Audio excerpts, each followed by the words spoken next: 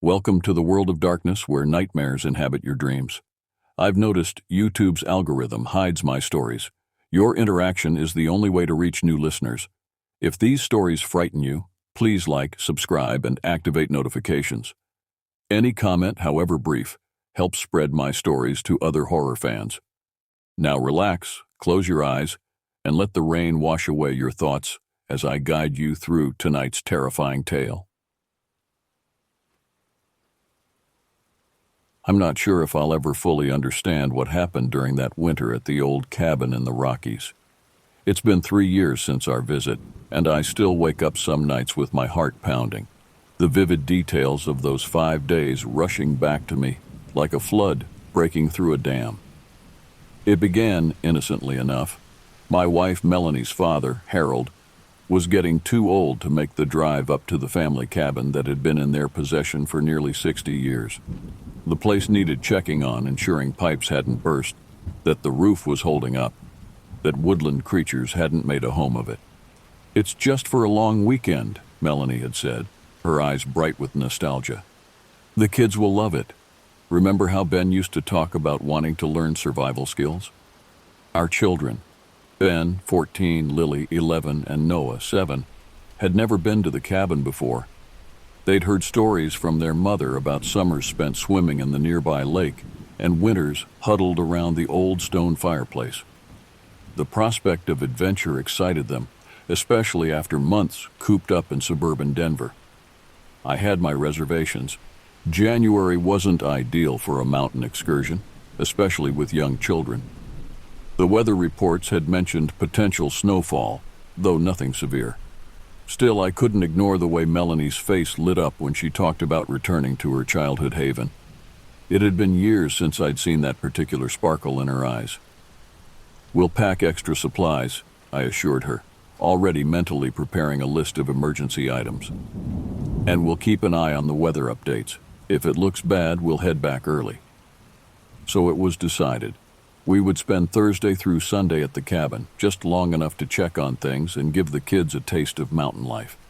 I requested Friday off work, packed our SUV with enough supplies to last a week, better safe than sorry, and we set off early Thursday morning. The first 2 hours of the drive were pleasant. The kids sat in the back, Noah clutching his favorite teddy bear, Lily reading a mystery novel, Ben alternating between his handheld game and staring out the window. Melanie played DJ, filling the car with songs from her teen years, occasionally pointing out landmarks. "There's the gas station where Dad always stopped for beef jerky," she'd say, or "just past that ridge is where I saw my first wild deer." As we climbed higher into the mountains, the radio began to crackle with interference. The sky, which had been a crisp winter blue, gradually darkened to a threatening gray. The first few snowflakes were greeted with excitement by the kids, but my knuckles whitened on the steering wheel as they multiplied. "Weather app says it's just a light system passing through," Melanie said, though I caught the edge of concern in her voice as she checked her phone. By the time we reached the turnoff to the private road leading to the cabin, visibility had decreased significantly. Snow swirled around us in thickening clouds, the wind howling against the car like a living entity. I shifted into four-wheel drive, creeping along at barely 15 miles per hour. "You okay, Dad?" Ben asked from the back seat, sensing my tension. "Fine, buddy, just concentrating on the road." I forced a reassuring smile into the rearview mirror. "We're almost there." The cabin finally came into view through the curtain of white, a sturdy structure of dark wood and stone, nestled among towering pines that swayed dangerously in the wind. It wasn't large. 2 bedrooms, a loft, a combined kitchen and living area. But it had always seemed cozy in Melanie's stories. Now, with snow piling against its windows and shadows gathering in its corners, it looked different, unwelcoming somehow. I pulled as close to the front steps as I could, then turned to the family. "Okay, team, let's make this quick. I'll grab the essentials first, then come back for the rest. Melanie, can you get the kids inside and start the furnace?" We made a dash for it, the bitter cold slicing through our clothes despite our layers. The wind seemed to target us specifically, hurling snow into our faces, trying to push us back toward the car. Noah started crying when he slipped on the icy steps, but Ben helped him up. The key stuck in the lock at first, frozen perhaps. When it finally turned, the door swung open with unexpected force, as if someone inside had pulled it. The interior was dark and bitingly cold, with a musty smell that spoke of long abandonment. "It wasn't supposed to be this bad," Melanie whispered, hugging Noah close. "Dad said he had someone check on it in November." I flipped light switches, relieved when they worked. The electricity was still on, at least. "Let's get the heat going. Ben, help me bring in the supplies. Lily, stay with your mom and Noah." Over the next hour, we transformed the lifeless cabin into something approaching habitable. The old furnace groaned to life, gradually pushing back the cold. We unpacked food, bedding, games, and emergency supplies. The kids claimed the loft, excited about the adventure despite the worsening storm outside. It was while I was checking the windows for drafts that I noticed the first truly odd thing. A large wooden cross had always hung above the fireplace. Melanie had mentioned it specifically when describing the cabin's interior. Now, instead of the cross, there was only a darkened patch on the wall, as if something had burned there. "Mel," I called, keeping my voice casual. "Wasn't there supposed to be a cross above the fireplace?" She came over, frowning. "Yes, Dad's had that there forever. He's really religious about it. No pun intended. It was his father's." Her fingers reached up to touch the discolored spot on the wall. "That's strange. And look at this mark. It doesn't look like it fell. It looks like it was burned," I suggested, then immediately regretted it when I saw her face pale. "Maybe Dad took it home," she said finally, but I could tell she didn't believe it. Her father would never remove that cross. It was too important to him. I let it go, not wanting to worry her further. But as I turned away, I caught a glimpse of what looked like tiny scratches in the wood paneling around where the cross had been. They were faint, almost invisible unless the light hit them at the right angle. But they were definitely there, like something had clawed at the wall around the cross. That night, we ate canned soup heated on the old stove, played board games by lamplight, and tried to ignore the increasing ferocity of the storm outside. The wind found every crack in the cabin's aging structure, creating an eerie symphony of moans and whispers. The children, initially excited by the rustic experience, grew quieter as the evening progressed. "When is the storm going to stop?" Lily asked, peering anxiously at the windows, which had become opaque with frost and driving snow. "Probably by morning," I said, with more confidence than I felt. The weather report on my phone, when I could get reception, showed the system intensifying rather than dissipating. We might be here longer than planned.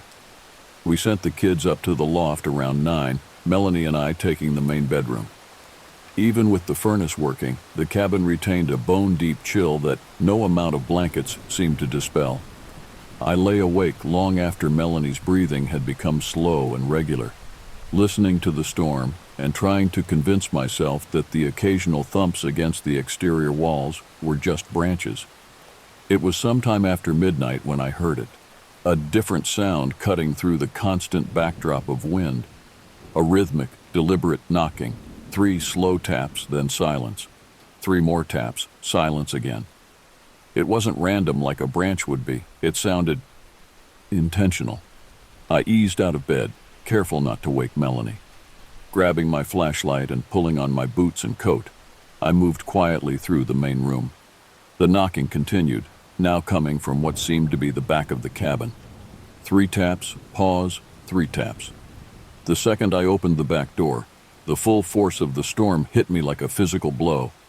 Snow was falling so heavily I could barely see 3 feet ahead.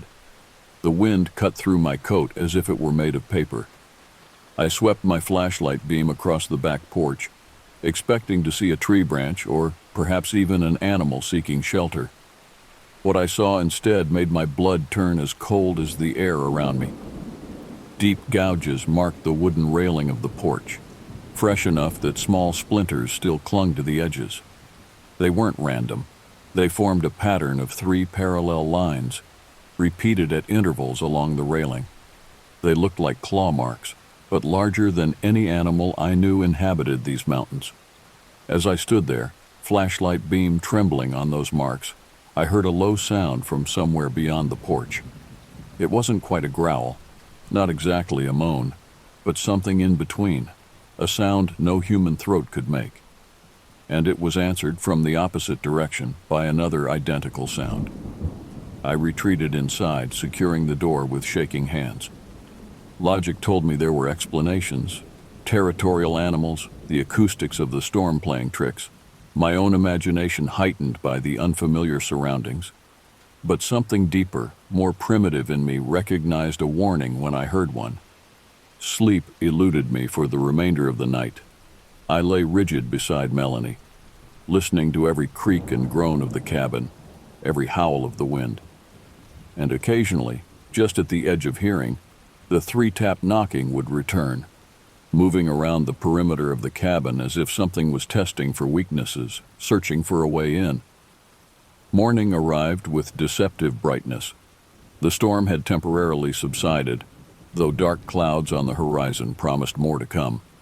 I hadn't mentioned the night's disturbances to anyone, telling myself I'd confirm my suspicions before alarming the family. After breakfast, I made an excuse to check the exterior of the cabin.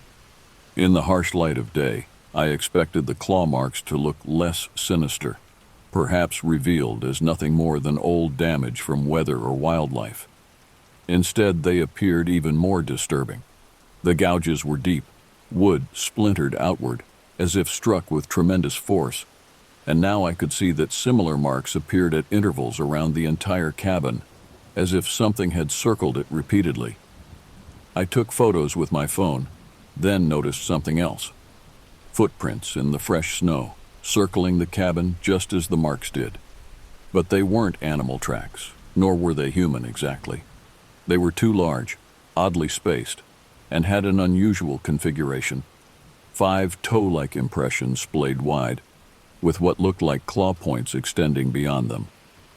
Thomas? Melanie's voice startled me so badly I nearly dropped my phone. She stood in the doorway, hugging herself against the cold. "What are you doing out here?" I hesitated, then decided on a partial truth. "Just checking for storm damage. Looks like something got at the railings." She came closer, examining the gouges. "Bears? I didn't think they'd be active this time of year."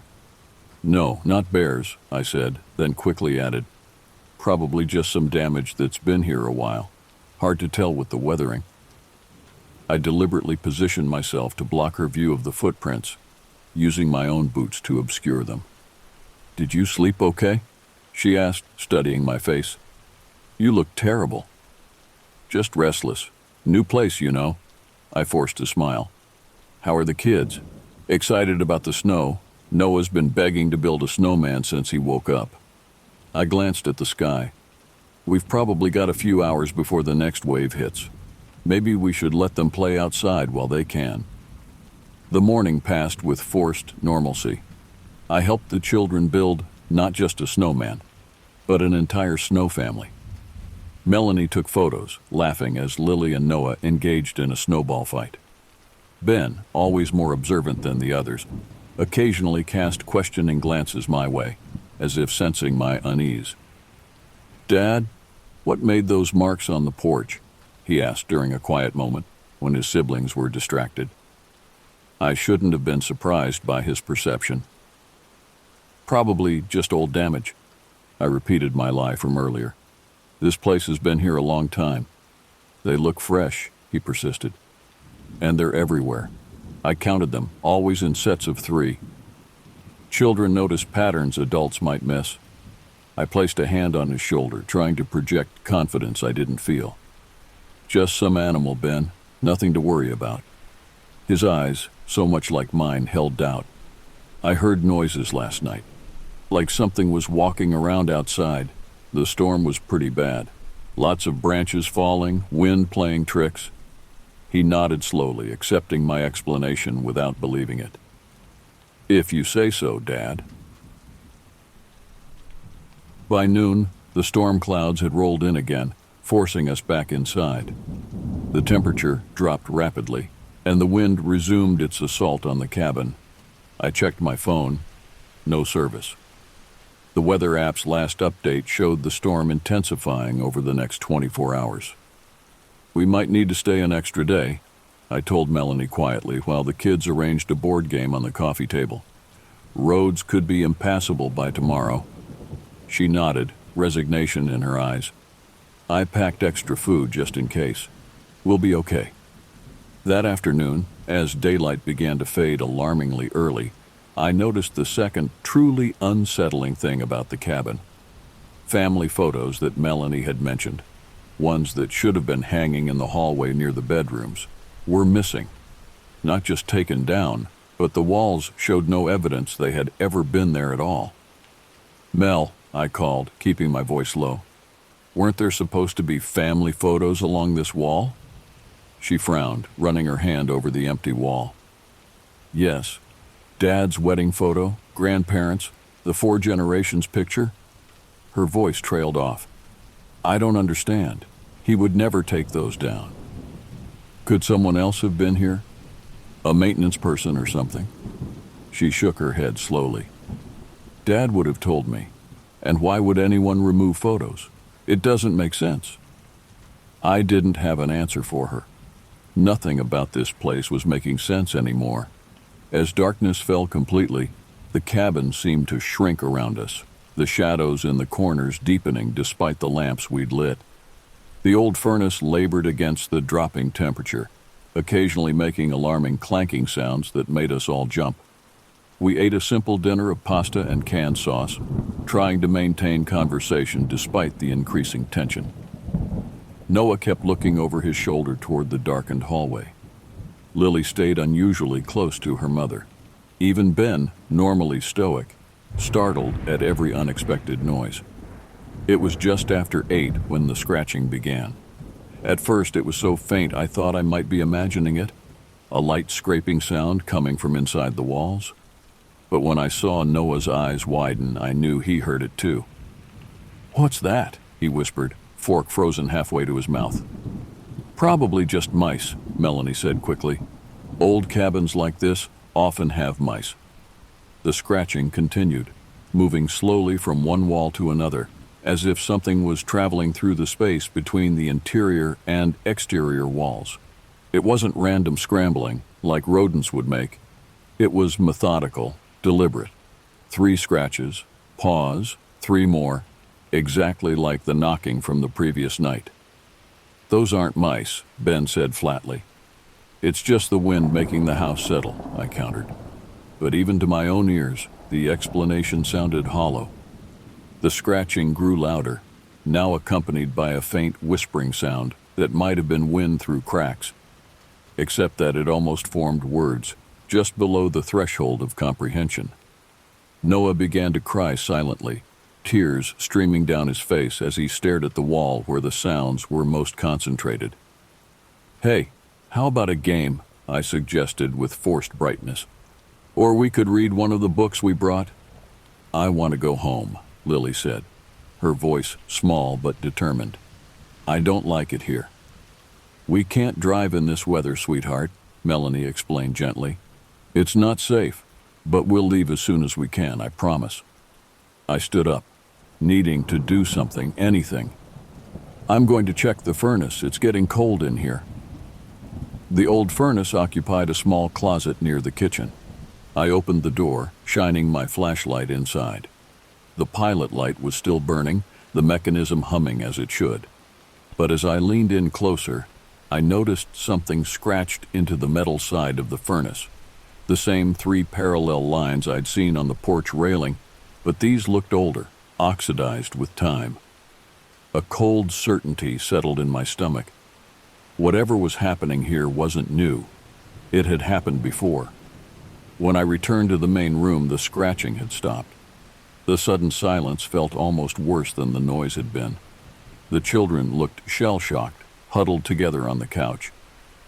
"Everything's fine with the furnace," I announced, summoning every ounce of fatherly reassurance I could muster.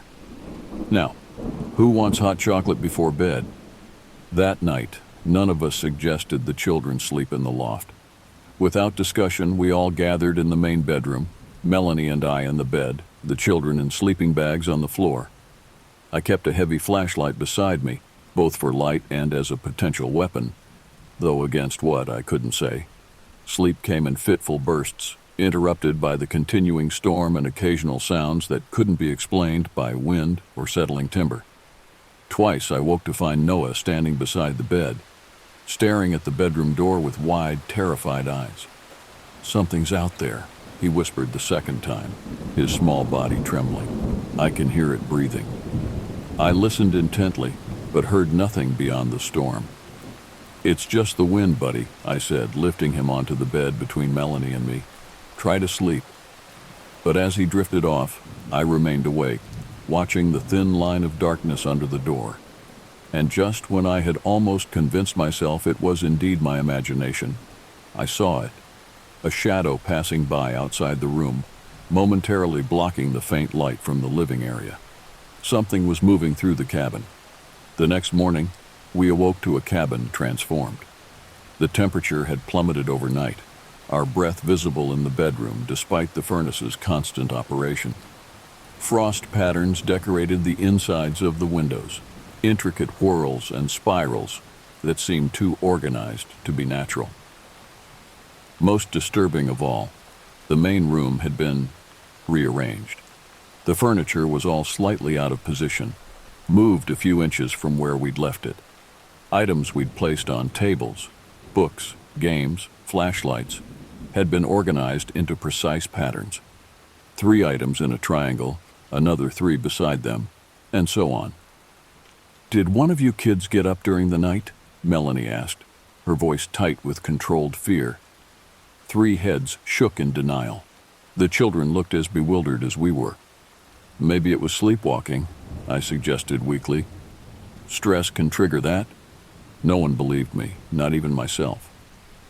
Checking my phone, I found we still had no service. The storm continued unabated outside, snow now piled halfway up the windows.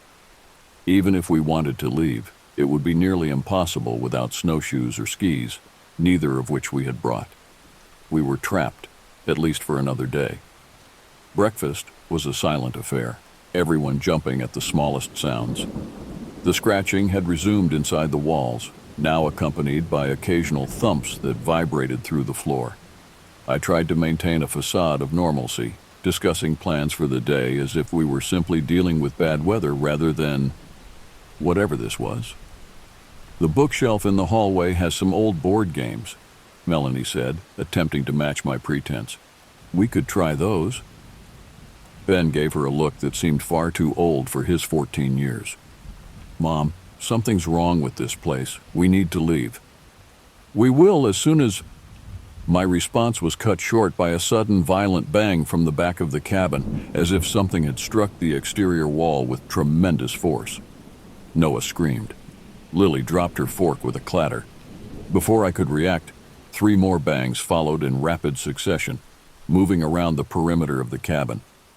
Something was circling us again, this time making no attempt at subtlety. I moved to the nearest window, wiping away the frost, to peer outside. The storm created a white curtain that obscured everything beyond a few feet, but as I watched, a dark shape moved through the swirling snow. Tall, vaguely humanoid, but wrong somehow in its proportions. It passed out of view before I could make out details. "Thomas?" Melanie's voice was barely audible over the renewed pounding, which now seemed to come from all sides simultaneously. "Stay away from the windows," I ordered, moving back to the table. "Everyone, stay together." The banging stopped as suddenly as it had begun, leaving an oppressive silence broken only by Noah's quiet sobbing and the howl of the wind. We remained frozen at the breakfast table, waiting for something more to happen. When it came, it was worse than the noise. A low vibration began in the floor beneath us, gradually intensifying until the dishes rattled on the table. The temperature dropped further, our exhalations creating thick clouds in the air. And then, from everywhere and nowhere at once, came a sound that defied description. Part growl, part moan, but with an undercurrent of something almost like words, spoken in a language that predated human speech. Ben was the first to break, bolting from his chair toward the front door. "We have to get out of here." I caught him before he could reach the handle. "No, we can't go out in the storm. We'd freeze to death before reaching the car." "We'll die in here," he shouted, struggling against my grip. The vibration increased, items beginning to fall from shelves. A glass shattered on the floor. Noah's wailing grew louder, matched by Lily's terrified whimpers. Melanie stood paralyzed, her face drained of color. And then, as abruptly as it had begun, everything stopped. The cabin settled back into silence, though the temperature remained unnaturally low. We stayed clustered together, waiting for the next assault. It didn't come. Minutes stretched into an hour, then 2. Gradually, we allowed ourselves to move again, though no one ventured alone into any part of the cabin. We spent the day in the main room, keeping the fire stoked high, speaking little. The children remained subdued, jumping at every creak of the structure. I tried repeatedly to get a signal on my phone, even climbing onto furniture to hold it higher, but the storm or something else blocked all communication. We were utterly isolated. By late afternoon, I had made a decision. If the storm breaks at all, even briefly, we're making a run for the car. We'll drive down the mountain, whatever the conditions. Melanie nodded, no longer arguing for staying. "We'll need to pack quickly, just essentials." "I want my teddy," Noah whispered, his first words in hours. "Of course, buddy. We'll make sure to grab him," I assured him, ruffling his hair. We began subtle preparations, gathering essential items and placing them near the door, ready for a rapid departure. Outside, the storm showed no signs of abating, but I clung to hope that there would be a break, some window of opportunity. As dusk approached, bringing with it a darkness that seemed too complete for the hour, we heated canned stew for dinner. No one had much appetite, but I insisted everyone eat something to maintain strength. We would need it if we had to wade through deep snow to reach the car. It was during this forced meal that Lily suddenly stiffened, her eyes fixed on a point over my shoulder. "Dad," she said, her voice barely audible. "There's someone in the hallway." I turned slowly, following her gaze. The hallway leading to the bedrooms was dark, the shadows seeming to flow and shift like liquid. At first, I saw nothing but blackness. Then, as my eyes adjusted, I discerned a figure standing just beyond the reach of the lamplight. A tall, unnaturally thin silhouette that seemed to absorb light rather than reflect it. It didn't move. It made no sound. It simply watched. "Everyone stay calm," I said quietly, though my own heart was hammering against my ribs. "Don't make any sudden movements." "What is it?" Ben asked, his voice cracking. "I don't know," I admitted. There was no point in fabricating explanations anymore. The figure remained motionless for what felt like an eternity. Then, with a movement too fluid to be human, it retreated deeper into the hallway, disappearing into the darkness. "It's gone," Melanie whispered, though none of us felt any relief. "We're sleeping in shifts tonight," I announced. "I'll take first watch. Mel, you and the kids try to rest." "I'll stay up with you," Ben volunteered, his face pale but determined. I wanted to refuse, to protect him from whatever was happening. But the truth was, I didn't want to be alone. "Okay, but you wake me immediately if you get too tired."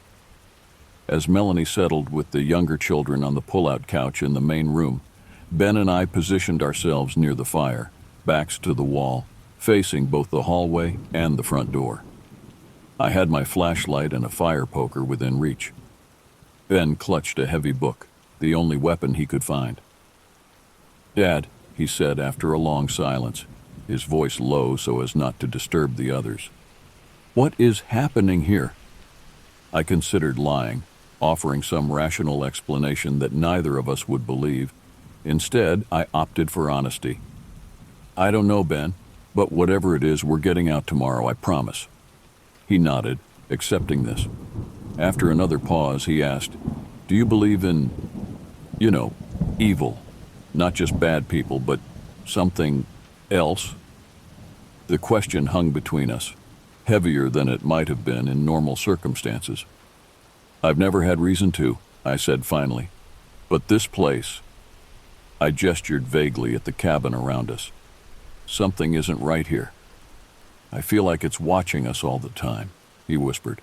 "Even when we can't see it, like it's waiting for something." A chill ran through me that had nothing to do with the temperature. Try not to think about it. Focus on getting through the night. The hours crawled by with excruciating slowness. Occasionally, we would hear the now familiar scratching in the walls or three-tap knocking from various points around the cabin.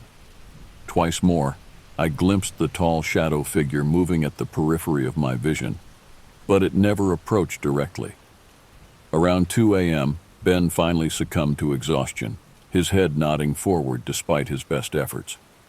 I covered him with a blanket, letting him sleep while I maintained vigil alone. In that deepest part of night, with the storm still raging outside and my family asleep around me, a terrible clarity came to me. Whatever presence inhabited this cabin wasn't just trying to frighten us. It was feeding on our fear, growing stronger with each manifestation, each reaction it provoked from us. The realization brought no comfort, only a deepening dread. I must have dozed off briefly despite my determination to stay awake. I was jolted back to consciousness by Noah's piercing scream. He stood in the center of the room, pointing toward the kitchen area, his face contorted in terror. It was right there. It touched me. I rushed to him, gathering his trembling body in my arms. "It's okay. You're safe. I've got you." "No, it was here. It had long fingers and no face, and it touched my hair." His hysteria was building, threatening to trigger panic in Lily, who was now awake and wide-eyed. "Shh, it was just a bad dream," I soothed, though I knew it likely wasn't. "Look, there's nothing there now." But as I gazed toward the kitchen, I saw it, 3 wet marks on the floor, as if something with dripping fingers had walked through. They were already evaporating, but undeniably present. Melanie saw them too, her face hardening with maternal protectiveness. "That's it. We're leaving at first light, storm or no storm," no one argued. We spent the remaining hours until dawn huddled together, fully dressed and ready to depart, bags packed by the door. The cabin grew increasingly hostile around us, temperature fluctuating wildly, unidentifiable odors permeating the air. The physical structure itself seeming to shift and settle in ways that defied architectural possibility. When the first gray light of morning finally penetrated the frost-covered windows, we didn't wait for full daylight. We gathered our bags, opened the door, and stepped out into the still falling snow. The storm had transformed the landscape into an alien terrain of white drifts and ice-coated trees. The wind still blew, though with less violence than the previous day. Snow had accumulated to nearly 3 feet in places, with deeper drifts against the cabin walls. Our SUV was barely visible, just a snow-covered mound where we had parked it. The path to it, though only about 20 feet, looked formidable for the younger children to navigate. "I'll carry Noah," I said, hoisting him onto my hip despite his size. "Ben, help your sister. Mel, can you manage the essential bags?" She nodded grimly, shouldering our emergency pack. "Let's move." The journey to the car was more difficult than anticipated. The snow reached mid-thigh in places, each step requiring significant effort. Halfway there, I heard Noah gasp, his body tensing against mine. "Dad," he whispered into my ear, "it's watching us from the window." I didn't turn around, didn't give whatever it was the satisfaction of acknowledgement. "Keep looking forward, buddy. We're almost at the car." When we reached the vehicle, I set Noah down to begin clearing snow from the doors and windows. The cold bit through my gloves, numbing my fingers as I worked. The others huddled close, their breath creating a cloud around us. "Hurry, Dad," Lily urged, her eyes repeatedly darting back toward the cabin. "I'm working as fast as I can, sweetheart." The ice had formed a thick crust over everything, requiring more than just brushing away. I used the edge of a credit card to scrape at the driver's side lock, finally clearing it enough to insert the key. As the door unlocked with a reassuring click, a loud crack came from behind us, the sound of the cabin's front door slamming open with tremendous force. All of us turned instinctively. The doorway stood empty, a black void in contrast to the white surroundings. But the porch was marked with fresh tracks, the same strange five-toed impressions I had seen before, now leading from the door toward us. "Get in the car," I ordered, my voice leaving no room for question. "Now!" We scrambled inside, the children practically diving into the back seat. I inserted the key with shaking hands, silently pleading with the engine to start despite the cold. For one heart-stopping moment, it only clicked weakly. Then, with a roar that sounded like salvation, it turned over. "Thank God," Melanie breathed beside me. The windshield was still mostly covered with snow and ice, offering only a small cleared portion to see through. I blasted the defroster, then put the vehicle in reverse, relying more on memory than visibility to back away from the cabin. As we began to move, something hit the roof of the car with enough force to dent the metal inward. Noah and Lily screamed. Ben, positioned between them, threw his arms around his siblings protectively. "Don't stop!" Melanie shouted as I instinctively braked at the impact. I pressed the accelerator again, the SUV fishtailing slightly on the unplowed snow. Another impact, this time against the driver's side window, leaving a web of cracks across the glass. I caught a glimpse of something, a limb or appendage, unnaturally long and jointed before it withdrew. We reached the turn onto the main access road, the car sliding dangerously as I navigated the curve. The private lane to the cabin disappeared behind us, swallowed by trees and swirling snow. Relief began to build in my chest. We were away from the immediate vicinity of the cabin. That relief was short-lived. After less than a quarter mile, the engine began to sputter. The dashboard lights flickered, then went out completely. The car rolled to a stop, momentum lost. "No, no, no," I muttered, turning the key repeatedly. Nothing happened, no click, no indicator lights, as if all electrical systems had been completely drained. "What's happening?" Melanie asked, panic edging her voice. "I don't know. Everything's dead." I slammed my palm against the steering wheel in frustration. "It was fine a minute ago." "Can we walk?" Ben asked from the back seat. I looked out at the snowy expanse stretching before us. The main road was at least 2 miles away, through deep snow and dropping temperatures.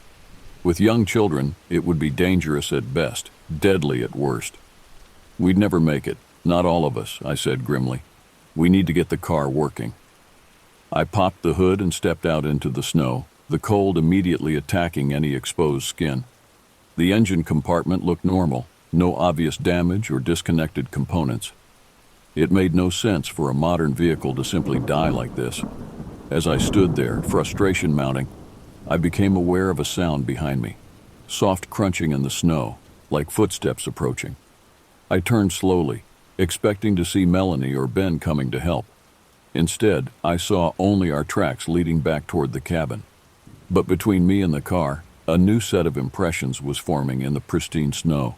Those same five-toed prints, appearing one after another as if an invisible entity was walking toward me. My body froze in primal terror. The footprints stopped about 6 feet away from me.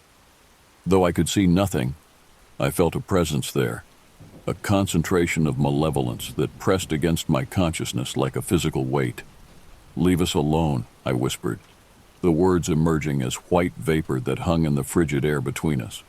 "We're leaving. We won't come back." The invisible presence remained motionless for several heartbeats. Then, without warning, the snow between us erupted upward as if something had lunged. I stumbled backward, falling against the front of the car. From inside, I heard Melanie scream my name. The driver's door flew open, and Ben emerged, brandishing a tire iron he must have found under the seat. "Dad, get in!" he shouted, his young face set with determination that broke my heart.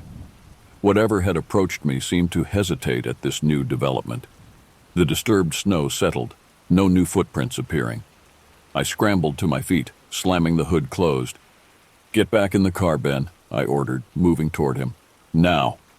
He retreated, keeping the tire iron raised. As soon as we were both inside, I locked all doors, though I doubted they would provide real protection against whatever was out there. "It followed us," Lily said, her voice small and broken. "It's never going to let us go." "Yes, it will," I insisted, trying once more to start the engine. Nothing happened. "We just need to think." Melanie pulled out her phone. "Still no signal. We're on our own." I stared through the cracked windshield at the empty road ahead, mind racing through options, each worse than the last. We couldn't stay in the car indefinitely. Without heat, the temperature inside would soon match the deadly cold outside. We couldn't walk out, not all of us, and returning to the cabin was unthinkable. Then Noah spoke up, his voice surprisingly steady. "Grandpa's old truck." I turned to look at him. "What?"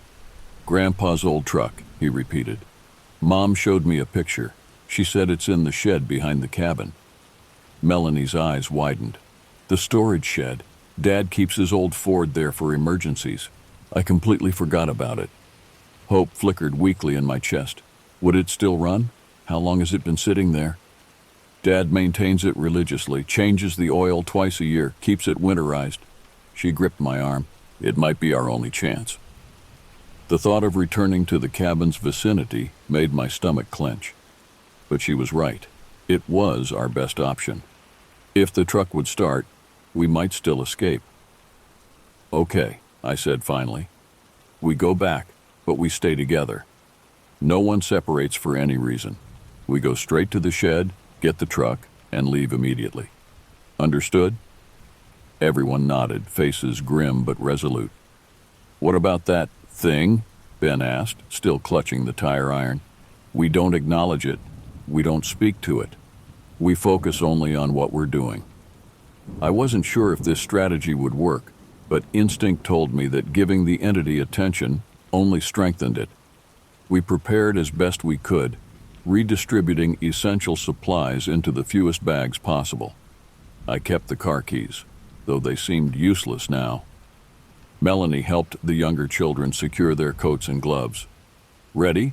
I asked, my hand on the door handle. 4 pale faces nodded back at me. The return journey was arduous.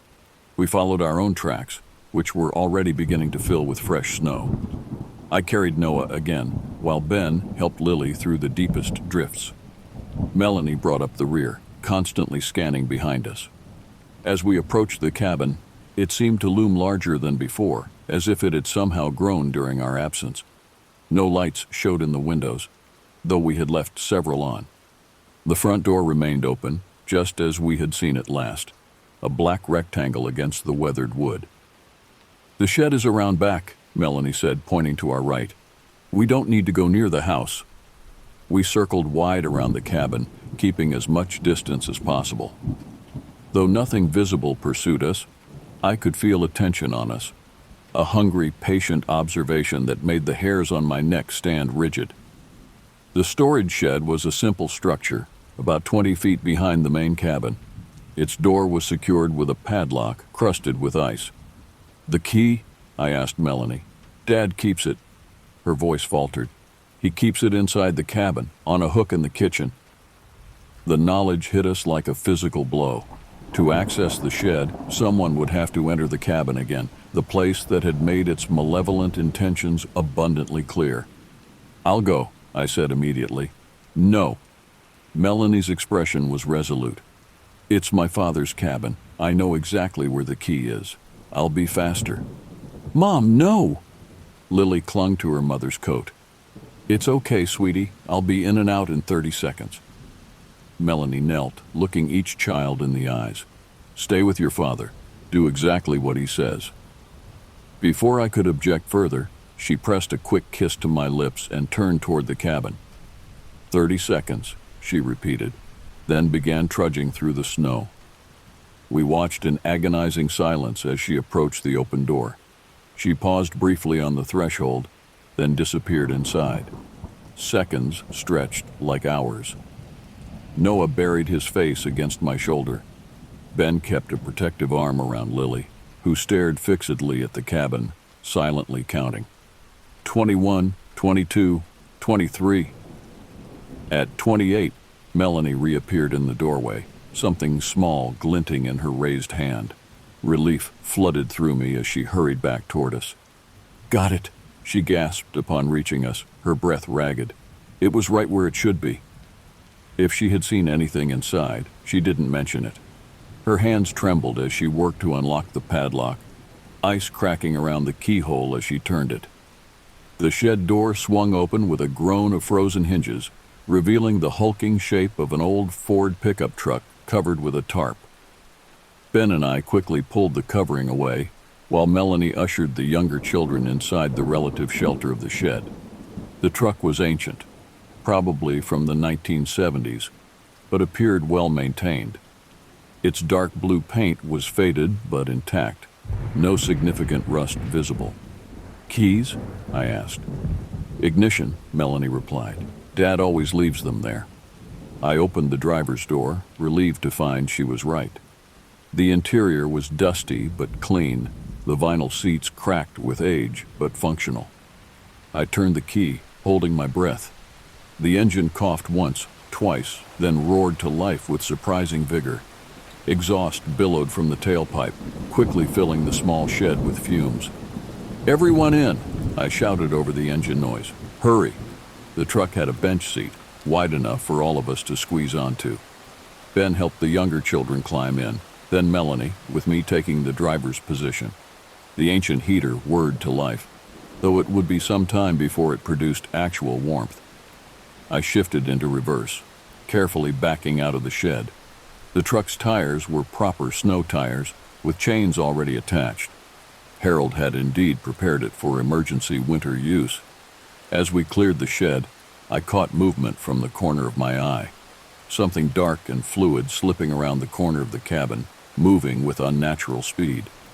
I pressed harder on the accelerator, the truck fishtailing slightly before finding traction. "Don't look back," I said loudly, though I wasn't sure if I was addressing my family or myself. "Just keep looking forward." The truck performed admirably in the deep snow, its weight and chains providing stability our modern SUV had lacked. We passed our abandoned vehicle without stopping, continuing toward the main road. When we finally reached the paved road, I allowed myself a moment of hope. We were away from the cabin, in a functioning vehicle, headed down the mountain. Perhaps the entity's influence was limited to the property itself. That hope was short-lived. About 5 miles down the mountain road, the truck's radio suddenly sparked to life, though no one had touched it. Static filled the cab, punctuated by bursts of what sounded like whispering voices speaking too quickly to comprehend. Noah began to cry again. Melanie reached across to shut off the radio, but it continued broadcasting even with the knob in the off position. The static grew louder, the whispers more distinct, though still unintelligible. "Ignore it," I said firmly, increasing our speed despite the treacherous road conditions. "It's trying to distract us."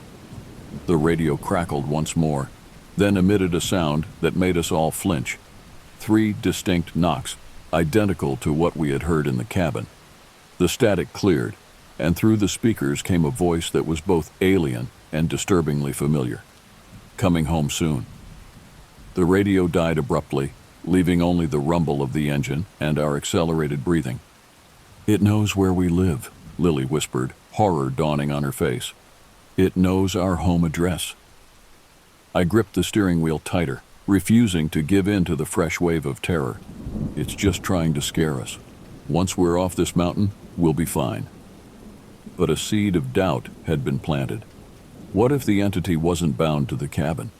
What if, having found us, it could follow anywhere?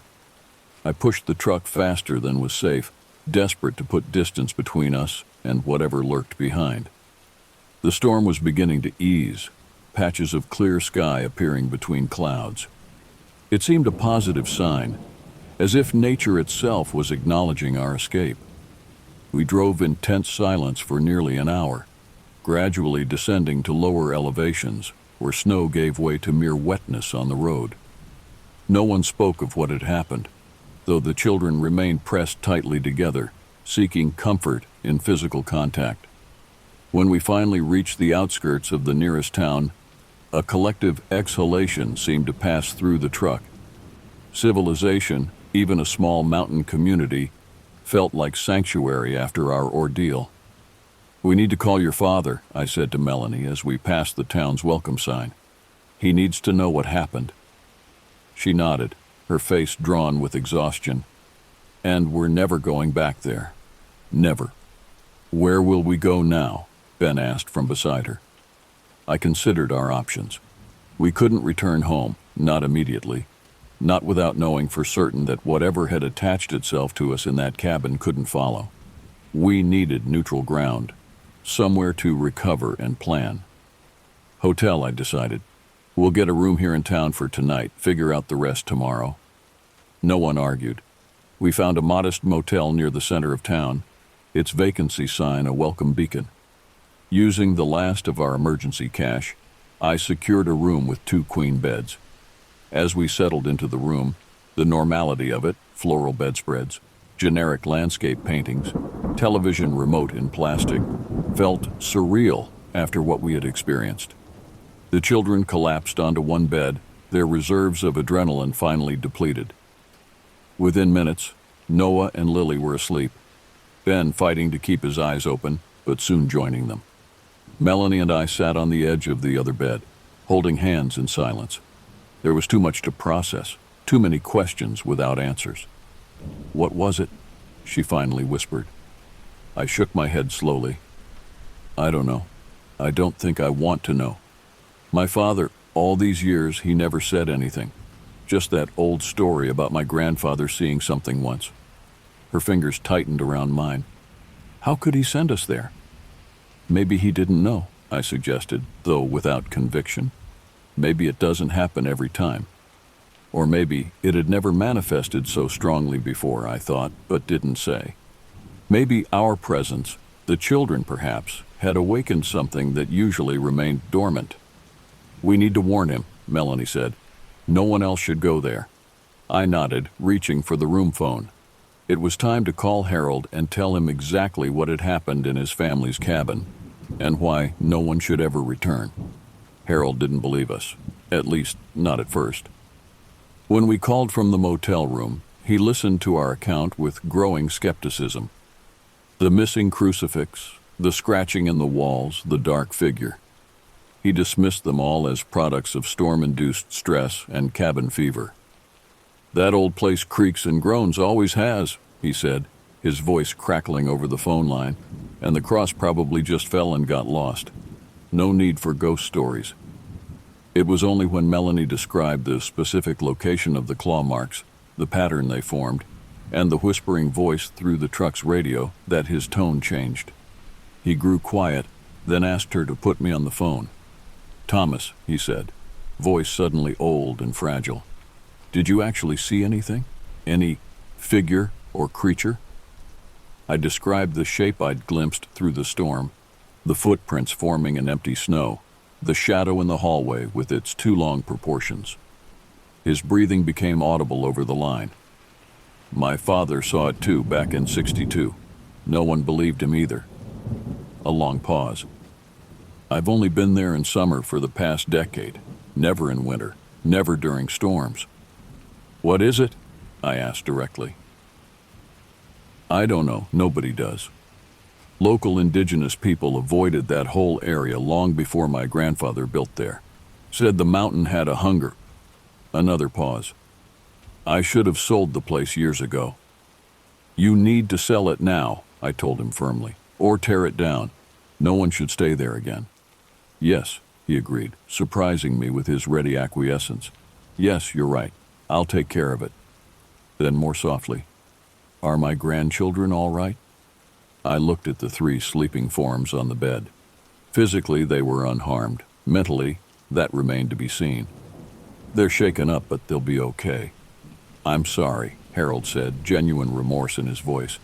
"I truly didn't think, I never imagined it would be like that."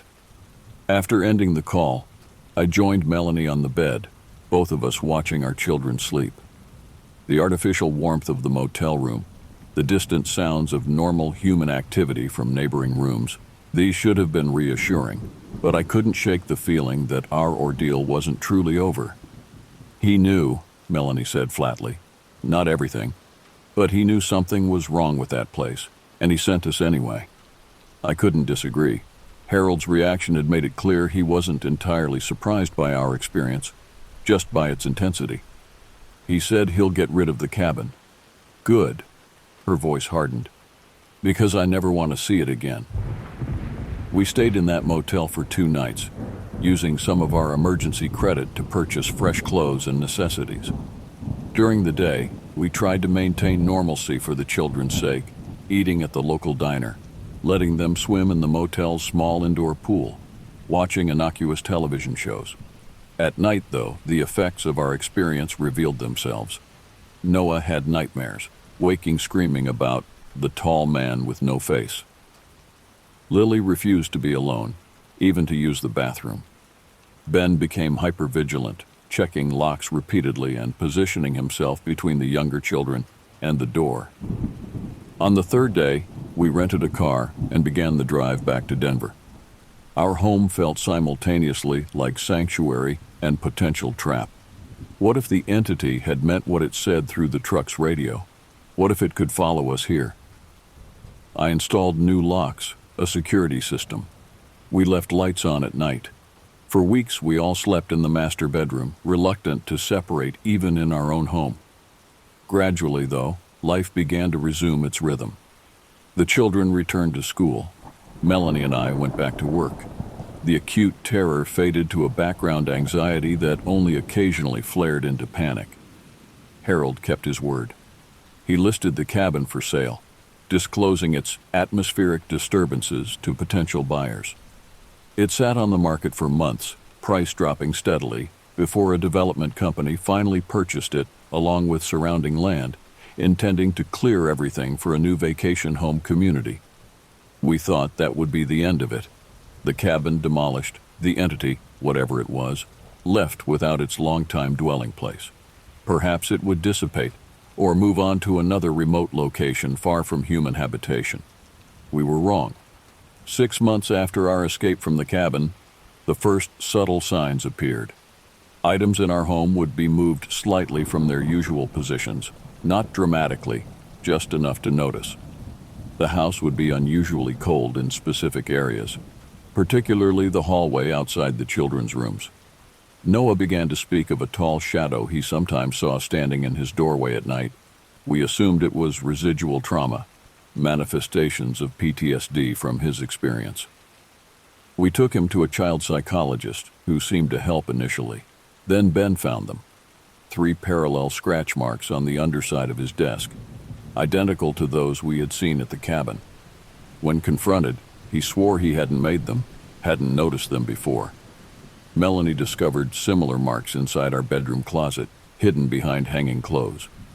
I found them in the garage, freshly carved into the wooden workbench. One night, I woke to the sound that had haunted my nightmares for months. 3 distinct knocks coming from inside our bedroom wall. Beside me, Melanie stirred, her eyes opening wide with recognition and fear.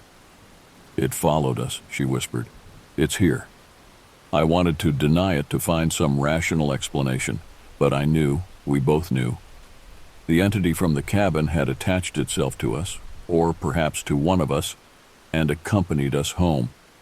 It had been patient, biding its time, gradually making its presence known.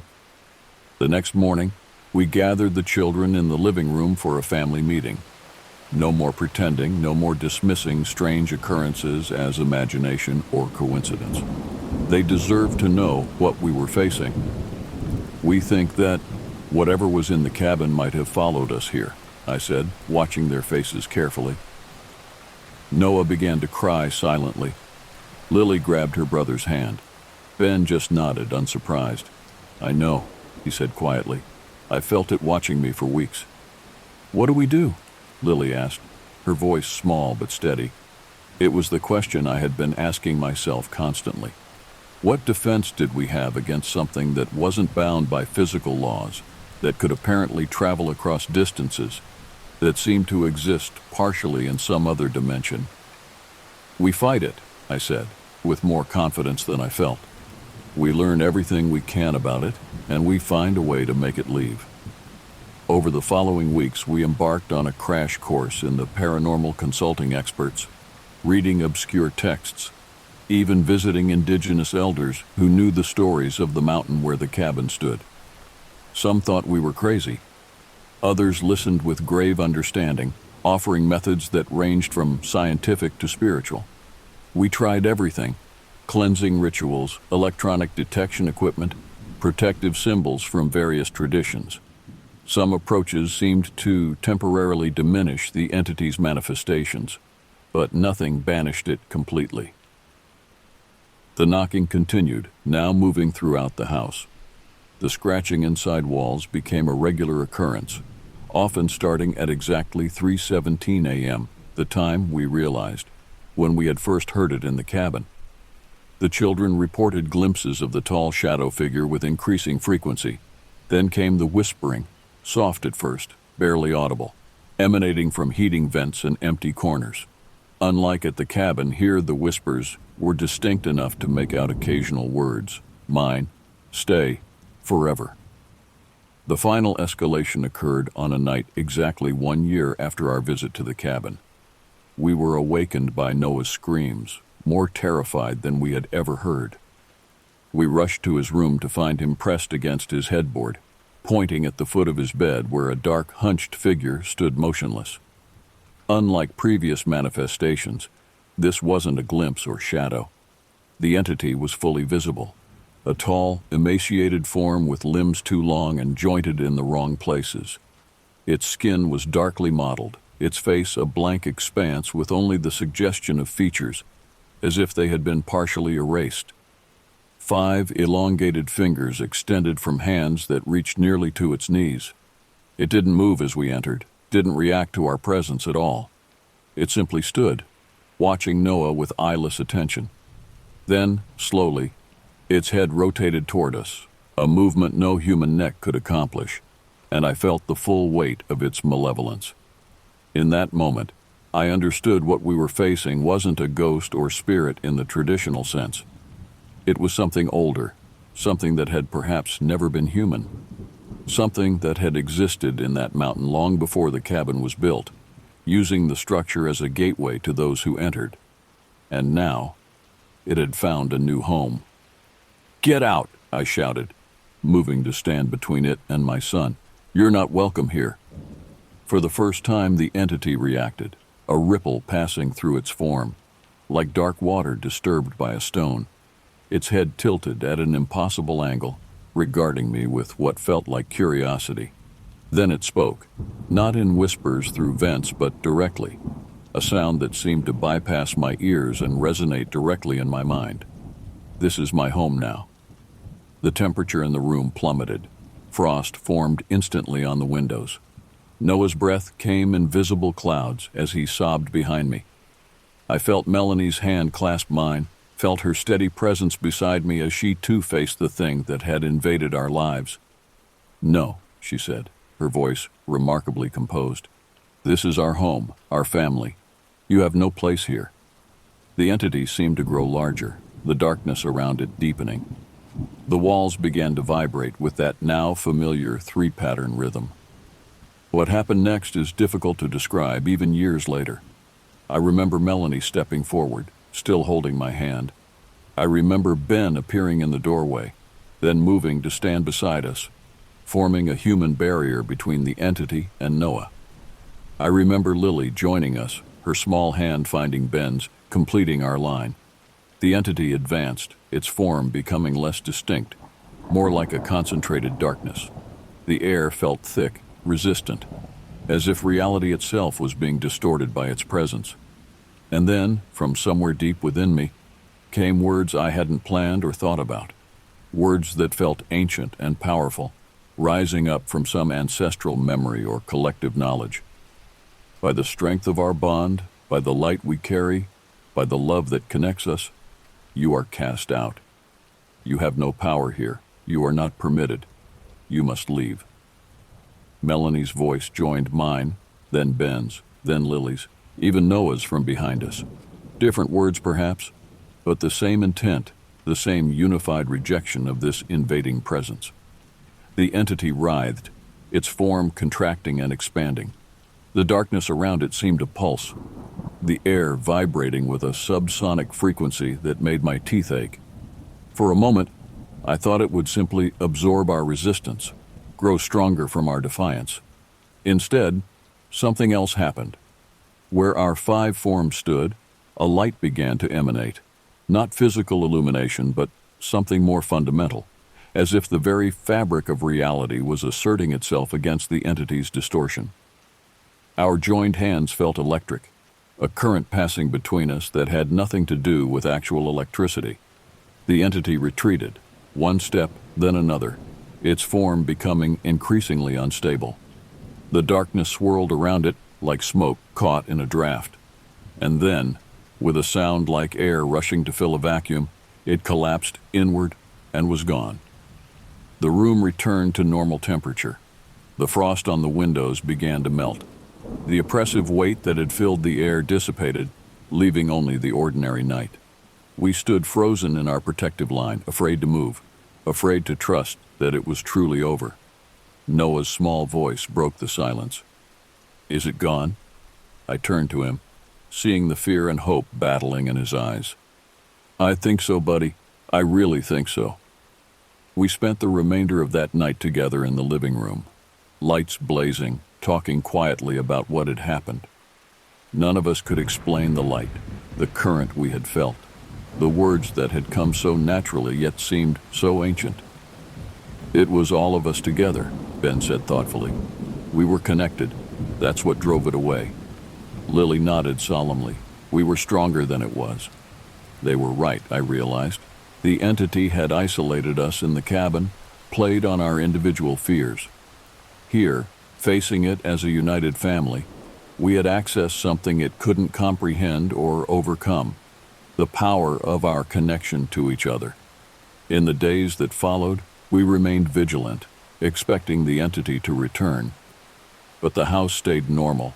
No scratching, no knocking, no whispers from empty corners. The children reported no more shadowy figures, no watching presence. Weeks passed, then months. Life gradually returned to normal, real normal, not the facade we had maintained while living under siege. Noah's nightmares subsided. Ben relaxed his hypervigilance. Lily began sleeping in her own room again. Occasionally, during storms or in the deepest part of night, I still find myself listening for that distinctive 3-knock pattern. Sometimes, in unfamiliar shadows, I imagine I see a tall, distorted figure, but it never materializes, never advances. Whatever link had formed between us and the entity, whatever doorway had allowed it to follow us from the cabin to our home, seems to have been permanently closed. Harold called just after the first anniversary of our cabin trip, sounding years younger. The development company had demolished the old cabin, he told us. The land was being cleared for new construction. "Strangest thing," he said. "The workers found something buried underneath the foundation, some kind of stone carving, old as dirt. Nobody can figure out what it is or where it came from." I didn't ask for details. Some knowledge is better left undisturbed. We never learned exactly what the entity was or why it had fixated on our family. The indigenous elders we consulted had names for it in their languages, words that translated roughly to the hungry one or the patient watcher. They spoke of it as ancient, predating human settlement of the area, a thing that fed on fear and isolation. "It chooses," one elder told us, "waits for the right ones, sometimes years between. You were not the first, but perhaps," he added, studying our joined hands, "you were the last." I want to believe that. I want to believe our confrontation somehow ended its existence, or at least its ability to affect our world. But sometimes, when I see reports of mysterious occurrences in remote locations, or hear of families experiencing inexplicable phenomena in their homes, I wonder. Whatever dwelled in that cabin in the Colorado mountains, whatever followed us home and finally faced our unified resistance, was real, not a ghost story, not a figment of imagination or mass hysteria. It existed in some form beyond our understanding, operated by rules we could only glimpse. And while I hope it's gone for good, I keep my family close. I maintain our bond. I remember the power we found together, because deep down, I know there are things in this world, or perhaps beyond it, that hunger for fear, that prey on isolation, that seek to invade and possess. But I also know now that there are forces they cannot overcome.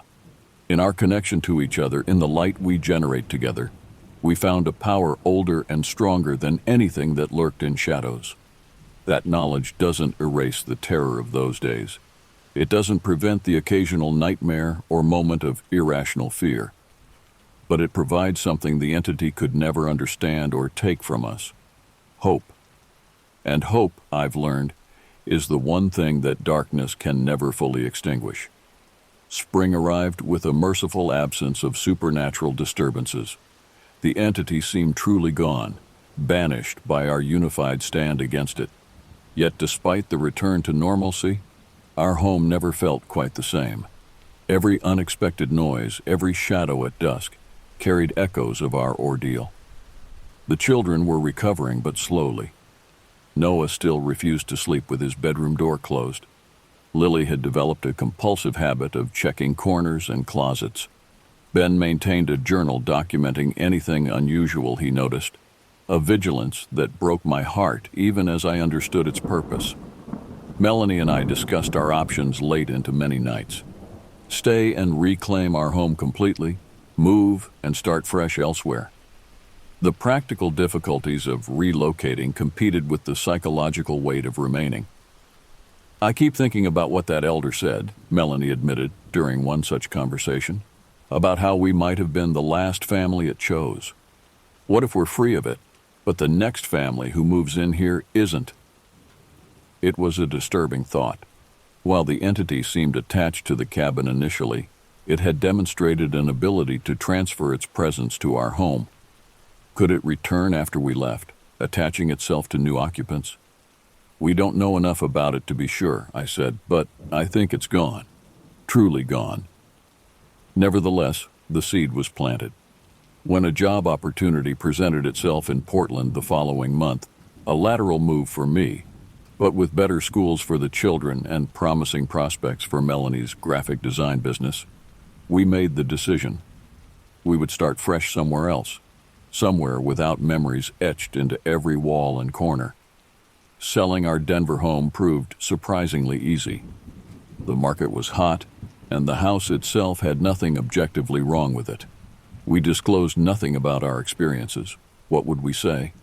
That the property had been temporarily haunted by an ancient mountain entity? It would have been absurd, possibly fraudulent from a legal standpoint. Still, as the new owners, a young couple expecting their first child, toured the house, I found myself watching them carefully, looking for any sign they sensed something amiss. They noticed nothing, commenting only on the solid construction and updated kitchen. The night before we handed over the keys, we performed a final walkthrough of our own. Each room held memories, both ordinary family moments and the extraordinary events that had changed us forever. In Noah's room, I paused at the spot where the entity had fully manifested, where we had stood together against it. "Do you think it's really over?" Ben asked, appearing silently beside me. At 15 now, he had grown taller, his face losing its childish roundness. The events of the past year had accelerated his maturity in ways both visible and invisible. "I do," I said, placing a hand on his shoulder. "I think we ended it." He nodded thoughtfully. "But you're still watching the new owners, checking if they feel anything." My son had always been perceptive. "Just being careful," I admitted. "But I haven't seen anything concerning." "Me neither," he said, "and I've been looking." Our new home in Portland was everything we'd hoped for. A craftsman-style house with character but without excessive age, situated in a friendly neighborhood close to good schools. It felt clean, spiritually unburdened. The children adapted with surprising speed, perhaps as eager as we were to embrace this fresh start. We didn't speak much about what had happened in Colorado. not because it was taboo. We had agreed early on that openness was essential, but because it gradually became less present in our daily consciousness. Like a wound that finally begins to heal, the experience receded from immediate pain to occasional twinge, from foreground to background. 6 months into our new life, Harold called with news. The development company had abandoned their plans for the cabin's location. After the demolition, they had encountered a series of inexplicable problems, equipment failures, worker accidents, even a small localized earthquake that affected only that specific plot of land. "They've left it alone," he said, "put the whole project on hold indefinitely. The project manager told me off the record that his men refused to work there anymore, said it felt wrong. I wasn't surprised. Some places retain their nature regardless of what structures stand upon them. Whatever had dwelled in that mountain existed before the cabin and would likely remain long after human memory of it faded." "What about the stone carving they found?" I asked, recalling our previous conversation. "Disappeared from the university lab where they were studying it," Harold replied. "No explanation. Just gone one morning." We spoke little after that. Harold's health was declining, his voice weaker than I remembered.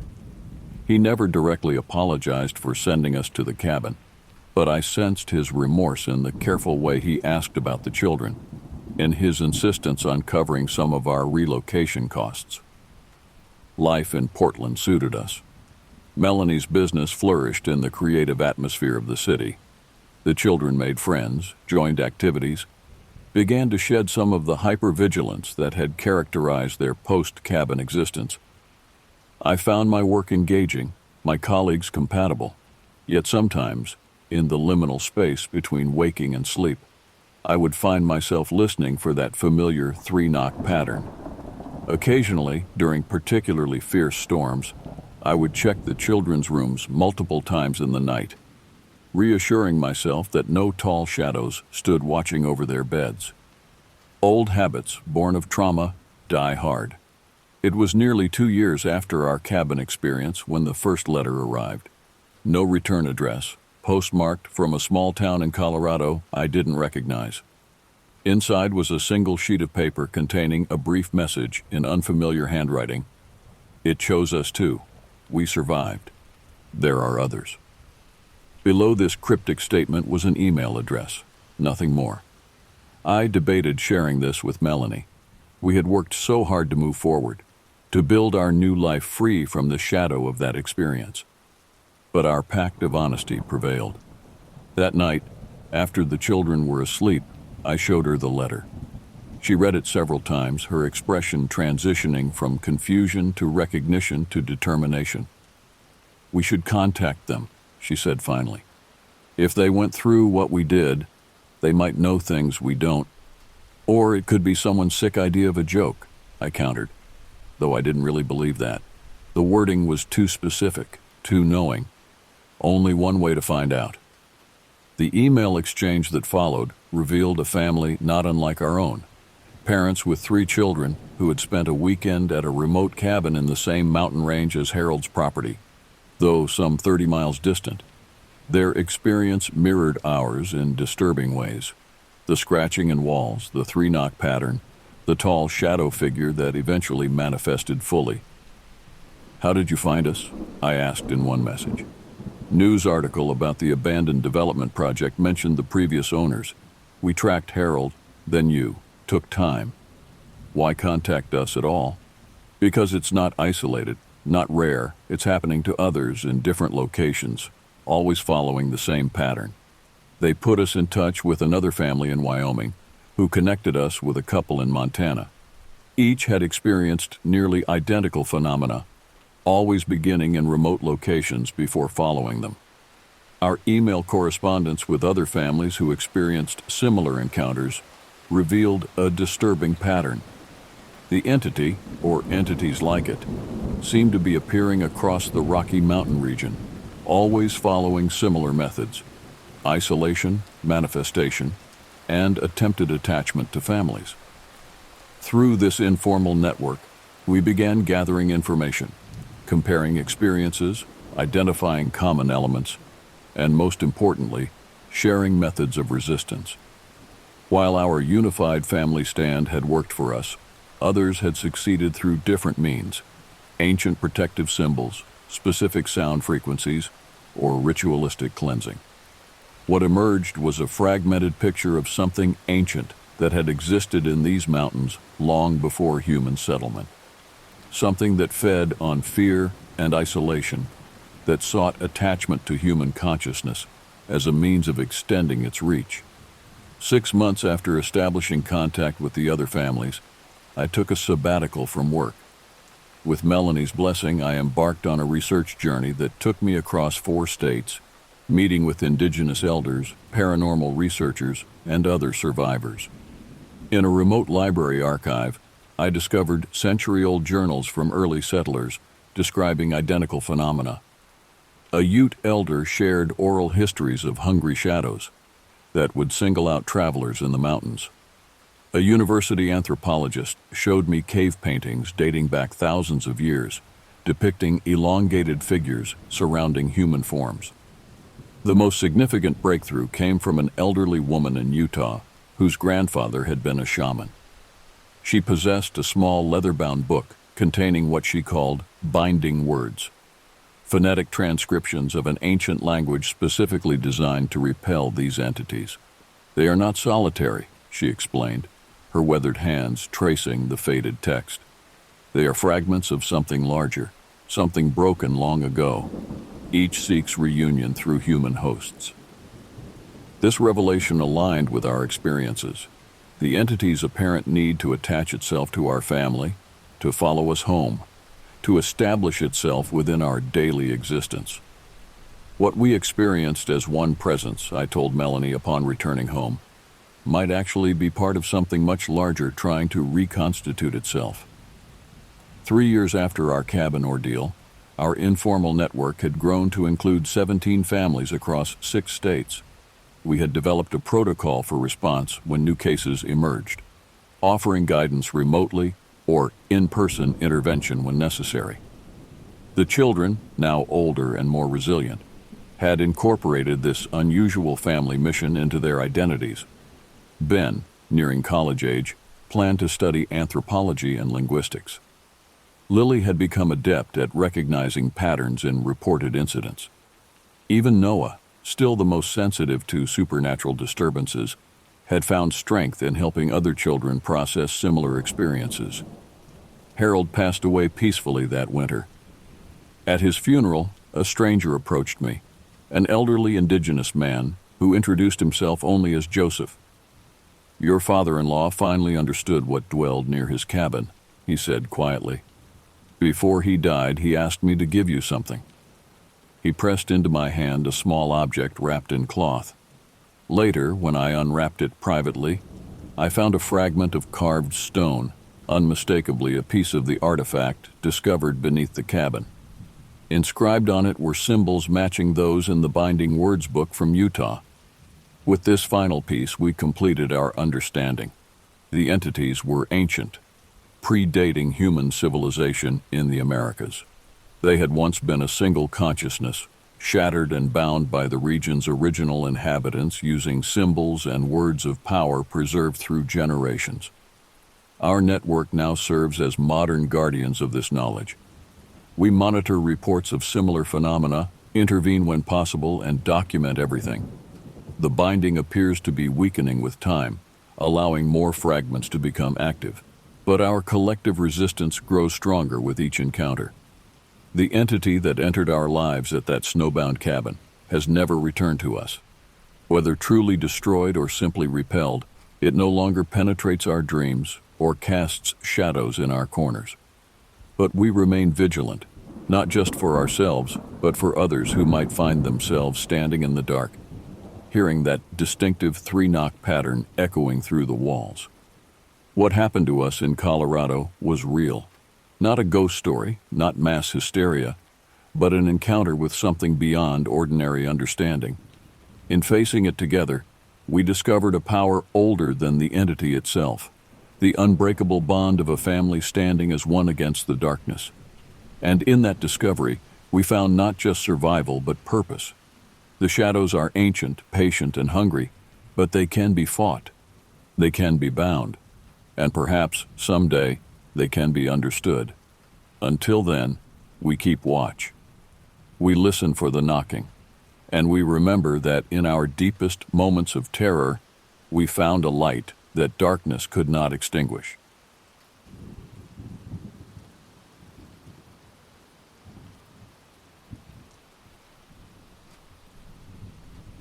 The branches whipped across my face as I ran, my breath coming in ragged gasps.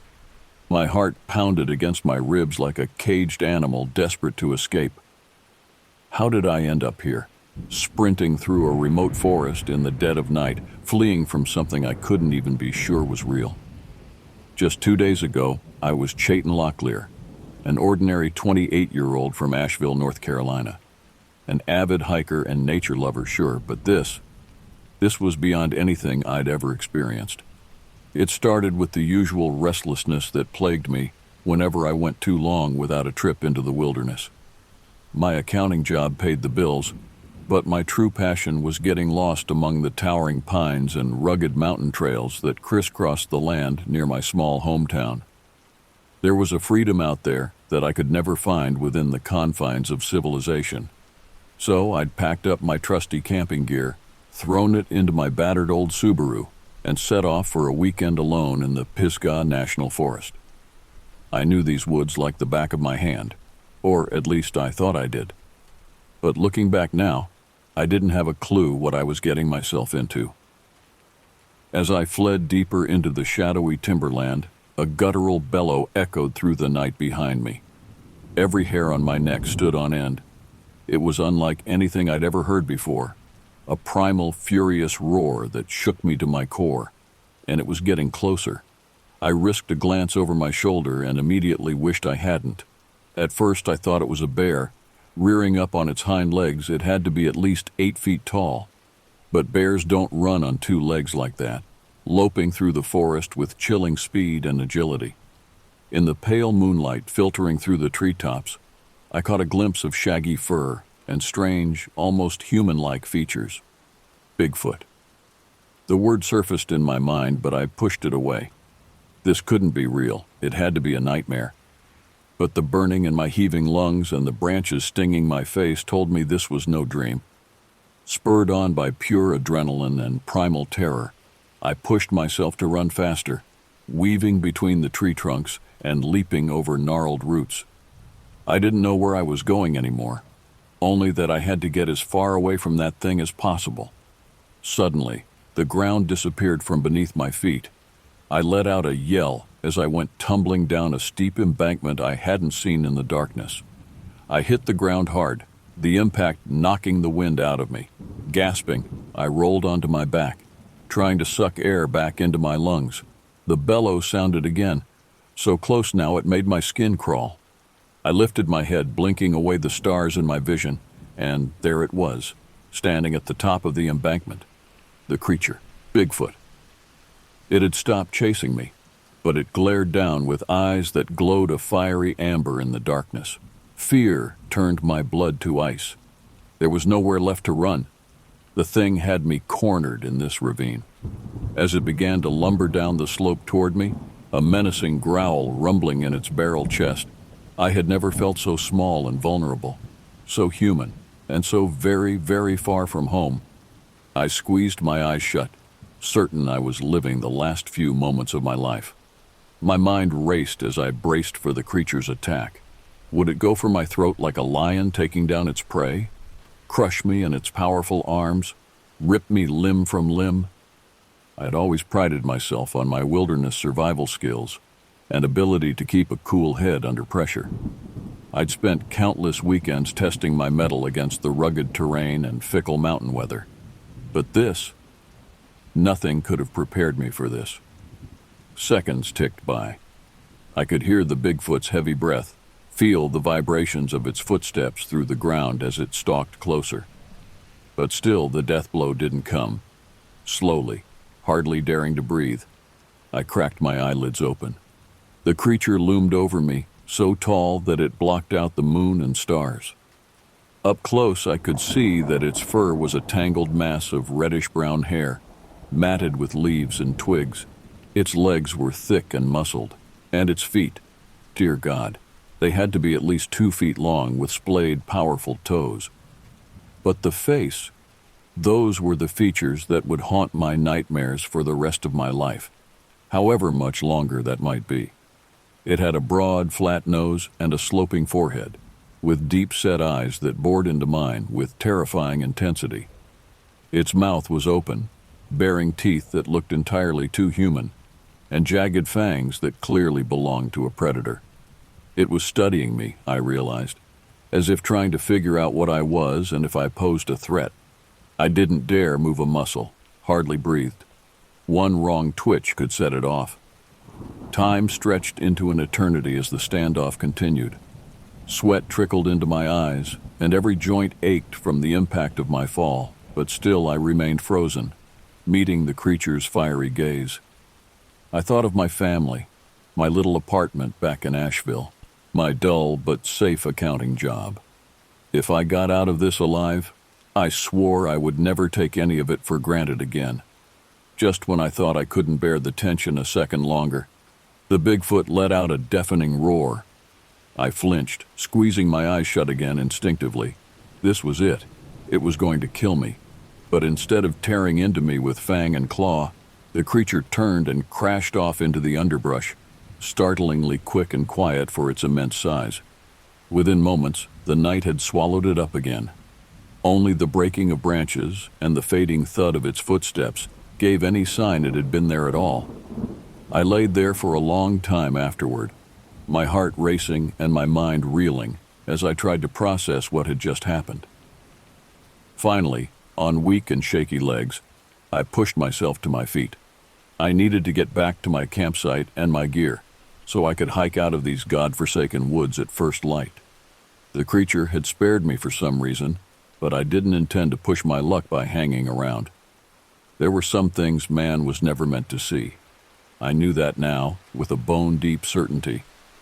As I stumbled through the dark forest, jumping at every snapping twig, little did I know that my night of terror was far from over. The Bigfoot wasn't through with me yet, not by a long shot. Our twisted game of cat and mouse was only just beginning. Dawn was still a few hours off when I finally stumbled back into the clearing where I'd made camp the previous evening. It felt like a lifetime ago, before my perception of reality had been shattered, and the monsters that stalked my childhood nightmares had come to terrifying life. My tent was right where I'd left it, as was my camping gear strewn around the cold remains of last night's fire. It all seemed so mundane now, so naively normal, as if the world hadn't just been turned on its head. Part of me wanted to just crawl into my sleeping bag, pull it over my head, and hope I'd wake up to discover this had all been some kind of fever dream brought on by undercooked campfire chili. But I knew better. The scratches stinging my face and the deep, unnamed dread churning in my gut were all too real. I had to get out of these woods, now, before that thing came back. I started throwing my gear into my backpack with shaking hands, not bothering to roll up my sleeping bag properly or make sure I had all my scattered cooking utensils. Speed was the priority. I froze when a twig snapped in the woods nearby, my head whipping around as I scanned the tree line, but I couldn't see anything in the pre-dawn gloom. Was it out there, watching me, stalking me? I shoved the last of my gear into my bag and threw it over my shoulders. I needed to move. I set off at a quick hike back toward the trail that would lead me to my car. But with every step, the hairs on the back of my neck prickled, and a growing sense of unease twisted in my stomach. The forest was too quiet. No birds singing, no insects chirping. Just an eerie, unnatural silence like the whole woodland was holding its breath. Something was very wrong. I had never been a superstitious man. I put my faith in topographical maps, compass bearings, and the reliability of my own 2 feet, not ghost stories and rural legends. But now I felt the weight of something ancient and malevolent all around me, as if the very trees were watching my every move. I could have sworn I heard heavy, lumbering footsteps in the distance echoing my own, matching me stride for stride from just out of sight in the thick underbrush. My pace quickened from a hike to a jog to an all-out run, my pack bouncing wildly on my back. But everywhere I turned, there seemed to be signs of the creature. A tuft of auburn fur snagged on a broken branch, an enormous handprint pressed into the mud along a creek bank. And always, the sense of being watched, stalked, hunted. I was lost in every sense of the word. Lost in a world that no longer felt rational or recognizable. Lost in a nightmare made real. Just a tiny, breakable human in a vast wilderness where I was no longer the dominant species. The sun had finally started to rise when I burst out of the tree line and found myself right back at my own abandoned campsite again. It should have been impossible. I'd been moving in a straight line for hours, I was sure of it. But there was my tent, my smoldering campfire, my tracks from earlier still visible in the dirt all around. I sank to my knees, exhaustion and desperation warring in my chest. I was trapped, going in circles, toyed with by a creature that could somehow bend the very fabric of the forest around me until I was utterly, inescapably lost. Far off in the distance, beyond the increasingly less reassuring light of dawn, a guttural roar echoed through the waking woods. It sounded almost smug, taunting. The hunt was on again, and all I could do was run. Exhausted and rapidly losing hope, I decided to use the rising sun and my compass to orient myself and attempt to break out of the creature's trap. If matching its stride wasn't working, maybe I could find my own path. I chose a bearing that I believed would intersect the trail back to my car and set off in that direction at a determined pace. The woods seemed to grow darker and more tangled the further I went. Thorny vines pulled at my clothes, and I couldn't shake the feeling that I was wading deeper into the creature's domain with every step. The minutes dragged on as I pushed my way through the brush, straining my ears for any sign of that heavy, lumbering gait behind me. I nearly sobbed with relief when the trees began to thin, and I glimpsed open sky ahead through the foliage. I surged forward, breaking out into a clearing, and found myself right back where I'd started. Again. My tent mocked me from across the campsite, my own boot prints still fresh in the dirt all around. It was like the forest itself had shifted around me, warping under the creature's influence until I was more turned around than ever. Despair threatened to swallow me whole. How was I supposed to escape a predator that could apparently bend reality around me? What was I up against out here? A flicker of movement in the trees caught my eye, and my breath hitched as I looked over and spotted a very human figure emerging from the woods at the other side of the clearing. A surge of knee-weakening relief nearly brought me down. "Oh, thank God," I called out as I started toward them. "I need help. There's something out here, some kind of animal or—" The words died in my throat as the figure stepped fully into the clearing. It was a man, wearing tattered camouflage, and with long, matted hair, and a thick beard obscuring most of his face. But his eyes. There was something wrong with his eyes. They were wide and wild, darting all around like a feral thing as he moved toward me in a jerky, stiff-legged gait. I took an involuntary step back, the hairs on my arms standing up. "Hey, are you all right? Do you need—" "It's coming," the man said, his voice hoarse and thick with what sounded like dread. "It's always coming. You can't escape it out here." A pit of fear yawned open in my stomach as I stared at him, realizing just how unhinged he appeared. His clothes were little more than rags, his skin grimy and covered in scratches. He looked like he'd been out here for a very long time. Too long. What is it?" I asked, not entirely sure I wanted the answer. "That thing in the woods, what the hell is it?" The man let out a hysterical little laugh, his eyes rolling. "The old ones, the forest lords. They were here first before us. This is their land, and we're trespassing." He fixed me with a wild stare, taking another staggering step forward. I fought the urge to back away. "You can't escape," he repeated. It's marked you now. It'll never let you go." Marked me? I didn't want to contemplate what that meant. The man was clearly out of his mind, driven insane by his time in these haunted woods. But if even half of what he said was true, if there was more than one of those things out there, as if summoned by the thought, an inhuman shriek pierced the air, far closer than it had been before. The sound seemed to stab right through me, flooding my body with adrenaline. The wild man went rigid, his head swiveling toward the trees. "Run," he whispered. "It's coming. You have to run." I didn't hesitate. I bolted for the opposite tree line, my heart in my throat as I crashed through the brush blindly. The creature's roar shook the forest behind me, spurring me to even greater speeds. I could only pray I was moving away from the threat and not right toward it as I fled deeper into the woods, the wild man's warning ringing in my ears. No escape. It would never let me go. But I had to try. I couldn't let the forest have me. I couldn't let the Bigfoot win. Branches whipped at my face as I ran, leaving stinging lashes on my skin, but I barely felt them. All of my senses were focused on the woods around me, straining for any sign of the creature pursuing me. I had no destination in mind, no plan other than to put as much distance as possible between myself and the horror behind me. But deep down I feared it was futile. The wild man's words echoed in my head. "You can't escape. It's marked you now." Marked me. What did that mean? And what did he mean by they, the old ones? Was there more than one creature out here stalking me through the wilderness? A guttural bellow came from somewhere off to my right, and I swerved hard to the left, leaping over a fallen log and nearly tumbling head over heels down a steep embankment.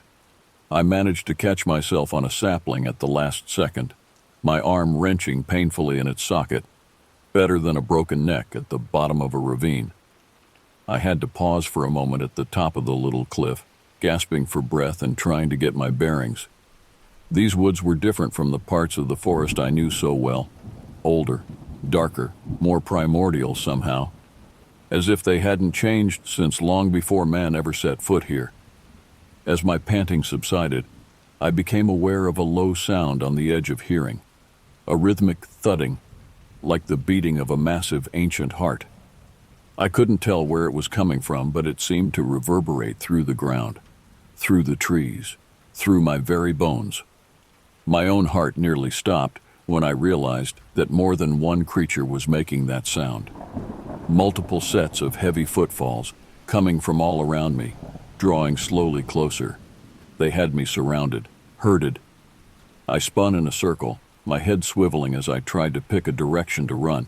But in every direction, those lumbering footsteps grew louder, more distinct, closer. A thicket rustled to my left and I whirled to face it, my heart lodging in my throat. For a moment, all was still. Then, a massive, shaggy form emerged from the underbrush, the creature from before, Bigfoot. It stared at me with those feral amber eyes, lips curling back from jagged fangs in a snarl. I took a step back, my heel scraping the edge of the embankment behind me. Nowhere to go. More rustling, from my right this time. Two more hulking shapes detached from the trees, lumbering forward on long, powerful legs. They were different from the first creature, one taller and leaner, the other built like a tank with a barrel chest and arms thick as tree trunks. But they were undoubtedly of the same species, and they were all focused on me. The creatures began to close in, fanning out to block any potential escape routes. The old ones, the wild man had called them. He was right. They moved through these woods like they owned them, with the easy loping strides of an apex predator who had never known a threat. Until me. I didn't know what I had done to draw their attention, to make them stalk me like this. But the malevolent intent in their fiery eyes was undeniable. I was prey to them, a trespasser in need of removal. The largest of the three, the one built like a linebacker, lurched a step closer to me. A menacing rumble built low in its chest. I cast about desperately for a way out, but I was encircled, trapped between the creatures and a nearly sheer 20-foot drop behind me. The beasts seemed to know it too. They tightened their net, the first creature letting out a growl that sounded almost smug, toying with me, playing with its food. I searched for anything I could use as a weapon, a large branch, a sharp rock, something, but there was nothing. I was defenseless, helpless, human. The lead creature tensed, lips peeling back in a snarl. It was going to charge. This was it. I had no escape. I sent up a desperate prayer to whoever might be listening and braced for the attack, for tearing claws and snapping jaws. I wouldn't give the monsters the satisfaction of going down easily. If I was going to die out here, I would die fighting. But before the creature could lunge, a long, ululating howl rolled through the forest. The Bigfoots froze, their heads whipping up at the sound. It came again, closer this time, more urgent, like a warning or a summons. The creatures exchanged glances, a split second of what looked almost like uncertainty crossing their brutish faces. Another howl, so close now it made my skin crawl. The Bigfoots shifted restlessly. Then, moving as one, they melted back into the underbrush as silently as they had come, leaving me standing alone and shaking on the edge of the ravine. I stood frozen for a long moment, not quite believing I was still alive. What had just happened? 1 minute the creatures had me dead to rights, the next they were gone, spooked by a sound I couldn't even identify. I didn't understand it, but I didn't intend to stick around and puzzle it out. My knees nearly buckled with relief as I staggered away from the edge on rubbery legs. I had been granted a reprieve, however temporary. I needed to make the most of it. I picked a direction at random and started running again before I even fully caught my breath, driven by the certainty that this wasn't over. The creatures had let me go for now, but something told me it wasn't mercy that stayed their claws.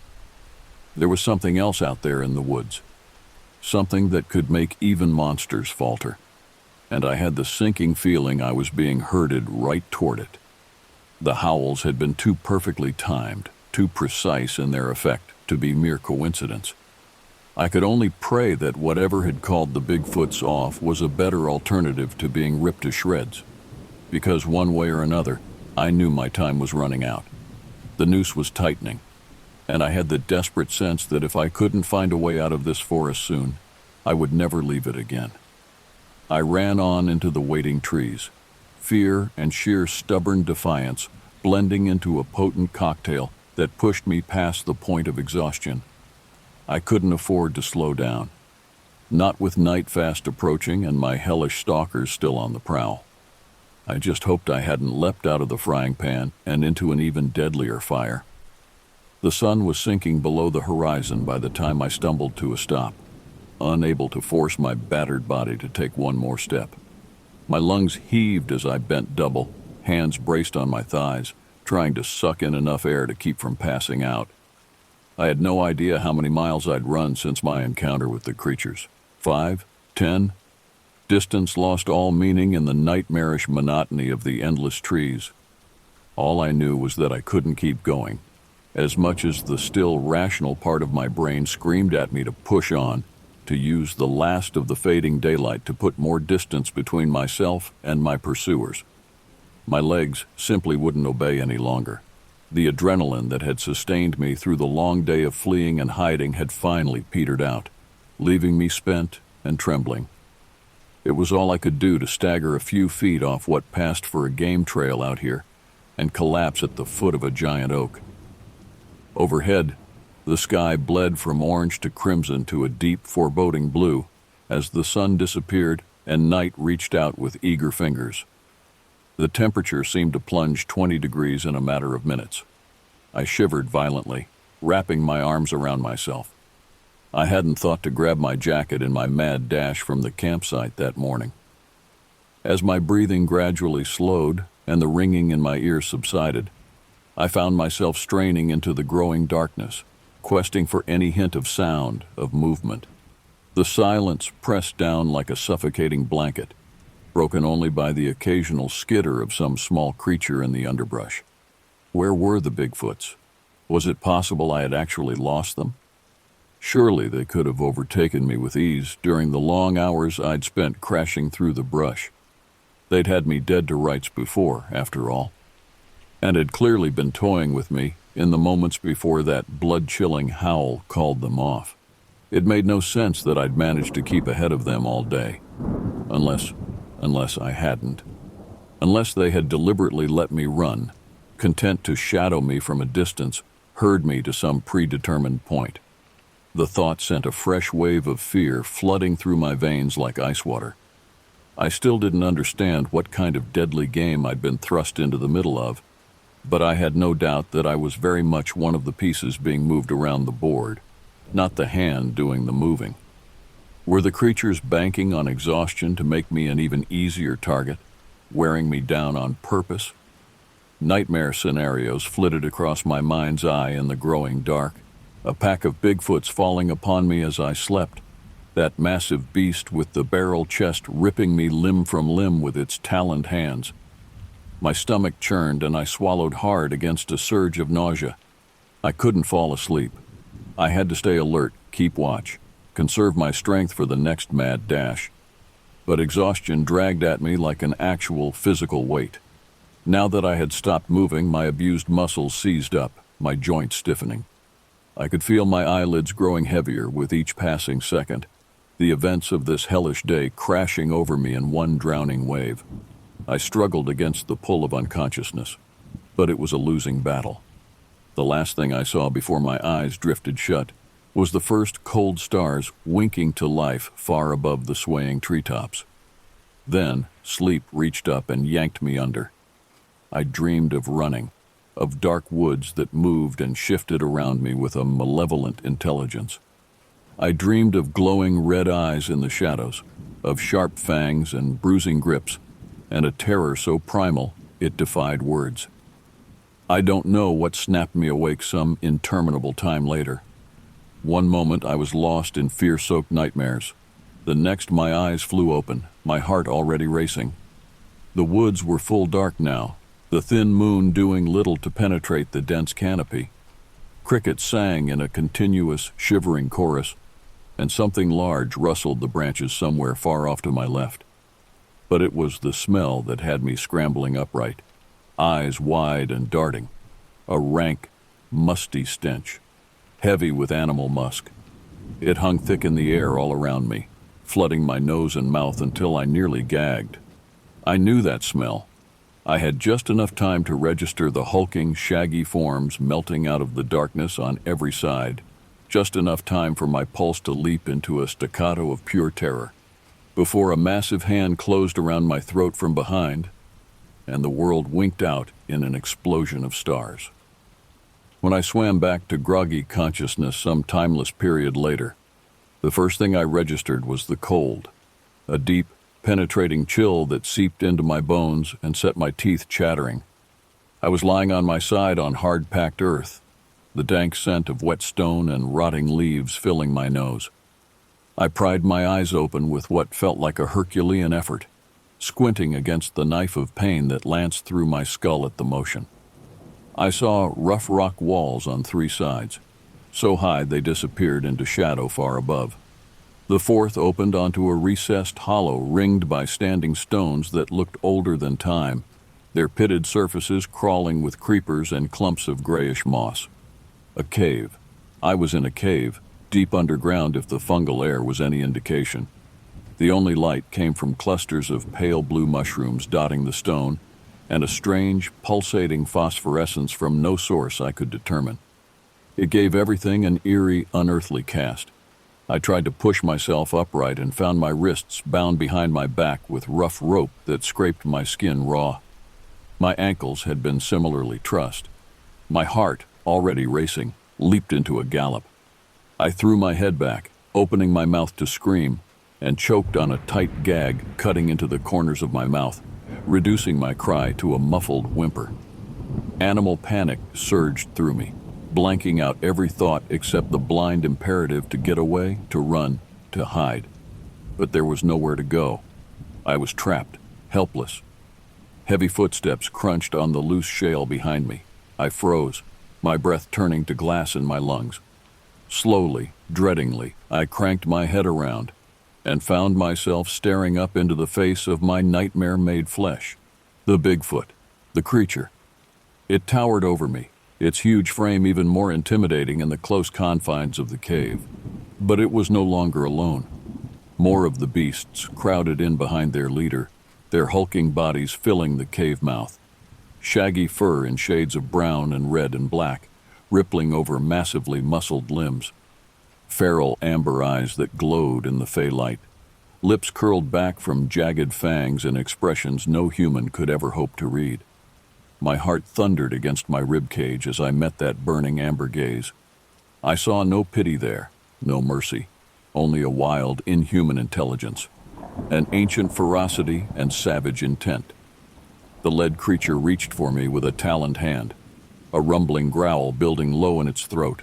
I cringed back against the cold stone, my breath coming in panicked gasps behind the gag. This was it, the culmination of the long, hellish game of cat and mouse. I had lost. The monsters had caught me at last. And now, in the bowels of this primordial cave, a human trespasser delivered into the hands of creatures that had ruled these woods since before my kind ever dreamed of setting foot here. I would finally learn the terrible price of my intrusion.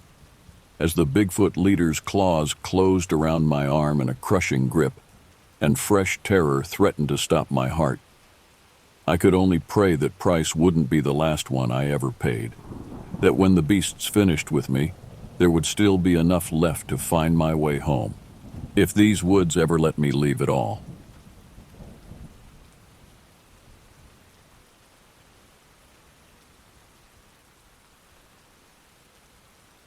The snow started falling harder, just as the sun disappeared behind the trees. My friend Thomas and I had been planning this camping trip for months, one final outdoor adventure before winter fully claimed the wilderness. We had chosen Whispering Pines National Forest specifically for its remote beauty, a place where cell signals vanished and the modern world felt centuries away instead of mere miles. Weather report said light flurries, nothing serious, Thomas had reassured me that morning as we hiked deeper into the forest, our breath forming clouds in the crisp autumn air.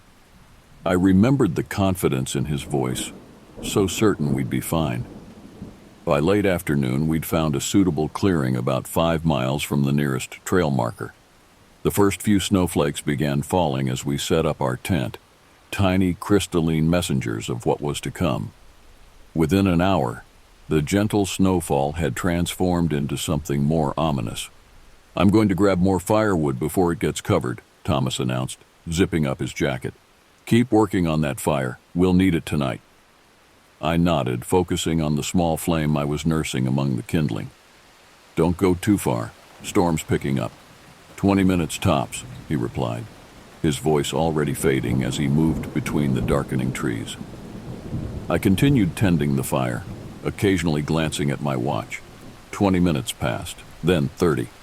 At 45 minutes, the snow was falling in thick sheets, and the daylight had almost completely surrendered to dusk. "Thomas," I called, my voice seeming to travel only a few feet before being swallowed by the densely falling snow. No response. An hour after he'd left, I could no longer ignore the cold dread settling in my stomach.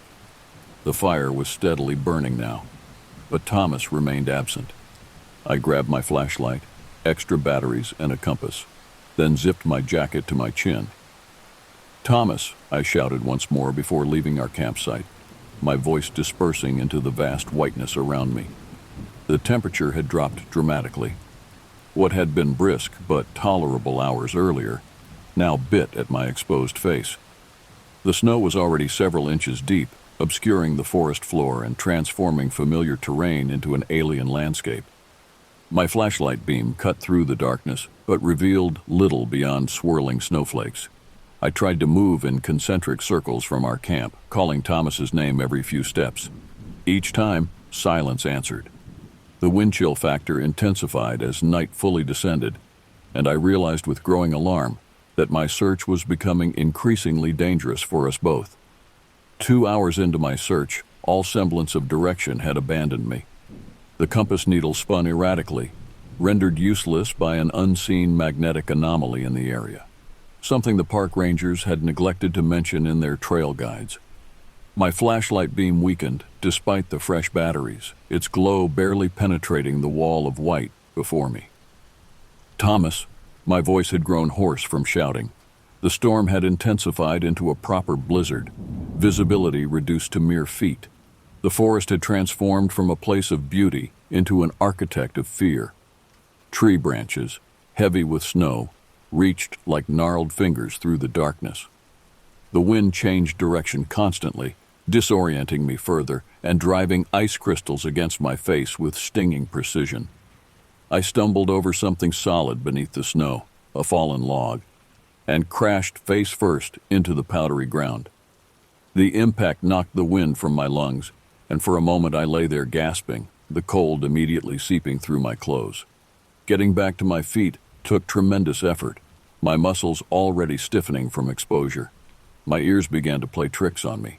Sometimes I thought I heard Thomas calling, only to run toward the sound and find nothing but more trees, more snow, more emptiness. Other times I could swear someone was walking just behind me, footsteps crunching in perfect sync with my own, stopping when I stopped. The rational part of my brain knew this was the beginning of hypothermia. The confusion, the auditory hallucinations, yet knowing the source of these delusions didn't make them less terrifying. I stumbled onward, my pace slowing as exhaustion and cold worked together against me.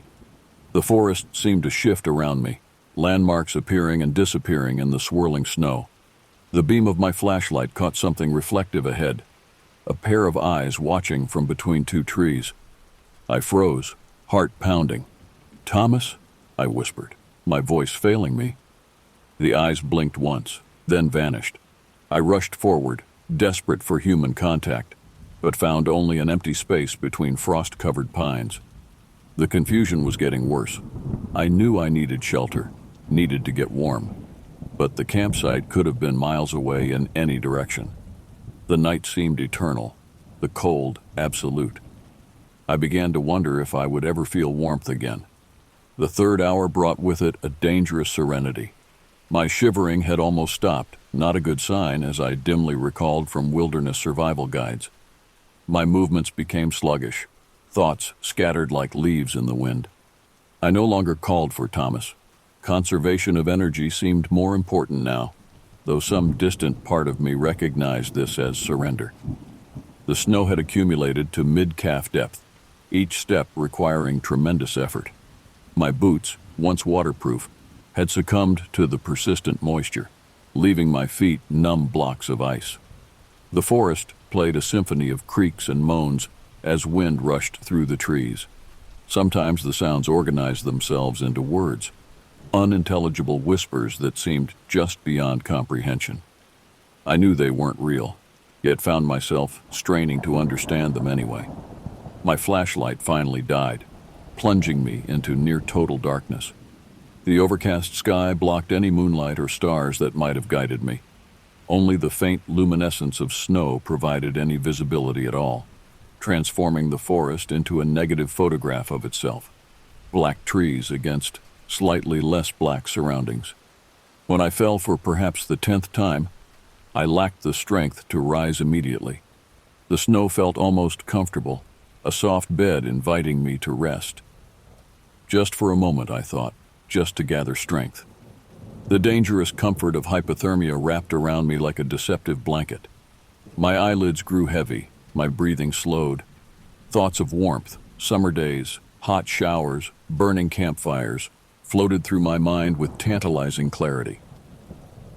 With tremendous effort, I forced myself to move, crawling now rather than walking. My hands had lost all sensation, working on muscle memory alone.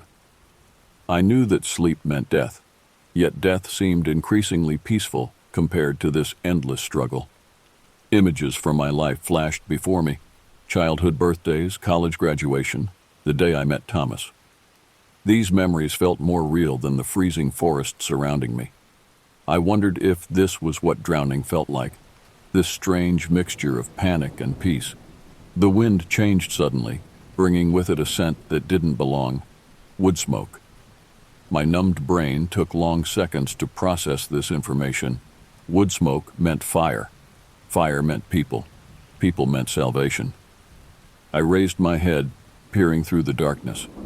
Far off, perhaps half a mile, a faint orange glow pulsed against the night.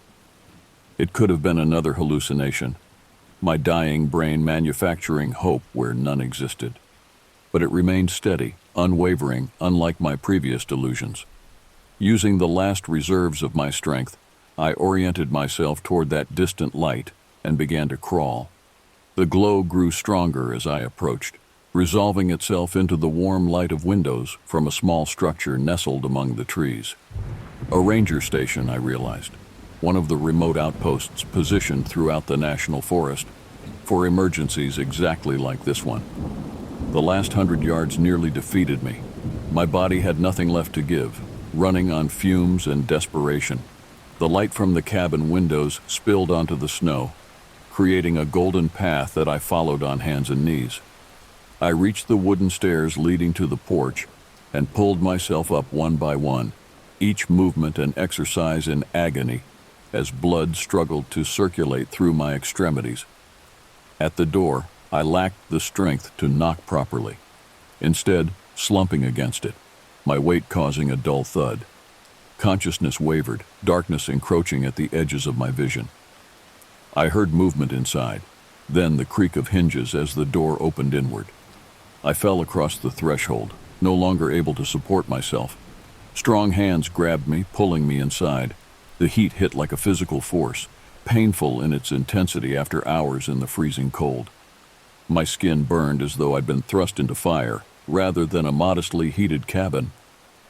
"Jesus," a gruff voice said from somewhere above me. "You're half dead, friend."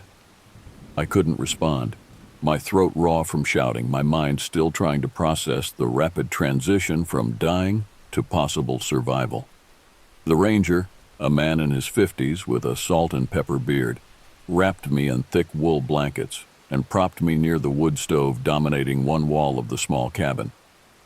"Need to get these wet clothes off you," he muttered, efficiently stripping away my frozen outer layers. "Warm you up gradually. Too fast is dangerous." The pain intensified as circulation returned to my extremities. Pins and needles became knives and spears, radiating from my fingers and toes inward. I might have screamed. I don't recall. The ranger worked methodically, rubbing my limbs with rough towels to stimulate blood flow. "Can you swallow?" he asked, holding a steaming mug near my face. The scent of broth reached me: chicken, salt, herbs. He supported my head as I took small sips, the warm liquid tracing a path of fire down my throat to my stomach. "Thomas," I managed to croak after several minutes of this treatment. "My friend, still out there." The ranger's expression darkened. "Blizzard's hitting hard. Nobody's going anywhere tonight." "Please," I begged, trying to rise and immediately falling back. "He'll die." "You nearly died yourself," he countered firmly. "I'll radio this in, get a search party organized for first light. That's the best we can do right now." The rational part of me knew he was right, but the thought of Thomas alone in that killing cold tore at me. I had escaped. He remained trapped. "What's your name?" the ranger asked, clearly trying to keep me focused. "Michael," I answered, the word feeling strange on my tongue, as though I was remembering someone else's identity rather than my own. "I'm Ranger Howard," he replied. "You're at Echo Lake Station. You're lucky. This outpost isn't manned year-round. I'm only here doing maintenance before the heavy snows hit." Lucky. The word seemed absurd given the circumstances, yet I couldn't deny its accuracy. Without this cabin, without Howard's presence, I would have become another statistic, another hiker who underestimated nature's capacity for cruelty. As warmth gradually reclaimed my body, exhaustion took its place. Despite my concern for Thomas, despite the lingering pain, my eyelids grew heavy. Howard noticed. "Sleep," he advised, adjusting the blankets around me. "Nothing more to be done tonight." I fought it briefly, then surrendered to the darkness. Dawn arrived with deceptive beauty. The storm had passed during the night, leaving behind a pristine world of white. Sunlight sparkled off untouched snow, transforming the forest into a crystalline wonderland. From the cabin's window, it seemed impossible that such beauty could be so deadly. I had slept fitfully, dreams filled with pursuing shadows and endless white tunnels. Howard had maintained the fire throughout the night, and I awoke to find him already dressed in cold weather gear and preparing equipment. "How are you feeling?" he asked, noting my awakened state. Physical inventory revealed mixed results. My extremities still burned and tingled, especially my toes and fingertips. Movement was painful but possible. The bone-deep cold had receded, replaced by generalized soreness and fatigue. "I'll live," I replied, struggling to a sitting position. "Have you heard anything about search parties?" Howard nodded. "Radio contact at dawn. 3 rangers are converging on this area from different stations. They'll be here within the hour. Then we'll coordinate the search." I pushed myself to my feet, swaying slightly. "I'm coming too." "You're in no condition." "He's my friend," I interrupted. "I know what direction he went initially. I can help." Howard studied me, then gave a reluctant nod. "We'll see what the doctor says when she arrives with the others." The doctor, a compact woman named Dr. Keller, arrived with 2 additional rangers 40 minutes later. After a brief but thorough examination, she reluctantly cleared me to join the search party, provided I remained partnered with Howard at all times. "Your frostbite is mild, surprisingly," she explained, examining my reddened fingertips. "But you're still at risk for hypothermia if you overexert yourself. Stay close to Ranger Howard and don't push your limits." The search party organized efficiently, establishing a grid pattern centered around my description of our campsite. Armed with radios, emergency medical supplies, and GPS devices, we set out into the transformed landscape. Finding the campsite proved easier than expected. Though partially buried by snow, our tent remained visible, its bright blue fabric a stark contrast against the whiteness. The fire pit had been completely covered, but Thomas's backpack remained where he'd left it, propped against a tree. "He went that way for firewood," I said, pointing northeast from camp. "Said he wouldn't go far." "People disoriented by snow can travel surprising distances," one of the rangers commented, "especially if they panic." We spread out within shouting distance of each other, moving methodically through the forest. Every few minutes, someone would call Thomas's name, the sound carrying clearly through the still, cold air. Each call was met with silence. Hours passed. My renewed strength began to wane as the afternoon progressed. Howard noticed my flagging pace and insisted on a brief rest, handing me a thermos of hot tea from his pack. "We'll find him," he assured me, though I heard the unspoken qualifier, one way or another. After nearly 6 hours of searching, when hope had begun to dim, a crackling radio transmission broke the somber mood. "Movement spotted near Blackwater Creek area. Appears to be a makeshift shelter under a fallen pine. Investigating now." Howard and I exchanged glances before hurrying in the direction indicated, following GPS coordinates relayed by the ranger who'd made the discovery. We found them at the base of a ravine. The ranger was kneeling beside a crude shelter fashioned from evergreen branches and what I recognized as Thomas's outer jacket. Inside this makeshift cocoon, barely visible, lay a human form. "Thomas!" I shouted, sliding down the ravine's edge without regard for personal safety. The ranger at the shelter looked up, his expression revealing nothing. "He's alive. Barely." Those 2 words, "he's alive," hit me with physical force. Not too late. Not a recovery operation. A rescue. Thomas lay curled in a fetal position within his improvised shelter. His face had taken on a ghastly bluish tinge, his lips cracked and bloodless. A small pit before the shelter contained the charred remains of what must have been a desperate attempt at fire, twigs and bark that had burned briefly before dying out. Dr. Keller pushed past me, medical bag already open. "Give me space," she ordered, kneeling beside Thomas. The next minutes passed in a blur of activity. Thermal blankets appeared, wrapped carefully around Thomas's still form. Hot compresses applied to core areas, neck, armpits, groin, to gradually raise his temperature. An oxygen mask covered his face. The attached canister rushed down from one of the Ranger's packs. "He's severely hypothermic," Dr. Keller announced. "But he had the presence of mind to build shelter and attempt fire. That probably saved his life." Thomas's eyes fluttered open as they worked on him. Confusion gave way to recognition when his gaze found mine. "Mike," he whispered, the word barely audible through the oxygen mask. "Got lost. Couldn't find camp." "Don't talk," I urged him, grasping his blanketed shoulder. "Save your strength." The Rangers had already called for emergency evacuation. In these remote areas, the National Park Service maintained helicopter access points for critical situations. Thomas qualified.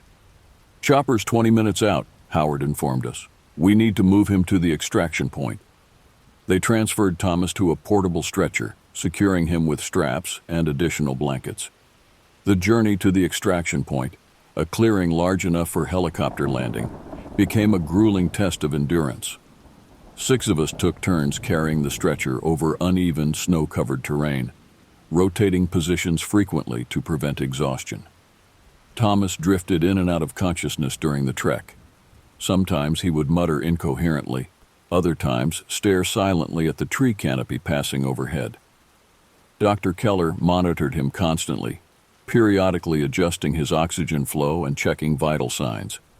We reached the clearing just as the distant thrum of helicopter blades became audible.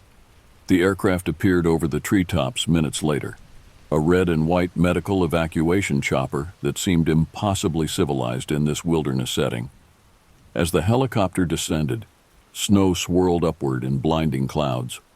The medical crew emerged before the blades had fully stopped, rushing toward us with professional urgency. The transfer from our stretcher to their equipment happened with practiced efficiency. "You coming with him?" one of the medics shouted to me over the engine noise. I looked to Howard, who nodded. "Go. We'll take care of the campsite. Get your friend to safety."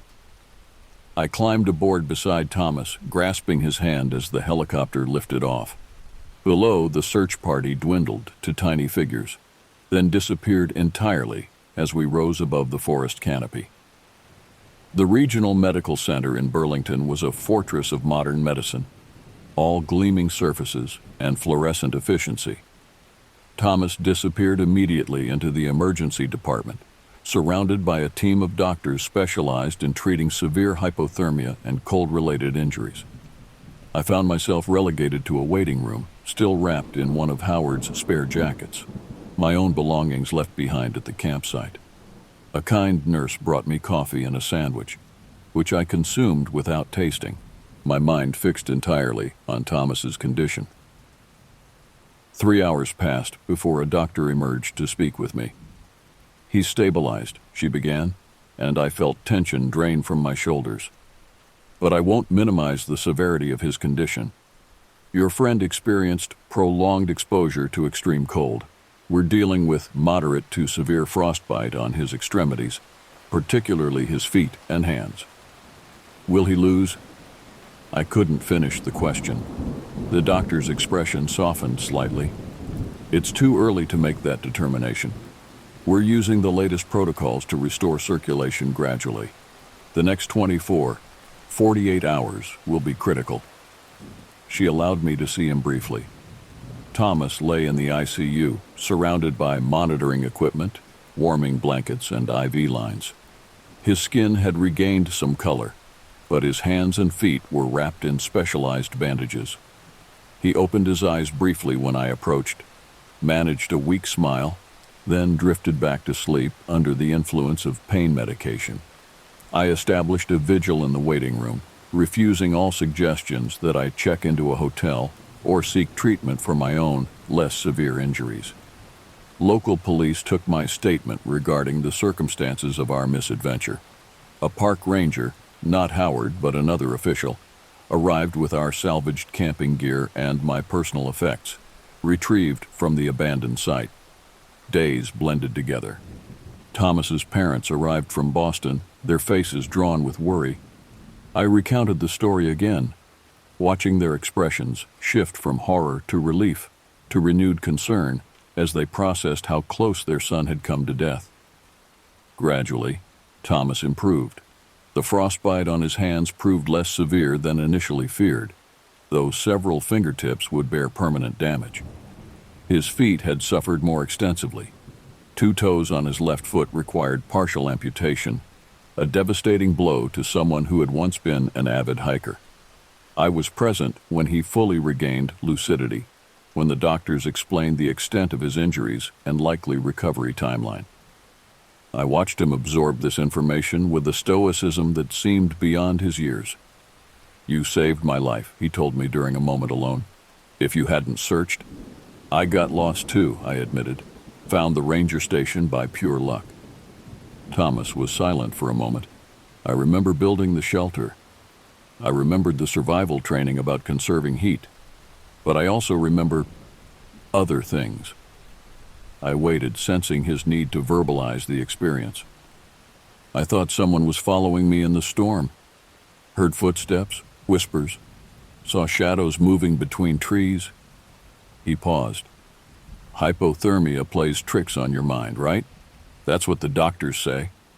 I nodded, recalling my own auditory hallucinations. "I heard things too. The cold, it changes your perception." "Sometimes," Thomas continued, his voice dropping lower. "I'm not convinced they were hallucinations. The forest felt aware, like it was watching us struggle." I couldn't dismiss his words, having experienced similar sensations myself. The forest had seemed to possess a malevolent consciousness during those frozen hours, an ancient awareness observing our human frailty with cold indifference. "We survived," I said finally. "That's what matters." 2 years have passed since that night in Whispering Pines Forest. Thomas recovered physically, adapting to his injuries with determination and resilience. The psychological healing proved more challenging for us both. Neither of us has gone camping since. The wilderness, once a source of joy and escape, now carries darker associations. Thomas focuses his outdoor activities on photographing nature from established trails and viewpoints, never venturing far from civilization. I've relocated to a city apartment, surrounded by concrete and constant noise that somehow feels safer than natural silence. Winter brings particular difficulties. The first snowfall each year triggers involuntary panic responses, elevated heart rate, cold sweats, disorientation. Therapists call it situational PTSD, a normal response to having faced death in such circumstances. They assure us the reactions will diminish with time and proper treatment. Sometimes at night, especially during winter storms, I find myself standing at my apartment window, watching snow accumulate on city streets. Even surrounded by streetlights and buildings, the falling white flakes transport me instantly back to that forest, to the absolute silence, the creeping cold, the desperate search for warmth and safety. Thomas and I meet monthly for coffee. We rarely discuss the incident directly, but its presence remains between us, an invisible bond forged in mutual survival. During our last meeting, he mentioned something that has lingered in my thoughts since. "I researched Whispering Pines after I recovered," he said, stirring his coffee absently. "Did you know there have been an unusual number of disappearances there over the years? Hikers, campers, people who just vanished?" I hadn't known, though the information didn't surprise me. That forest contained something older and more primal than the ranger stations and trail markers suggested, something that predated human intrusion and would outlast it. Ranger Howard sent a letter 6 months after the incident. He'd retired from service, moving to Arizona, where he wrote, "The cold can't find me." His closing words captured perfectly what I had been unable to articulate. Nature isn't cruel or kind, it simply is. We forget this at our peril. The forest doesn't hate or love us. It exists according to laws more ancient than our understanding. Sometimes we need reminding of our proper place in that order. I keep his letter in my desk drawer, rereading it occasionally. The experience in Whispering Pines fundamentally altered my perception of humanity's relationship with the natural world. What I once saw as a playground or resource, I now recognize as an indifferent power deserving of profound respect and healthy fear. When snowflakes begin to fall, when temperatures drop and darkness comes early, I feel again the weight of that knowledge. In comfortable apartments and heated cars, we construct the illusion of dominion over nature's extremes. But the truth waits in places like Whispering Pines Forest, in the silent spaces between snowflakes, in the creaking of frost-laden branches. The truth is simple. We are all temporary visitors, existing on borrowed time within systems that barely acknowledge our presence. The cold doesn't care if we live or die. The snow continues falling either way. And somewhere in that forest, something still watches and waits for those who wander too far from safety, for those who forget their fragility in the face of winter's patient hunger.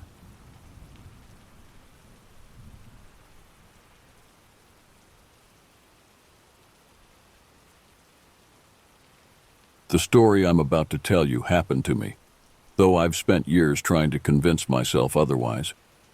It occurred in a small coastal town in northern Greece, a place both beautiful and haunted by its history. I won't name it specifically, as some wounds never fully heal, and this particular town carries many. The events took place in the summer of 2014, when I was 22. I had recently graduated from university and decided to spend a month in my grandmother's hometown before starting my career.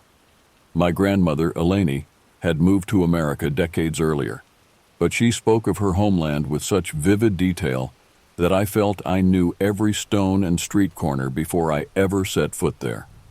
I arrived in early June, renting a modest apartment in the town center. My goal was simple: connect with my roots, improve my Greek, and perhaps uncover some family history. The locals welcomed me warmly when they learned I was Eleni's grandson. They called me by my name, Thomas, but pronounced it with a Greek inflection that made it sound both foreign and familiar. The town itself was a picture of Mediterranean beauty: whitewashed buildings with blue trim, narrow cobblestone streets winding upward from the harbor, and the constant accompaniment of cicadas singing in the olive trees. But beneath this postcard perfection lay an unspoken darkness. As a child, I'd overheard fragments of stories about what had happened there during the war. Now, I was old enough to learn the truth.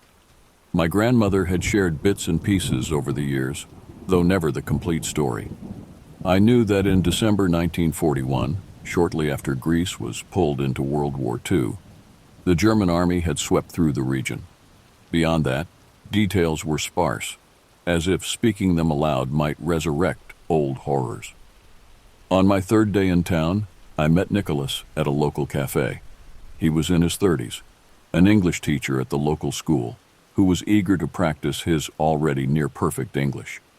We connected instantly, sharing stories over strong Greek coffee and plates of baklava.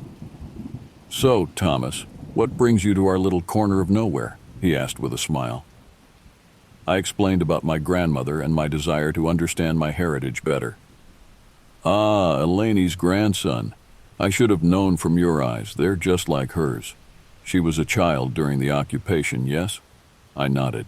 "She left after the war, never came back, though she talks about this place all the time." Nicholas's expression darkened. Many never returned. Some couldn't bear to see what remained.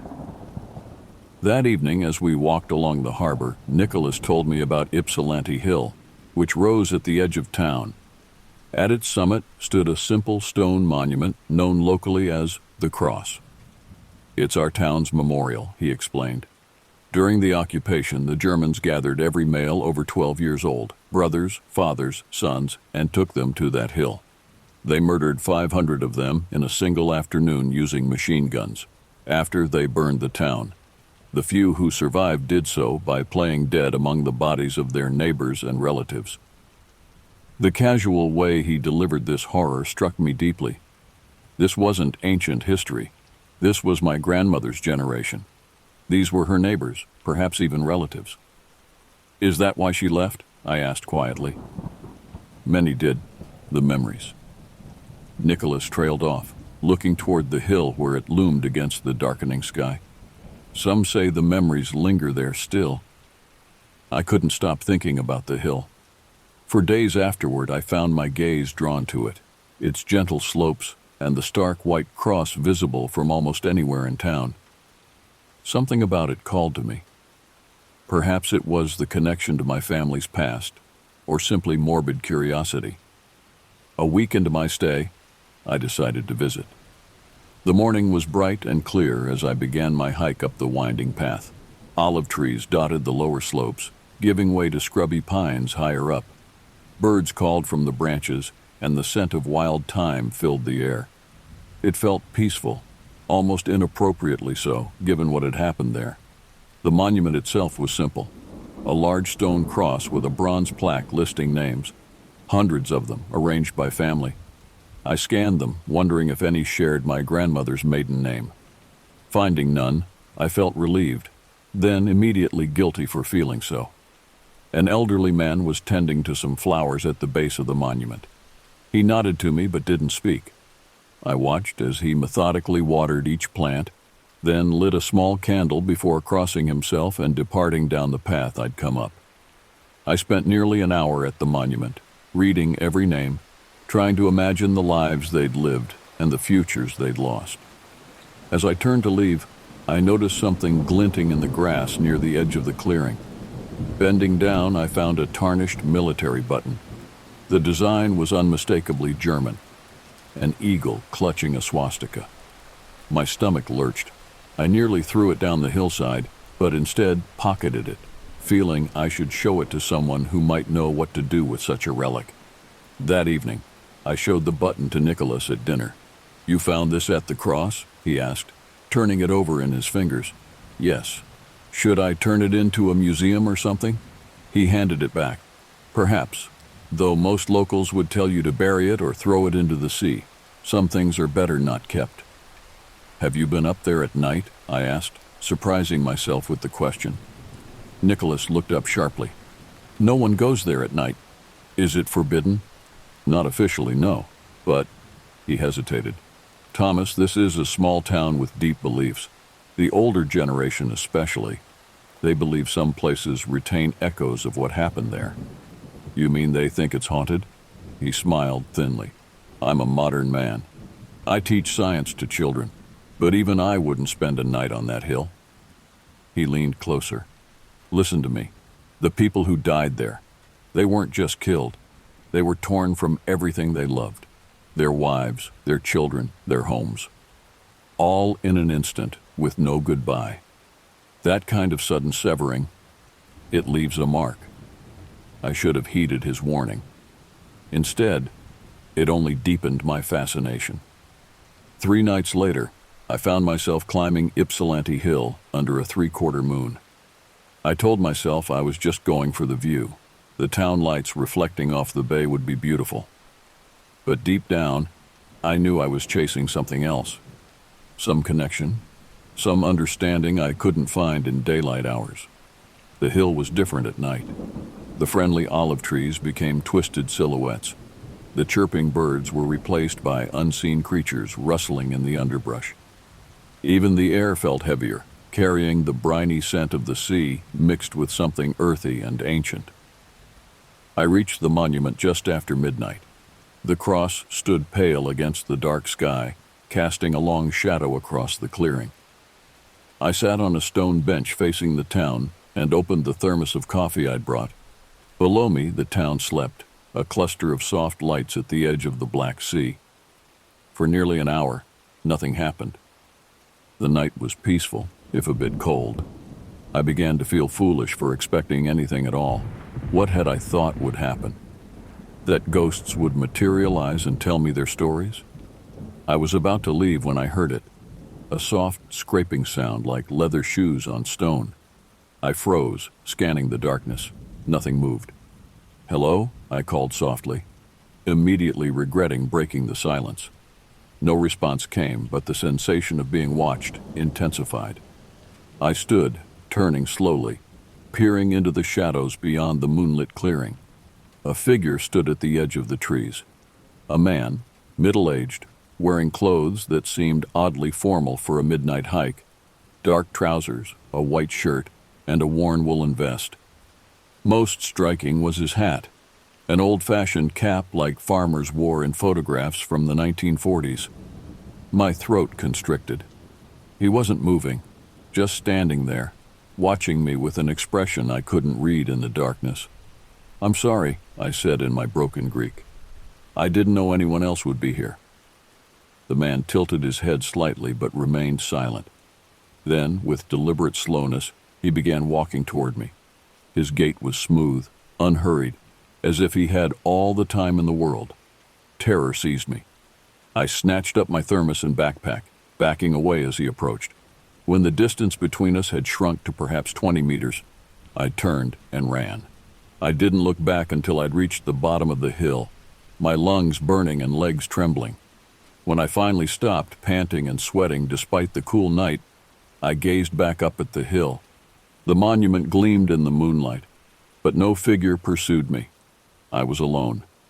That night I barely slept. I told myself there were logical explanations.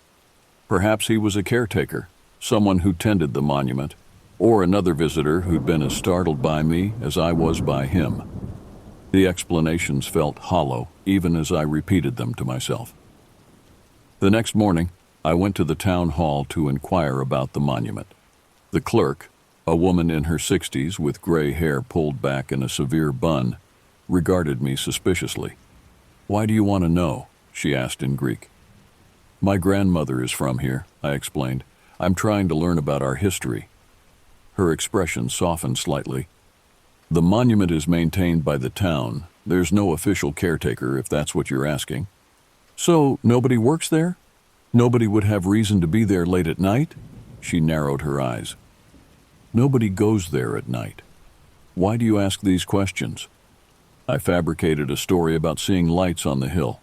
She didn't seem convinced, but gave me some pamphlets about the town's history during the occupation. Later, I sought out Nicholas.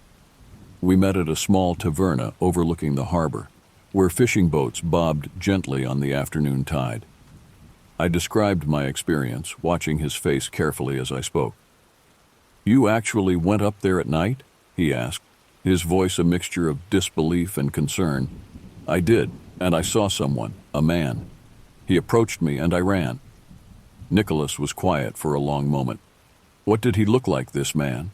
I described him. His clothes, his hat, his deliberate way of moving.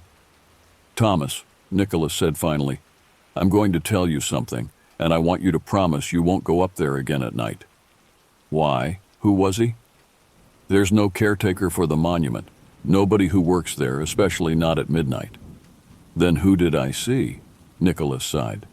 "There are stories. People who've reported similar experiences. A man in old-fashioned clothes, always at night, always silent until approached." "Are you saying I saw a ghost?" I laughed nervously. "I'm saying this town carries its history close to the surface, especially on that hill." He leaned forward. "Promise me you won't go back there at night." I promised, with no intention of keeping my word. 2 nights later, I returned to Ypsilanti Hill. I told myself I was being rational, that I needed to confront my fear and find a logical explanation.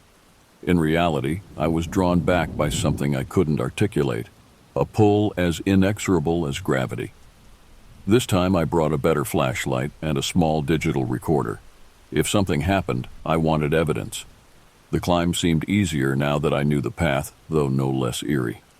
The moon was higher, casting sharper shadows across the ground. At the monument, I sat in the same spot, waiting. Hours passed with nothing but the distant sound of waves and the occasional hoot of an owl. Disappointment mingled with relief. Perhaps the previous encounter had been my imagination after all. Then, just as before, I heard the sound of footsteps. I turned to see the same man emerging from the trees, wearing the same clothes, the same hat. My hand trembled as I switched on the recorder. "Hello," I called out, forcing steadiness into my voice. "Do you speak English?" The man stopped a few meters away. In the moonlight, I could see his face clearly now, weathered and deeply lined, with dark eyes that held a profound sadness. He looked to be in his 40s, though something about him suggested greater age. "I've worked everywhere around these parts," he said in Greek-accented English. The sentence seemed disconnected from my question. I swallowed hard. "Do you come here often?" "I need to go back to my wife and children soon." His voice was flat, emotionless. My skin prickled with unnatural cold. "Are you from around here?" "I am. Always have been." He wasn't looking at me, but staring past me toward the town below. "What's your name?" I asked, pressing the recorder closer to him. He turned his gaze to me then, and the emptiness in his eyes made me step back. "Am I disturbing you?" I whispered. "They did," he replied. Something in his tone made my blood run cold. I backed away further, stumbling over uneven ground. The man made no move to follow, just stood watching as I retreated toward the path. Once I felt I was at a safe distance, I turned and ran, not stopping until I reached the town. My heart hammered against my ribs and sweat soaked through my shirt despite the cool night air. Back in my apartment, I immediately checked the recorder. The display showed it had been running for 3 hours. With trembling fingers, I pressed play. There was nothing but the sound of wind and my own breathing. No voice, no footsteps, no evidence that I'd spoken to anyone at all. The next day, I couldn't shake the encounter from my mind. The man's strange responses, his dead eyes, the way he seemed to look through me rather than at me, it all felt profoundly wrong. And the recorder, how could it have captured nothing? I needed to understand who he was. If he was a real person, someone in town would know him. If not, I didn't want to consider the alternative. I spent the day showing my phone's photograph of the monument to locals, asking if they knew of anyone who visited it regularly. Most shook their heads, a few crossed themselves. One old woman spat on the ground and hurried away from me. By late afternoon, I found myself at the small-town museum, a single room attached to the library. Glass cases displayed artifacts from the town's long history: ancient pottery, fishing equipment, traditional costumes. In the back corner, a smaller display was dedicated to the occupation. I approached it slowly. Behind the glass lay photographs, yellowed with age. The town before the destruction. German soldiers standing in the square. Buildings reduced to rubble. A typed card explained the events in terse, clinical language.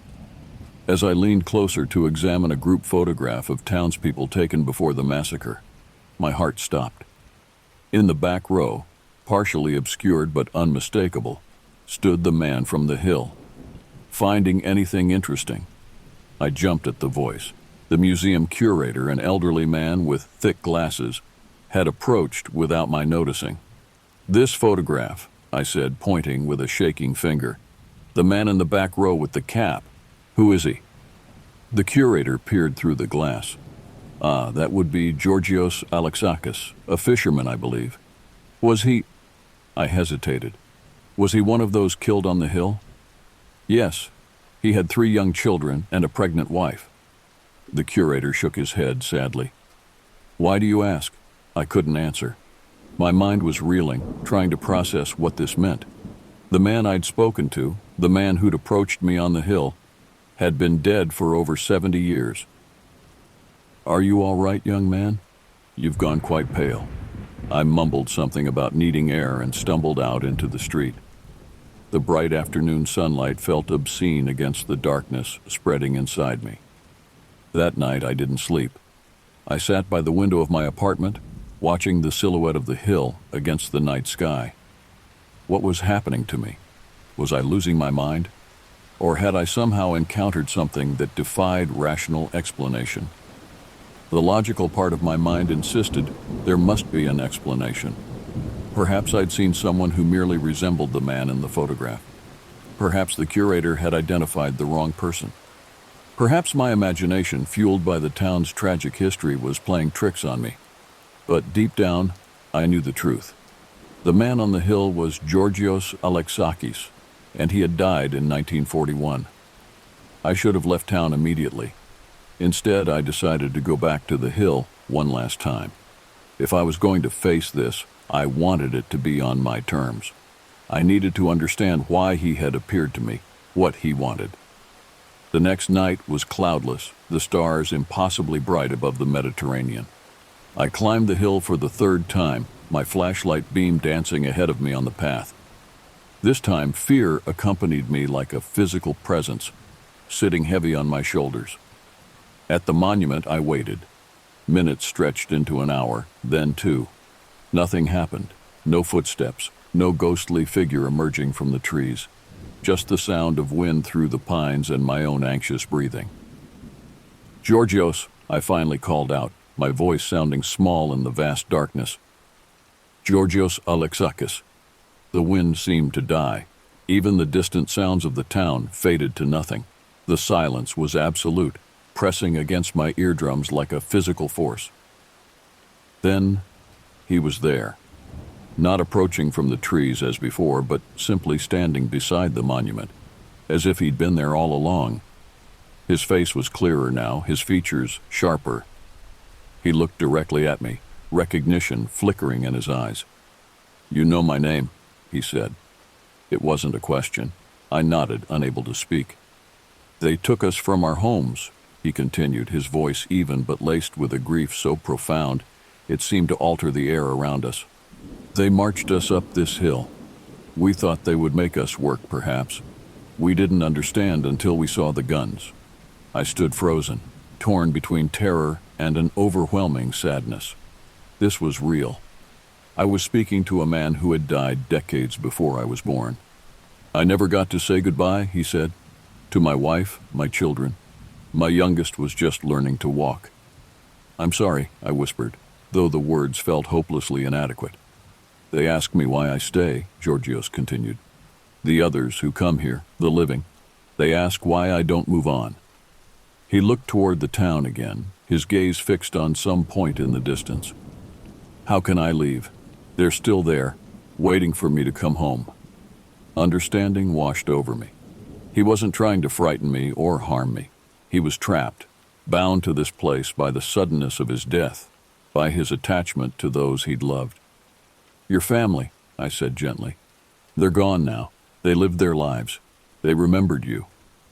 He turned back to me, his expression shifting subtly. "How do you know this?"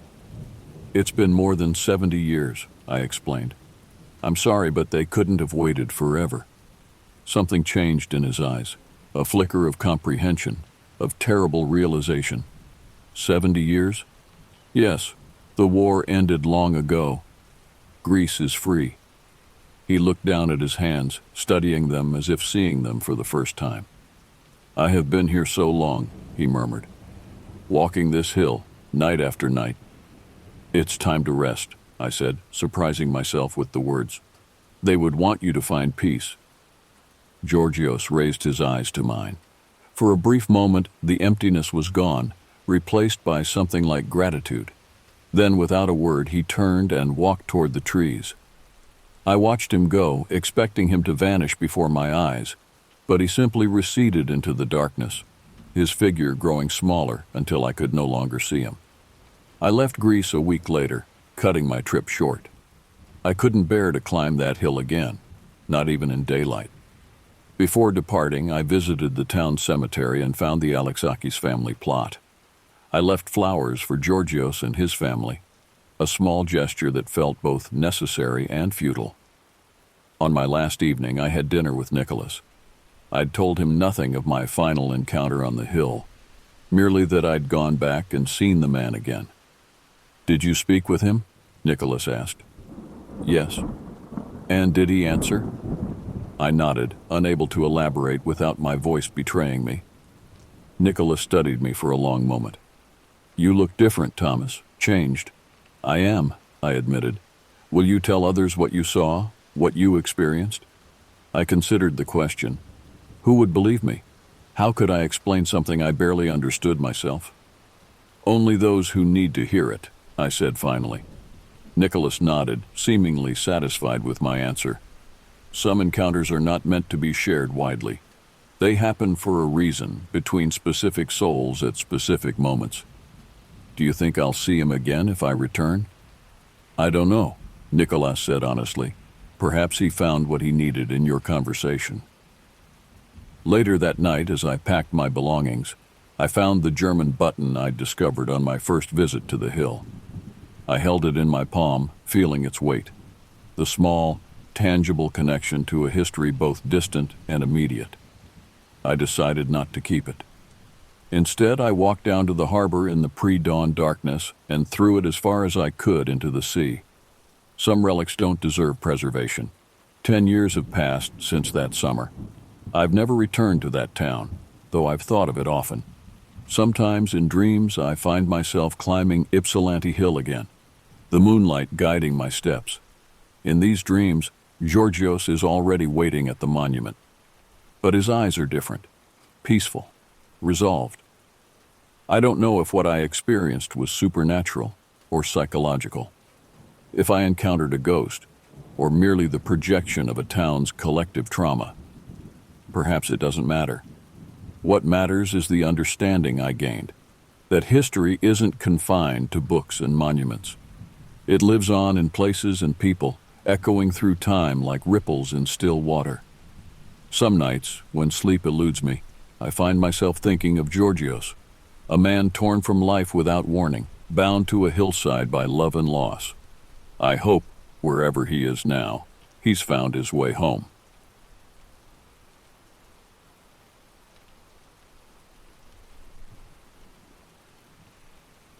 The desert sun beat down mercilessly as I trudged along the dusty path leading back to base. Sweat trickled down my neck, soaking the collar of my uniform. 26 years in the Army had hardened me against most discomforts, but the Arizona heat remained an unforgiving adversary. Staff Sergeant Makya Tohopka, Captain Reynolds called out as I entered the command post. Just the man I needed to see. I nodded respectfully. Despite my Hopi heritage and the name my grandfather had given me, Makya, meaning hunter, and Tohopka, cougar, most of my fellow soldiers simply called me Mac. The Army had a way of stripping down identities to their simplest form. Reynolds slid a folder across his desk. We've got an unusual situation that requires your unique skill set. I flipped through the documents, my eyes narrowing. Sir, with all due respect, I'm 3 months from retirement, which is precisely why I need someone with your experience. Reynolds leaned forward. There's been unusual activity reported in the Mogollon Rim area. Signal interference, equipment malfunctions, 3 hikers missing in the last month alone. Sounds like a job for the Rangers or local search and rescue. It would be, except for the classified equipment that was being tested in that region.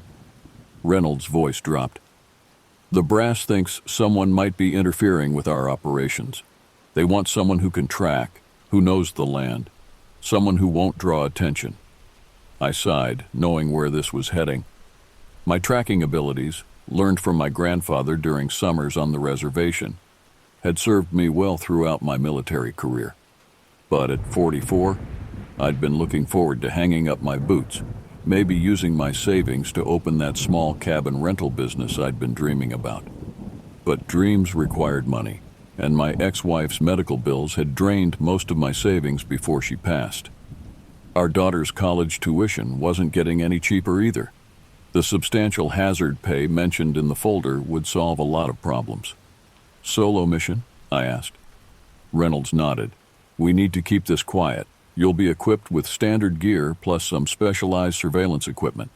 Official story is you're conducting environmental research. That night in my sparse barracks room, I called my daughter, Kaya. She was the only family I had left since my grandfather passed, and my ex-wife lost her battle with cancer 2 years ago. Dad, you promised no more field assignments, she protested when I told her I'd be unreachable for a few weeks.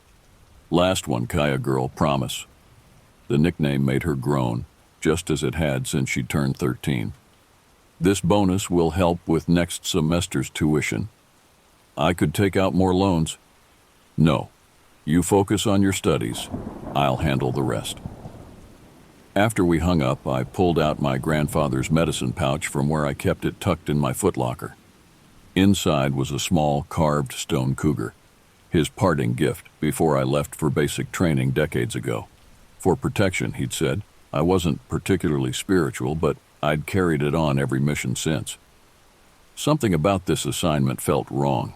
The Mogollon Rim area was sacred to several tribes, including parts of my own Hopi heritage. My grandfather had told stories of strange phenomena in those ancient forests, tales of spirits that walked between worlds. As a child, I'd believed them. As a man, I'd learned that human enemies were far more dangerous than mythical ones. Still, as I packed my gear that night, I couldn't shake the feeling that this mission would be unlike any other I'd faced in my long military career. I slipped the stone cougar into my pocket, a habit more than a superstition. Tomorrow, I would head into the wilderness, not as Staff Sergeant Tohopka, but as a man alone against whatever waited in those remote woods. The forest swallowed me 3 days ago. What had begun as a straightforward reconnaissance mission had quickly evolved into something else entirely. My radio maintained contact with base for the first day, as I established my cover as an environmental researcher, checking in with the proper authorities and setting up my gear at the designated entry point. By the second day, as I ventured deeper into the Mogollon Rim wilderness, the transmissions became spotty. By the third day, nothing but static. I wasn't particularly concerned. Signal interference was common in these parts. It was one of the anomalies I'd been sent to investigate. I had GPS coordinates for the missing hikers' last known locations and the areas where equipment malfunctions had been reported. Standard protocol dictated I'd hike out to the nearest ranger station if I couldn't re-establish contact within 48 hours. The autumn air carried a bite that cut through my tactical jacket. October in the high country brought dramatic temperature swings, sweltering afternoons followed by near-freezing nights. I'd made camp in a small clearing, my tent nestled between two massive ponderosa pines. As darkness fell, I found myself staring into the flames of my small, carefully maintained fire, my mind wandering to the stories my grandfather had told around similar fires on the reservation. He spoke of the Mogollon Rim as a threshold, a place where the membrane between worlds grew thin. The old tales warned of entities that didn't belong to our reality, but could occasionally slip through in certain places. As a child, those stories had terrified me. As an adult, I recognized them as ways to keep children from wandering too far from camp. Yet sitting alone in the vast silence of the forest, those childhood fears didn't seem so irrational anymore. I pulled out my tactical notebook and reviewed my findings. The equipment malfunctions formed a rough perimeter around a section of the forest that contained several unmapped cave systems. The missing hikers had all vanished within this same area. Tomorrow, I would begin exploring those caves. A twig snapped somewhere in the darkness beyond my fire's glow. I froze, hand instinctively moving to the sidearm at my hip. 26 years of military training had honed my senses. That wasn't a small animal. Something large moved in the forest. "Hello?" I called out, keeping my voice neutral. It could be another hiker, though this area was restricted. "Forest Service," I lied, maintaining my cover. Silence answered. Then another crack, farther away this time, as if whatever was out there was retreating. Sleep didn't come easily that night. Every rustle of wind through the pines jolted me awake. When dawn finally broke, I found large tracks circling my camp, too large for a bear, with an unusual gait I couldn't identify. I photographed them with my phone before they disappeared in the rocky terrain. By midday, I'd reached the first cave entrance on my map. It was a narrow fissure in the rocky hillside, barely visible behind a stand of stunted junipers. I switched on my tactical flashlight and ducked inside, the temperature dropping immediately as I left the sunlight behind. The cave mouth widened into a larger chamber, its walls slick with moisture. My light revealed ancient pictographs, red ochre handprints, and strange, elongated figures that my grandfather would have recognized as Hisatsinum, the ancient ones, whom archaeologists called ancestral Puebloans. I photographed the images, noting their locations in my journal. The pictographs seemed to tell a story, leading deeper into the cave system. Against my better judgment, I followed them, ducking through a narrow passage that opened into a vast underground chamber. My flashlight beam couldn't reach the ceiling. The air felt different here, heavier, charged with something I couldn't identify. At the center of the chamber stood what appeared to be an altar of some kind, a flat stone platform, surrounded by smaller stones arranged in patterns. As I approached, my equipment began to malfunction. First, my flashlight flickered, then my watch stopped. Finally, my phone died despite being fully charged minutes earlier. The darkness closed in, absolute and disorienting. I reached for my backup light, flicking it on just as a low rumbling sound echoed through the chamber. Not quite a growl, not quite a voice, but something in between. The hairs on my neck stood on end as I swung the light toward the sound. For a brief moment, I glimpsed a massive silhouette at the far end of the chamber. Impossibly tall, with limbs too long and a head crowned with what looked like antlers. Then my backup light died too, plunging me into perfect darkness. I'm not ashamed to admit I ran. 26 years of military discipline meant nothing in that moment. I scrambled back the way I'd come, feeling along the wall, heart pounding against my ribs, as I heard something large moving behind me. When I finally burst from the cave entrance into the fading afternoon light, I was alone, no signs of pursuit. But as I stood there catching my breath, I realized with growing dread that I didn't recognize my surroundings. Somehow, I'd emerged from a different opening than the one I'd entered. I was lost. Night in the high country comes swiftly. One moment, the forest was bathed in the amber glow of sunset. The next, darkness swallowed everything beyond arm's reach. I'd managed to get my phone working again after leaving the cave, but the GPS showed nothing but error messages. My compass spun uselessly, the needle rotating in slow, deliberate circles like it was being manipulated by an unseen hand. Without reliable navigation tools, I fell back on basic survival training. I found higher ground, hoping to spot landmarks in the remaining light. What I saw instead sent ice through my veins. A heavy mist had risen from the forest floor, unnaturally thick and contained, as if it were a living thing. It pooled in the valleys and between the trees, defying the evening breeze that should have dispersed it. My grandfather would have called it spirit fog, a manifestation of beings crossing between worlds. Military experience suggested a more rational explanation, some kind of chemical agent, perhaps related to the classified testing Reynolds had mentioned. Either way, I needed shelter before it reached my position. I spotted a rocky outcropping about half a mile away and made for it, moving as quickly as I dared in the fading light. The mist seemed to follow, tendrils reaching up the hillside toward me. By the time I reached the rocks, darkness had completely fallen, and I had to use my tactical flashlight, now working again, though the beam seemed weaker than it should have been. The outcropping contained a shallow cave, little more than an indentation in the cliff face, but enough to provide shelter from the elements. I checked it thoroughly before settling in, finding no signs of animal habitation. Using the small folding shovel from my pack, I dug a shallow fire pit near the entrance and gathered what dry wood I could find nearby. As the small fire took hold, casting dancing shadows against the rock walls, I inventoried my supplies.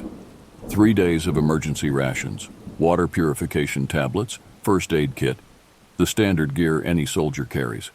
I had ammunition for my sidearm, but had to consider it a resource of last resort. Gunshots would bring attention, official or otherwise. The night grew unusually cold. My watch, working again outside the cave system, showed the temperature had dropped to near freezing, abnormal even for October at this elevation.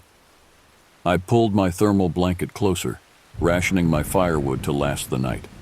That's when I heard it, a sound that didn't belong in these woods. Not the cry of an owl or the distant howl of a coyote, but something between a moan and words carried on the wind. It rose and fell almost like chanting, but in no language I recognized. I extinguished my fire immediately, plunging my shelter into darkness. Years of combat had taught me when to make myself invisible. I moved to the back of the shallow cave, drawing my sidearm and controlling my breathing. The mist crept past the cave entrance, glowing faintly with its own inner light. Within it, shadows moved, tall, elongated shapes that seemed to flow rather than walk. The chanting grew louder, and though I couldn't understand the words, something primal within me responded to them. My heart raced, my mouth went dry, and the stone cougar in my pocket seemed to grow warm against my thigh. My grandfather had once told me that fear was the appropriate response to the sacred, that our ancestors understood this, while modern people had forgotten. When you feel true fear, Makia, he'd said, do not run from it. Listen to what it tells you. So I listened, there in the darkness, as the chanting entities passed my hiding place. They were searching for something, or someone. The mist swirled at the cave entrance but didn't enter, as if repelled by some invisible boundary. Hours passed. I must have dozed, despite my terror, because when I opened my eyes, pre-dawn light filtered through the mist, which had thinned considerably. I waited until full daylight before venturing out, muscles stiff from cold and tension. The forest had transformed overnight. What had been familiar pine and juniper woodland now seemed ancient, primeval. The trees stood taller, their trunks wider with hanging moss that hadn't been there the day before. The air carried the scent of decay and something else, something musky and animal. I studied the ground around my shelter, finding tracks in the soft earth that made no logical sense. They resembled barefoot human prints but were too large, easily 18 inches long, and too deep, as if whatever made them carried impossible weight. They followed no consistent path, but rather meandered through the forest in a pattern that suggested searching behavior. As I knelt to photograph one particularly clear print, I noticed something in the depression, a small carved figure, partially buried in the soil. Carefully, I extracted it, brushing away the dirt. It was an intricately carved wooden figurine, darkened with age, depicting a being with a human body but the head of a deer or elk, complete with massive antlers. My blood ran cold. My grandfather had spoken of such figures, representations of the Wendigo, a creature from Algonquian folklore. But we were far from Algonquian territory, and the Hopi had no such tradition. Yet I couldn't shake the feeling that I was meant to find this, that it had been left specifically for me. I tucked the figure into my pocket alongside my grandfather's stone cougar. As I straightened, a sound reached me from deeper in the forest, the clear, distinctive crack of a branch breaking under significant weight. Something was coming. I moved quickly through the unfamiliar forest, no longer concerned with my original mission parameters. Something was hunting me, something that defied rational explanation. My military training screamed for me to find defensible ground, to establish a strategic position rather than fleeing blindly. The terrain sloped upward, becoming increasingly rocky. Good. Higher ground would give me visibility and limit approach vectors. I pushed myself harder, ignoring the burning in my legs and the sweat soaking my uniform despite the chill air. Another branch snapped behind me, closer this time. I didn't look back. In combat, hesitation kills. Instead, I focused on my path, scanning for anything I could use to my advantage. That's when I saw it, a structure barely visible through the trees ahead. A cabin, weathered gray logs blending with the forest. It wasn't marked on any of my maps, which made no sense. This area had been thoroughly surveyed for the military testing grounds. Every structure should have been documented. I approached cautiously, sidearm drawn. The cabin appeared abandoned, its small windows dark, a thin layer of fallen leaves covering the path to its door. No smoke rose from the stone chimney. No sounds came from within. The door hung slightly ajar. I called out, identifying myself as Forest Service, maintaining my cover story in case this was some illegal hunter's outpost or a transient's shelter. When no response came, I nudged the door open with my boot, weapon ready. Dust motes danced in the shafts of light piercing through the grimy windows. The cabin consisted of a single room with sparse furnishings, a rough-hewn table and chair, a cast-iron stove, and a narrow bed frame with a straw mattress. The walls were adorned with faded photographs and what appeared to be hand-drawn maps. I secured the space, checking corners and the small root cellar accessible through a trap door in the floor. Finding nothing threatening, I returned to examine the maps and photographs more carefully. What I found sent a cold shiver through me. The photographs, yellowed with age, showed military personnel in uniforms from the 1950s. They stood before cave entrances that looked disturbingly familiar, the same system I'd been exploring yesterday. Several photos showed strange equipment being carried into the caves. The maps depicted the surrounding forest in detail, far exceeding my official charts. Red X marks dotted the landscape, each labeled with dates spanning decades. The most recent was marked just 3 months ago, corresponding with the first disappearance Reynolds had briefed me about. A leather-bound journal sat on the table, its pages filled with cramped handwriting. I flipped it open, scanning entries that dated back to 1952. The writer, who identified himself only as Captain J. Harris, described a classified operation called Project Threshold. Its purpose: to investigate reports of interdimensional anomalies in the Mogollon Rim area. Harris wrote of experiments conducted in the cave systems, using equipment designed to amplify naturally occurring energy fields. He documented increasing encounters with what he called non-human entities that appeared during their tests. The final entries became increasingly paranoid, describing being watched and followed. The last entry, dated October 17, 1954, simply stated, "It knows what we've done. It's coming for us all." I checked my watch. October 17th, 71 years to the day. A sudden creak from the porch froze me in place. Something heavy moved outside, making the old boards groan beneath its weight. I extinguished my flashlight, plunging the cabin into shadow as I moved silently to one of the windows. Through a gap in the weathered curtains, I saw nothing at first. Then a shadow fell across the porch, impossibly tall and lean. I caught a glimpse of what appeared to be antlers silhouetted against the forest before it moved out of my line of sight. The wooden walls of the cabin suddenly seemed fragile protection. I needed to know what I was dealing with, needed information beyond folklore and a long-dead captain's ramblings. In the dim light, I returned to the journal, flipping through for anything that might help me understand or fight whatever was out there. In the back pages, I found technical diagrams of the equipment Harris's team had used in the caves. One device was labeled Resonance Disruptor, with a note: repels entities when activated.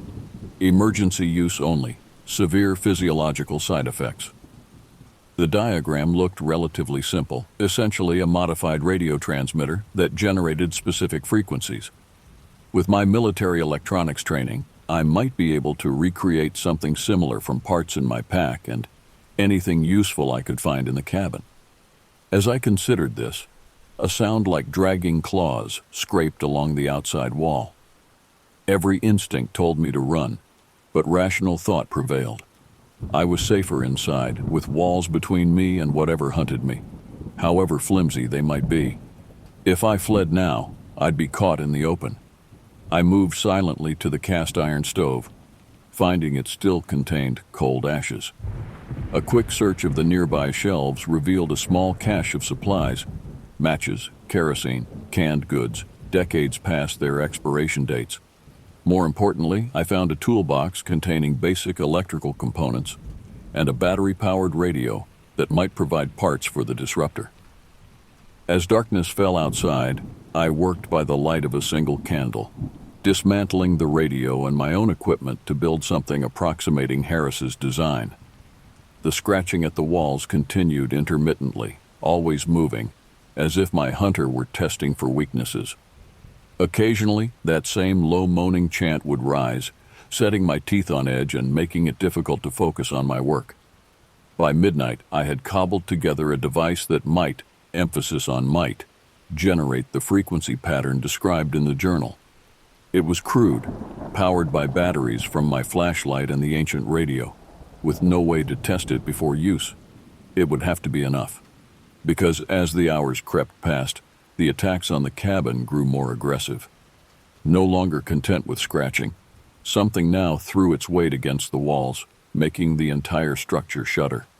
The windows rattled in their frames, and dust showered from the ceiling with each impact. Time was running out. Whatever barrier had kept the entity from entering thus far was weakening, or its determination was growing stronger. I finished the final connections on my makeshift disruptor, just as I heard wood splintering from the rear of the cabin. It was coming in. The back wall gave way with a thunderous crack. Cold air rushed in, carrying that strange mist with it. I activated the disruptor and braced myself, unsure what would happen next. The device emitted a high-pitched whine, barely audible at first, but quickly rising in intensity until my teeth ached and my vision blurred. The mist at the broken wall seemed to recoil, churning and swirling as if in pain. Through the jagged opening, I caught my first clear glimpse of my pursuer. The sight defied logic, contradicted everything I thought I knew about the natural world. It stood at least 9 feet tall, its body emaciated yet somehow powerful, skin pulled tight over an elongated frame. The head bore massive antlers that scraped the top of the doorframe, but the face, the face, was almost human, with sunken eyes that reflected the candlelight like a predator's. The Wendigo. My grandfather's stories hadn't done it justice. The creature recoiled from the disruptor's frequency, releasing a sound between a shriek and a roar that made my ears ring. It retreated several steps before stopping, swaying as if gathering itself. I seized the moment, grabbing my pack and the journal, looking for any avenue of escape. The front door was my only option. I moved toward it, keeping the disruptor aimed at the breach where the creature still lingered just outside. My hand found the doorknob, turned it. It was locked. Somehow, impossibly, locked from the outside. The Wendigo charged again, this time with purpose, as if it had recognized my intention to flee. The disruptor's effect seemed weaker now, the batteries draining. The creature pushed through the invisible barrier of sound, its long arms reaching for me, claws extended. I fired my sidearm. The shots were deafening in the confined space, muzzle flash momentarily blinding me. The creature stumbled back, dark fluid spattering from wounds in its chest, but it didn't fall. Instead, it looked down at the injuries with what appeared to be curiosity, then back at me with renewed rage. Bullets wouldn't stop it. I needed another strategy. The cast iron stove caught my eye. I ejected my magazine, loading my last rounds. Tracer bullets, designed to ignite. I aimed carefully at the stove where I had noticed the kerosene container nearby, steadied my breathing, and fired. The effect was immediate and catastrophic. The kerosene exploded, igniting the dry timber of the cabin walls. Fire spread with unnatural speed, as if the entire structure had been waiting for this moment to burn. The Wendigo shrieked, recoiling from the flames. Fire seemed to affect it far more than bullets had. I used the distraction to kick at the front door repeatedly until the aged wood around the lock splintered and gave way. Cool night air hit my face as I stumbled onto the porch, the cabin now fully engulfed behind me. The firelight illuminated the clearing and the forest edge beyond, where more shapes moved, similar to the Wendigo but smaller, watching from the tree line with the same reflective eyes. I ran. There was no strategic withdrawal, no tactical retreat, just blind panic carrying me away from the burning cabin and the monsters it had revealed. The disruptor still whined in my hand, its effect diminished, but perhaps still offering some protection as I fled through the forest. My lungs burned. Branches whipped at my face. I had no direction, no plan beyond putting distance between myself and the creatures. The stone cougar in my pocket seemed to grow warmer with each step, almost hot enough to burn through the fabric. I don't know how long I ran before I collapsed, legs giving out beneath me. I crawled beneath the low branches of a fallen pine, pressing myself into the shadows, trying to control my ragged breathing. The disruptor had fallen silent, its batteries completely drained. When I finally calmed enough to take stock of my situation, I realized I was utterly lost. The forest around me looked nothing like the terrain I'd been traversing earlier. The trees were older, massive things with trunks wider than any ponderosa had right to be. Moss hung in thick curtains, and the ground was covered in ferns that shouldn't exist in this arid region. I pulled out my phone, hoping against hope for a signal or at least the GPS function. The screen remained dark. I checked my watch. The hands had stopped at exactly 3:33 a.m. In the distance, firelight flickered where I assumed the cabin still burned. Other lights moved through the forest, not the steady beam of flashlights, but the erratic dance of bioluminescence, like oversized fireflies shifting through the trees. The stone cougar now burned against my thigh. I pulled it from my pocket and nearly dropped it in shock. The carved stone glowed with a faint inner light, pulsing like a heartbeat. As I watched, it seemed to turn slightly in my palm, as if orienting itself. My grandfather's words came back to me. "If you are ever truly lost, Makya, the cougar will guide you home. It is your clan, your protector." I had dismissed it as the superstition of an old man. Now, holding the glowing talisman, I wasn't so sure. With no better option, I followed the direction the stone cougar seemed to indicate, moving as quietly as possible through the ancient forest.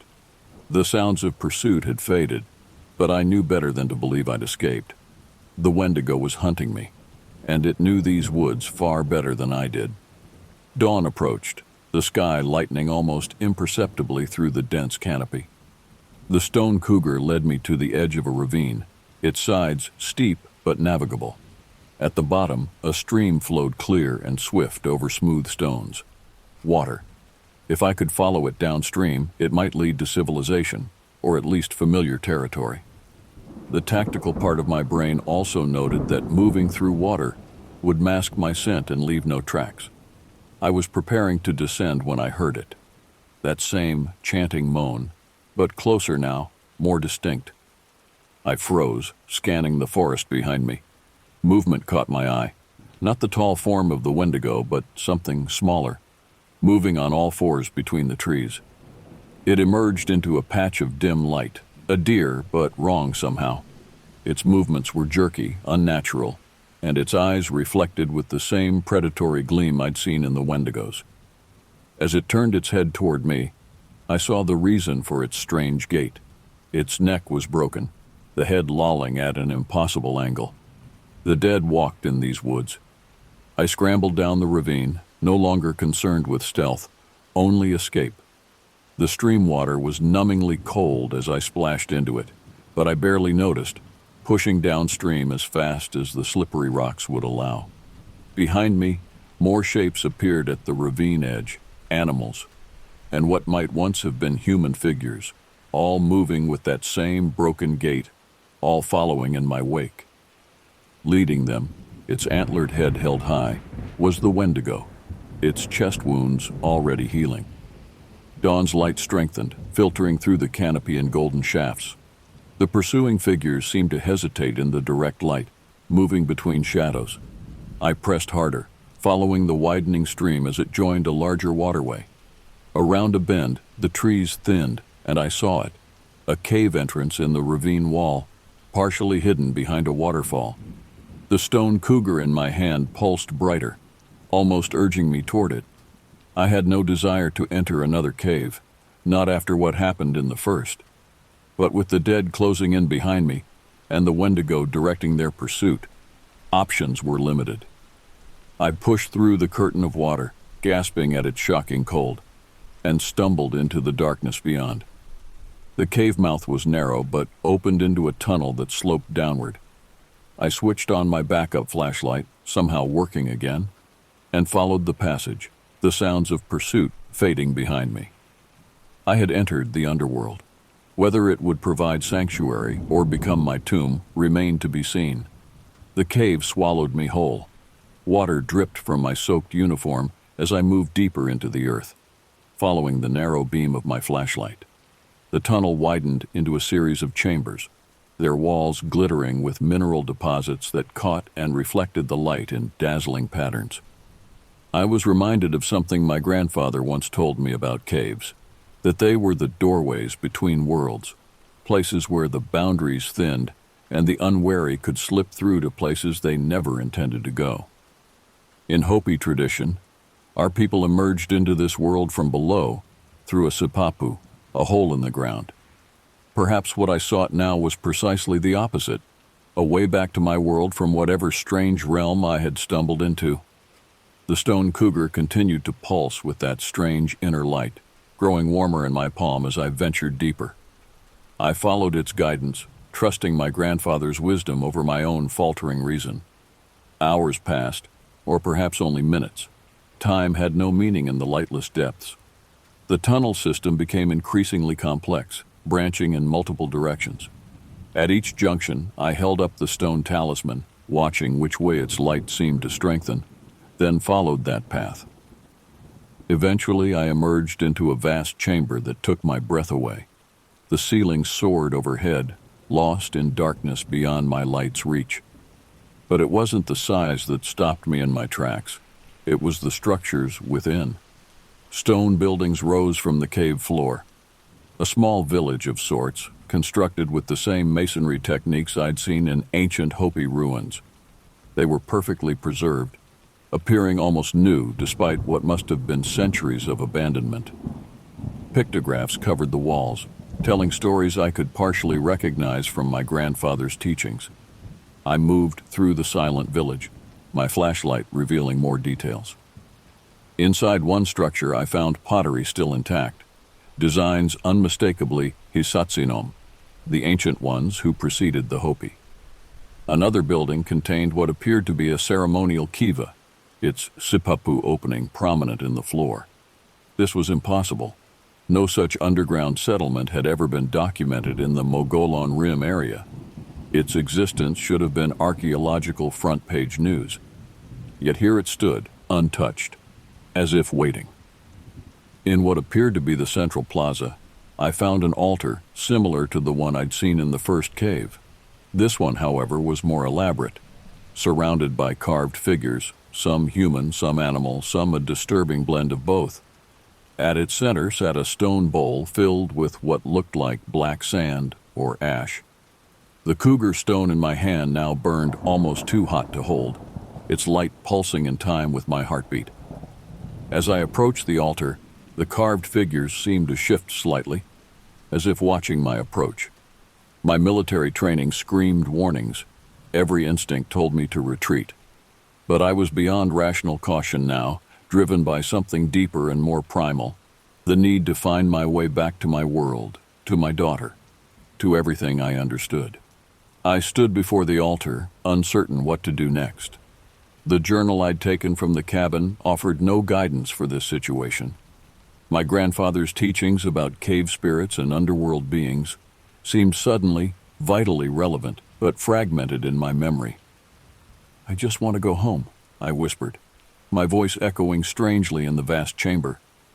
As if in response, the black substance in the stone bowl ignited, bursting into blue flame that cast no heat. The carved figures around the altar definitely moved now, turning to face me with blank stone eyes. From the shadows beyond the village, I heard that familiar chanting moan.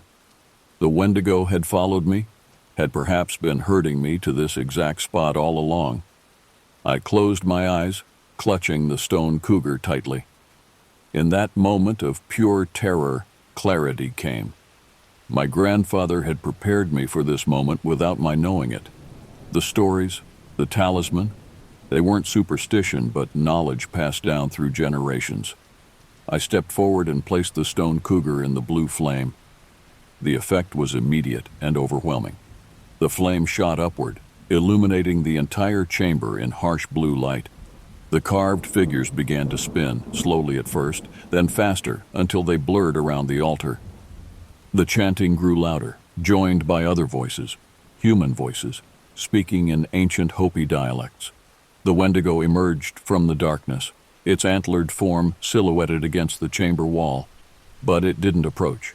Instead, it dropped to its knees, lowering its head as if in submission or reverence. The blue flame engulfed me, but it didn't burn. Instead, it seemed to pass through me, taking something with it, some essence I hadn't realized I carried. The weight of fear lifted, the confusion cleared. For the first time since entering these woods, I understood. This place existed between worlds. The military experiments in the 1950s had weakened barriers that should never have been breached. The Wendigo wasn't simply a monster from folklore. It was a guardian, keeping worlds separate that should remain so. The missing hikers, the equipment malfunctions, all attempts to prevent further damage. And I had been sent, unknowingly, to assess the possibility of reopening those experiments. The flame rose higher, surrounding me completely. Through its blue veil, I saw the Wendigo raise its head, its eyes meeting mine across the distance. No longer predatory, they held something like recognition and release. The world dissolved around me, the blue flame consuming everything, the altar, the village, the cave itself. I felt myself falling, or perhaps flying, through layers of reality. When I opened my eyes, I lay on my back in fallen leaves, staring up at the morning sky through pine branches. Normal pine branches, normal Arizona sky. I sat up slowly, assessing my surroundings. I was in a forest clearing, my pack beside me, my clothes somehow dry. My watch ticked steadily, showing 7:05 a.m. on October 18th, just one day after I'd entered the cave system. My phone powered on immediately, GPS placing me less than 2 miles from my original entry point to the wilderness area. No signs remained of the strange forest I'd traversed, the cabin, or the underground village. But when I reached into my pocket, where I'd always kept my grandfather's stone cougar, I found only ash. 2 hours later, I reached the ranger station and reported a plausible story about getting turned around in the cave systems. Search and rescue escorted me back to base camp, where Captain Reynolds waited with barely concealed impatience.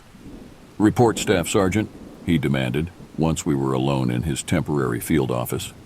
I handed him a carefully edited version of my findings, locations of cave entrances, terrain details, notes about magnetic anomalies causing equipment malfunctions. I mentioned nothing about the Wendigo, the cabin, or the underground village. Some truths aren't meant for military reports. "And the missing hikers?" Reynolds pressed. "No sign, sir. The cave systems are extensive and dangerous. Easy for civilians to get lost." He studied me, eyes narrowing. "You look like hell, Tohopka. Anything else I should know?" I met his gaze steadily. "Just that I wouldn't recommend further operations in that area, sir. The terrain is unstable, and the caves show signs of potential collapse. Too risky for valuable equipment or personnel." Whether he believed me or not, Reynolds had his report. The bonus pay was processed, my retirement paperwork expedited. 3 weeks later, I was officially a civilian for the first time in 26 years. The cabin sits on 5 acres of ponderosa pine forest, far enough from the Mogollon Rim to let me sleep at night, close enough to remind me daily of what waits in those deeper woods. I built it myself, using the skills my grandfather taught me and the bonus from my final mission. Kaya visits during breaks from medical school, her tuition now fully covered. She notices the protective symbols carved subtly into the porch posts and window frames, but doesn't comment. Some knowledge passes silently between generations. Sometimes, on cold autumn nights when the wind carries voices from the distant forest, I sit on my porch and remember. The stone cougar may be gone, but its protection remains. I feel it in the boundaries I've established around my property, boundaries honored by what lives in the deeper wilderness. I've received 3 letters from the military since my retirement, each offering substantial compensation for consultation on a new project in the Mogollon Rim area. Each time, I've declined. Some doors should remain closed. Some worlds should remain separate. And some soldiers know when their final mission isn't really over, but merely transformed into a quieter, more enduring vigilance. I am Makya Tohopka. In Hopi, my name means cougar hunter. But my grandfather knew better. I was never meant to hunt the cougar. I was meant to become it, guardian of thresholds, protector of boundaries. The Wendigo and I understand each other now. We are not so different in the end. Both of us stand at the crossroads between worlds, ensuring that what belongs in darkness stays there. And when hikers and campers report strange sightings near the rim, a tall Native American man warning them away from certain caves, appearing and disappearing like a ghost among the trees, I simply add it to the local folklore. Another layer of protection for those who might otherwise wander too far from the world they know. Some call it superstition. I call it duty. My final mission continues.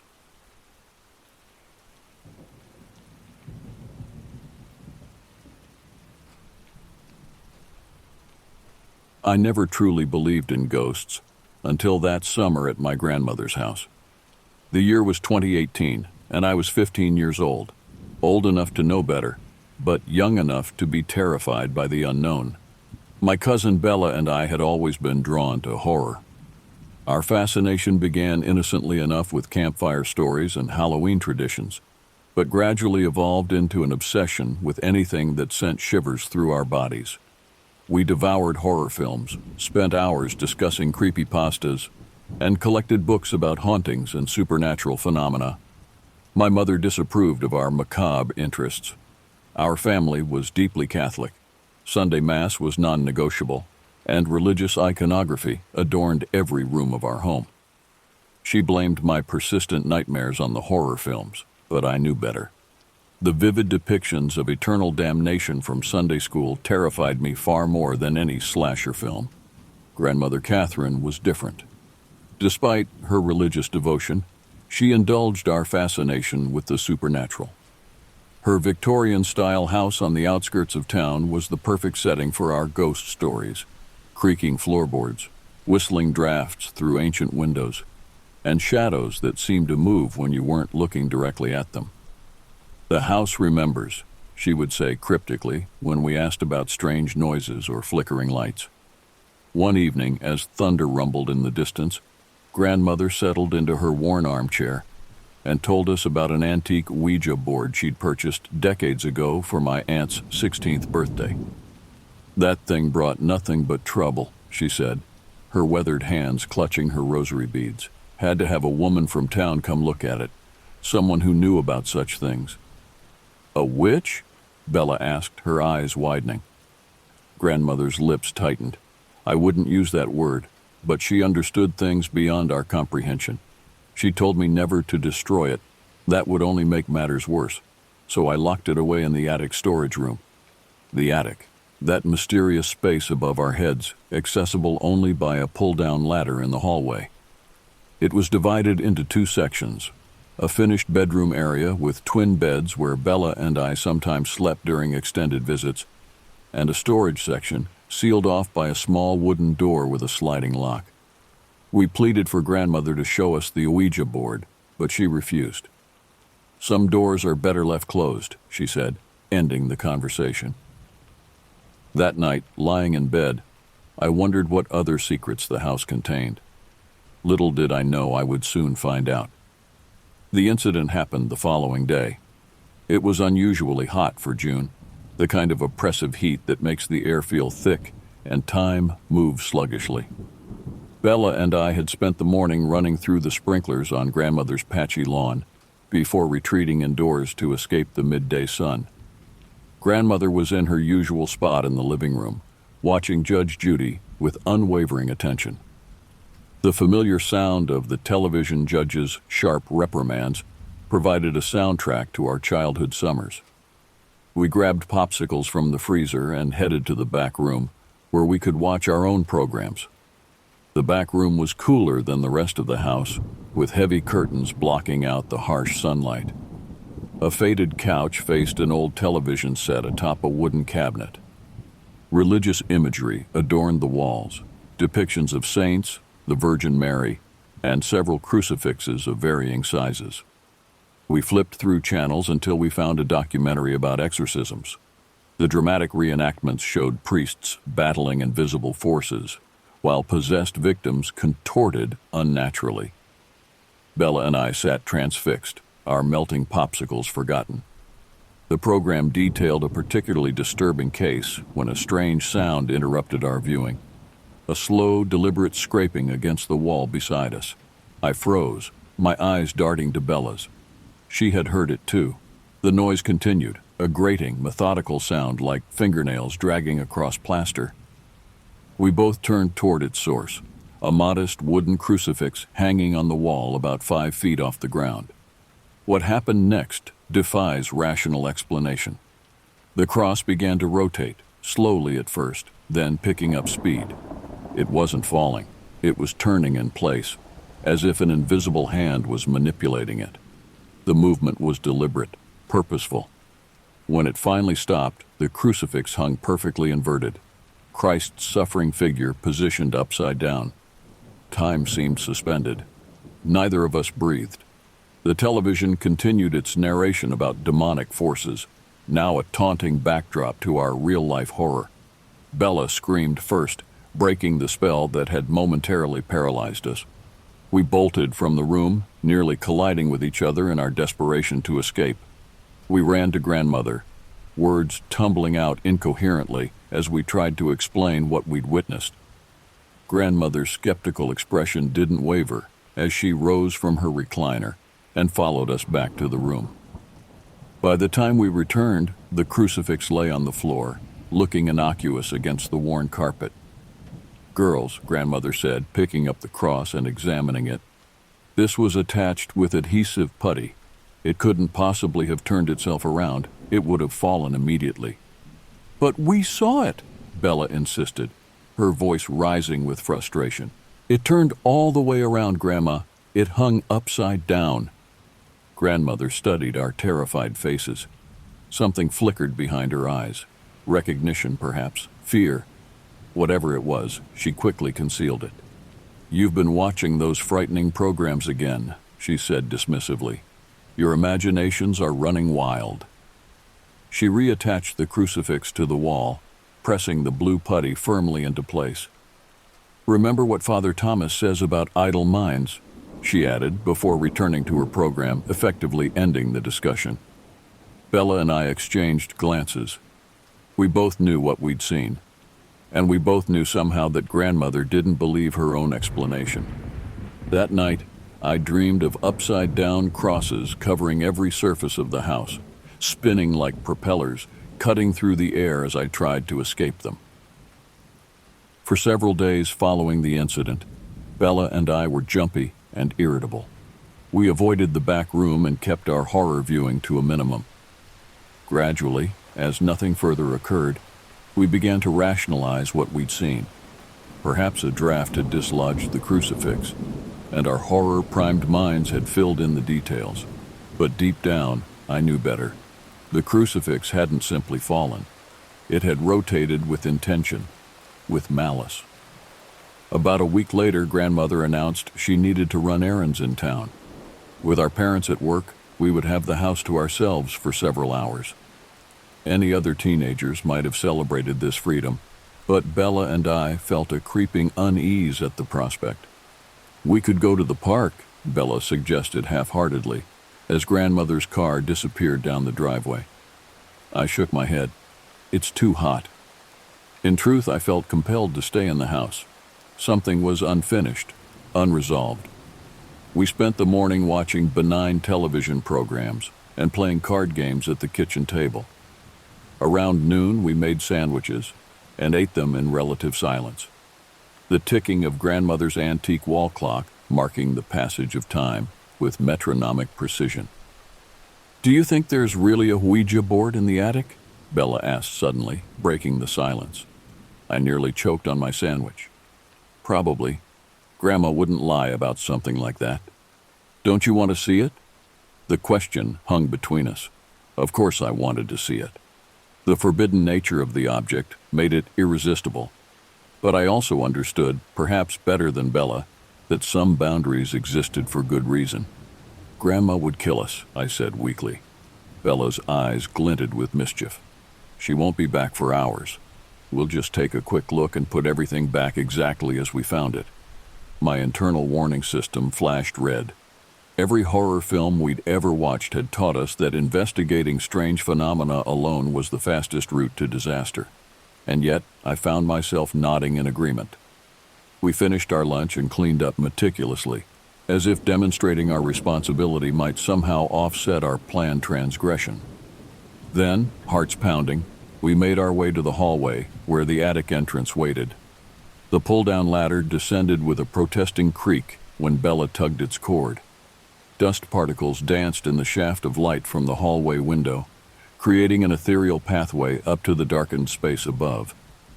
"After you," Bella said, suddenly less confident. I swallowed hard and began climbing. Each rung felt like a decision point, a chance to reconsider, to retreat to safety.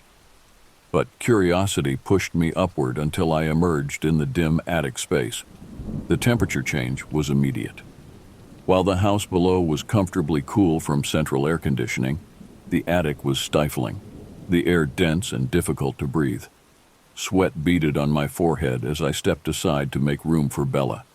The bedroom portion of the attic was sparsely furnished with twin beds covered in faded quilts, a small nightstand between them, and a battery-operated lamp that cast weak yellow light when I switched it on. A slanted ceiling made the space feel even more confined, and a small window at the far end was obscured by years of grime. But it was the wooden door separating us from the storage area that drew our attention. It seemed smaller than I remembered, barely 5 feet high, with a simple sliding wooden lock securing it. "Do you think it's in there?" Bella whispered, though there was no need for hushed tones in the empty house. "Only one way to find out," I replied, moving toward the door with a confidence I didn't feel. The wooden lock slid open easily, but the door itself resisted, swollen from years of heat and humidity.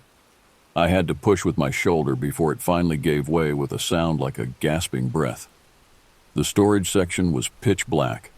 I fumbled for my phone to activate its flashlight, revealing a space cluttered with cardboard boxes, old furniture, and plastic bins filled with seasonal decorations. Cobwebs adorned every surface, and the dust was so thick it felt like powder beneath our feet. "We're looking for a Ouija board," I reminded Bella, who had gone very quiet beside me. "Probably in a box." We moved carefully through the cramped space, checking labels on boxes when they existed, opening those that seemed promising. Most contained predictable items: Christmas ornaments, old clothing, photo albums. After 20 minutes of searching, frustration began to replace our initial trepidation. The stifling heat made it difficult to think, and the dust irritated my eyes and throat. "Maybe she got rid of it," Bella suggested, wiping sweat from her brow. "Or maybe it's not here at all. Adults make up stories sometimes." I was about to agree when my flashlight beam caught something in the far corner. A trunk, unlike the other storage containers. It was made of dark wood with metal fixtures, the kind you might see in a period film about ocean voyages. Unlike everything else in the attic, it appeared untouched by dust. "Look," I whispered, pointing. We approached the trunk cautiously. No lock secured its heavy lid, just a simple metal latch that lifted with minimal effort. The hinges moved silently, suspiciously well-oiled compared to everything else in the house. Inside, resting on what appeared to be a black velvet cloth, was a Ouija board.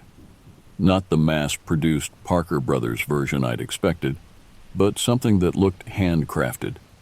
The wood was dark and polished, the letters carved rather than painted, and the planchette was made of some kind of bone, yellowed with age. "Should we touch it?" Bella asked, her voice barely audible. Before I could respond, A sound reached us from below, a door closing. We froze, eyes wide with panic. "Is Grandma home early?" Bella hissed. I checked my phone. She shouldn't be back for another hour at least. We listened intently. Footsteps moved through the house below, deliberate heavy steps that didn't match Grandmother's light tread.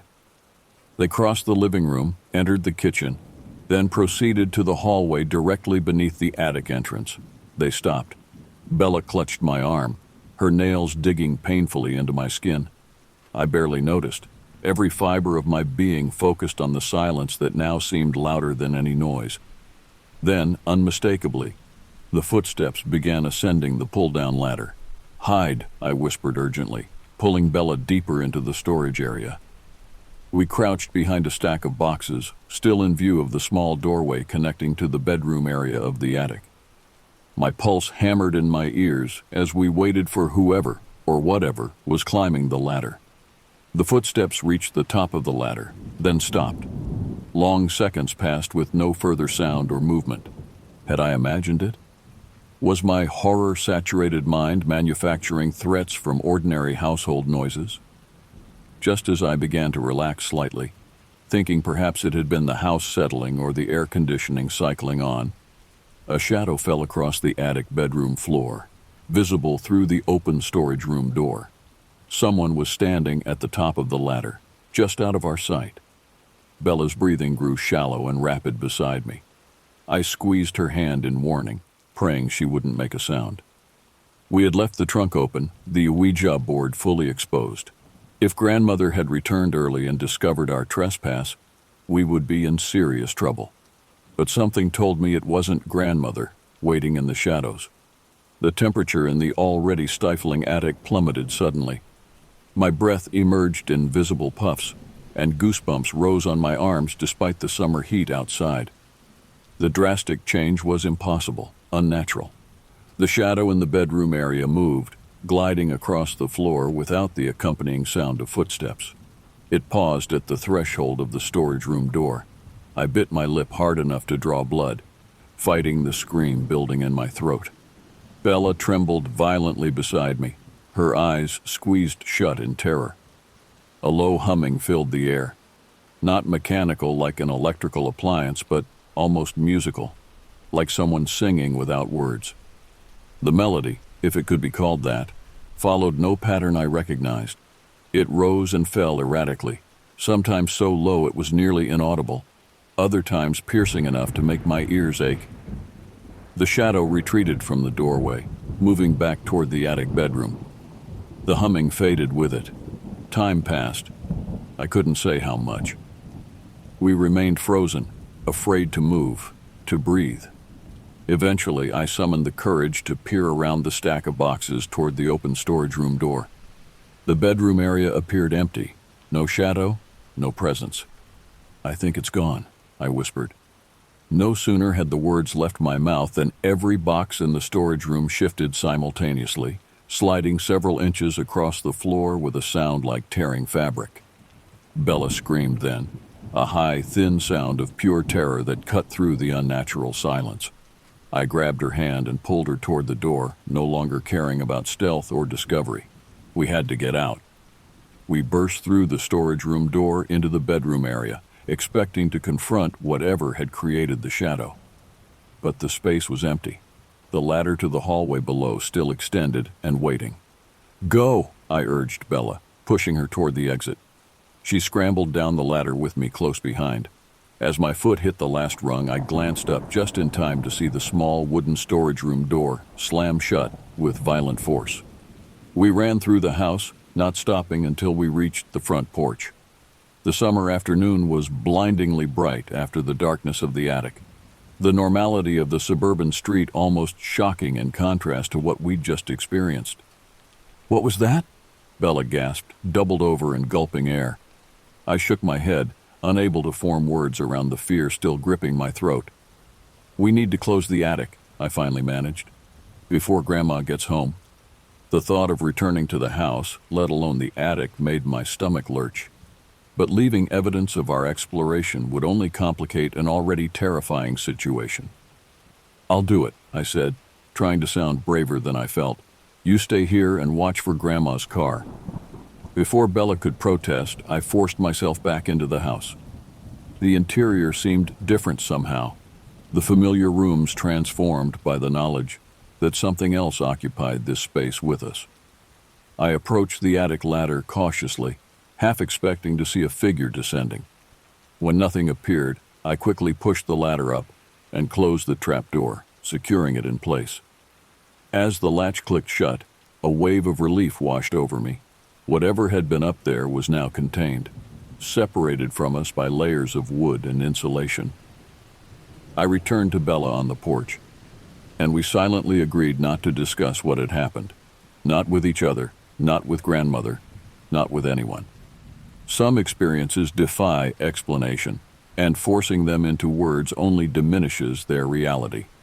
When grandmother returned 30 minutes later, she found us sitting innocently on the porch swing, reading magazines and pretending our world hadn't fundamentally changed. The remainder of the day passed in strained normalcy. We helped grandmother prepare dinner, watched her favorite evening programs, and participated in conversation without revealing the tremor of fear that underscored our every action. When bedtime arrived, Bella and I faced a dilemma. We typically slept in the attic bedroom during summer visits, but after our experience, the thought was unbearable. Yet explaining our reluctance would require confessions we weren't prepared to make. "You girls look exhausted," grandmother remarked as she cleared the dinner dishes. "Must be all that sun you got yesterday. Why don't you sleep in the guest room tonight instead of climbing all those stairs?" The relief was so intense I nearly cried. Whether grandmother somehow sensed our unspoken distress or coincidence had worked in our favor, I didn't question the reprieve. The guest room on the main floor had a queen-sized bed that Bella and I would share, surrounded by more of grandmother's religious artifacts. Typically, I found the watchful eyes of painted saints unsettling, but tonight they seemed like guardians against whatever lurked in the attic. We prepared for bed in silence, the weight of our shared experience hanging between us like an invisible curtain. As we settled beneath the covers, Bella finally spoke. "What do you think it was?" she whispered. I stared at the ceiling, considering my answer carefully. "I don't know. Maybe nothing. Old houses make strange noises." "That wasn't just a noise, and you know it," Bella insisted. "There was something up there with us." I couldn't argue with her perception. We had both seen the shadow, felt the impossible cold, heard the humming that no human throat could produce. "Whatever it was," I said, "it's connected to that Ouija board. We should never have opened that trunk." Bella nodded solemnly. "Do you think we released something?" The question hung in the darkness between us, too terrifying to contemplate directly. Horror movies had taught us the rules. Tampering with occult objects invites unwelcome entities into our world. Had we inadvertently crossed that threshold? "Let's just try to sleep," I suggested, though sleep seemed an unlikely prospect. "Everything will seem more rational in the morning." We said goodnight and attempted to rest, but every house sound, the refrigerator cycling on, the heating ducts expanding, the subtle settling of an aging structure, now carried sinister undertones. I stared at the ceiling for what felt like hours, listening to Bella's breathing gradually slow and deepen, as exhaustion finally claimed her. My own consciousness hovered at the edge of sleep when a new sound registered, a soft, rhythmic tapping. At first I thought it might be a branch against the window, but the night was still, without even a whisper of wind. Tap, tap, tap. The sound came from above, from the attic. I told myself it was my imagination, a continuation of the day's terror bleeding into the threshold of dreams. But as the tapping persisted, growing slightly louder, slightly faster, the possibility of denial evaporated. Tap, tap, tap, tap, tap, tap. It had a pattern now, a deliberate rhythm that suggested communication. I lay frozen, afraid that any movement might attract attention from whatever was creating the sound. Beside me, Bella stirred but didn't wake. I envied her oblivion, the temporary escape that sleep provided. The tapping stopped abruptly, leaving a silence more unnerving than the noise had been. I strained to hear, holding my breath to eliminate even that small disruption. A different sound replaced the tapping, the unmistakable creak of the attic ladder being lowered. My blood turned to ice. We had secured the trap door before coming downstairs. There was no one else in the house who could be accessing the attic. Grandmother slept at the opposite end of the house, her bedroom door closed as always. The creak was followed by the soft thud of footfalls on the ladder. Something was descending into the hallway.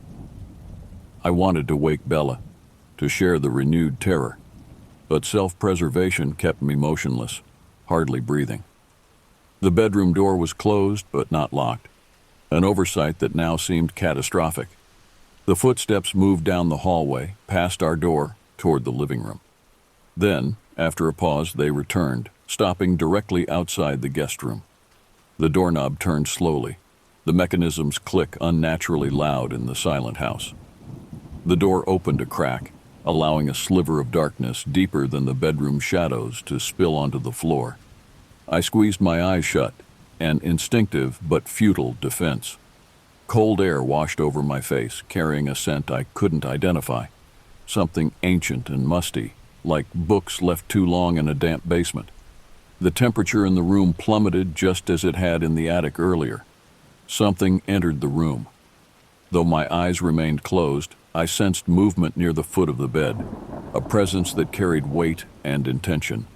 The humming began again, that same discordant melody that defied musical convention.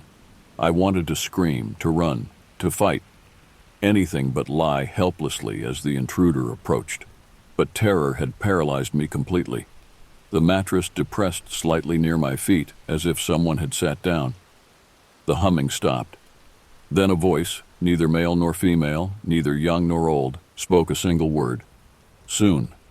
The pressure on the mattress released. Footsteps retreated across the room, through the door, down the hallway. The attic ladder creaked as it was ascended, then the muffled sound of the trapdoor closing.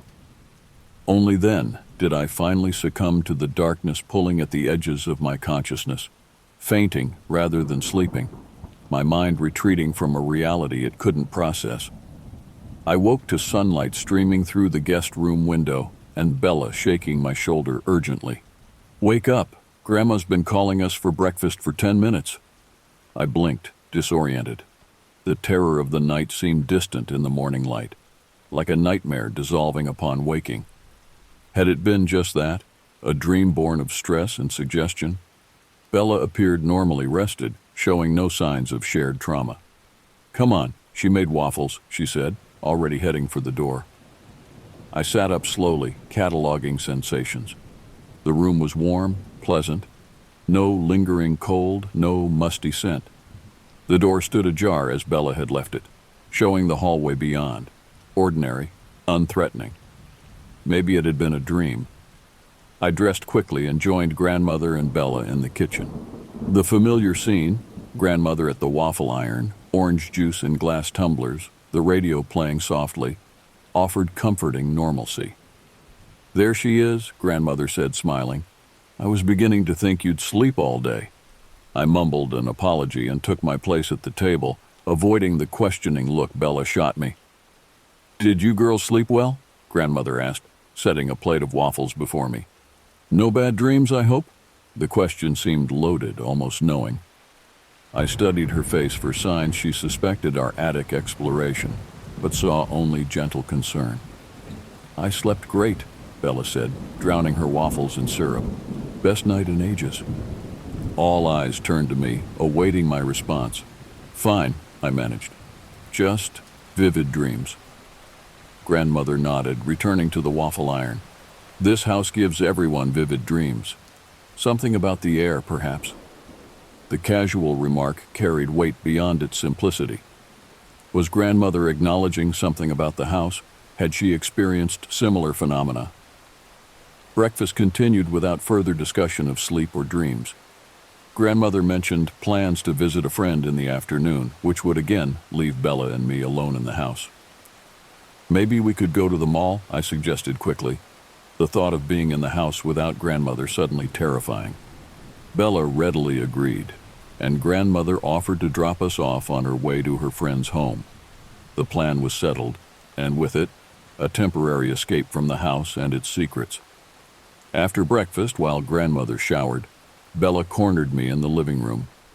"What happened last night?" she demanded. "You look awful." I hesitated, uncertain whether sharing my experience would help or simply spread the terror. "I had a nightmare," I said finally. "About the attic?" Bella's expression grew serious. "Just a nightmare? Or something else?" The question cut to the heart of my uncertainty. How does one distinguish between nightmare and visitation when both occupy the same shadowy realm of consciousness? "I don't know," I admitted. "It felt real. Something came into our room. It sat on the bed and spoke to me." "What did it say?" Bella whispered, her eyes wide. "Just one word, soon." Bella shivered despite the warm morning. "We need to tell Grandma what we found in the attic." I shook my head emphatically. "We can't. She'll know we were snooping where we shouldn't have been. Besides, what would we say? That we might have awakened something supernatural? She'll think we're making it up." Then what do we do? It was the essential question, one that horror movie protagonists inevitably face after initial encounters with the unexplained. In films, they typically make the wrong choice, investigating further rather than fleeing, separating rather than staying together, keeping secrets rather than seeking help. "We stay away from the attic," I said firmly. "We don't talk about the Ouija board. We pretend none of it happened. In 3 days, our parents will pick us up and we'll go home." Bella didn't look convinced, but she nodded reluctantly. 3 days? We can manage that." The mall provided welcome distraction, bright lights, crowds of normal teenagers, the comforting background noise of commerce and conversation.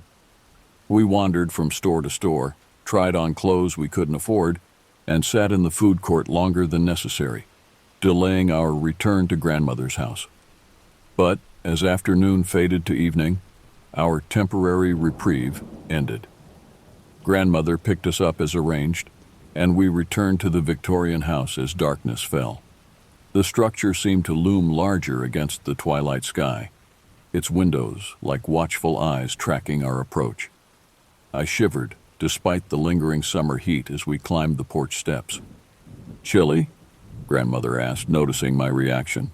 "Just tired," I lied. "Shopping is exhausting." Inside, the house felt different, expectant, as if holding its breath.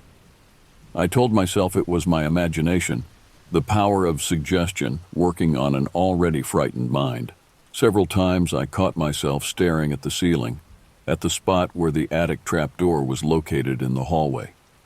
Was it my imagination, or had the ordinary house sounds diminished, creating an unnatural quiet? After dinner, we watched television in the living room. Grandmother dozed in her recliner while Bella and I pretended interest in a reality show neither of us cared about. My attention kept drifting to the darkened hallway beyond the living room archway. "Stop looking," Bella whispered, nudging me. "You're making it worse." She was right. Fear feeds on attention, grows stronger with acknowledgement. I forced myself to focus on the television, on the mundane problems of the show's contestants, on anything but the growing dread in my chest. When grandmother woke and announced it was bedtime, panic fluttered in my stomach. Another night in the house, another opportunity for visitation.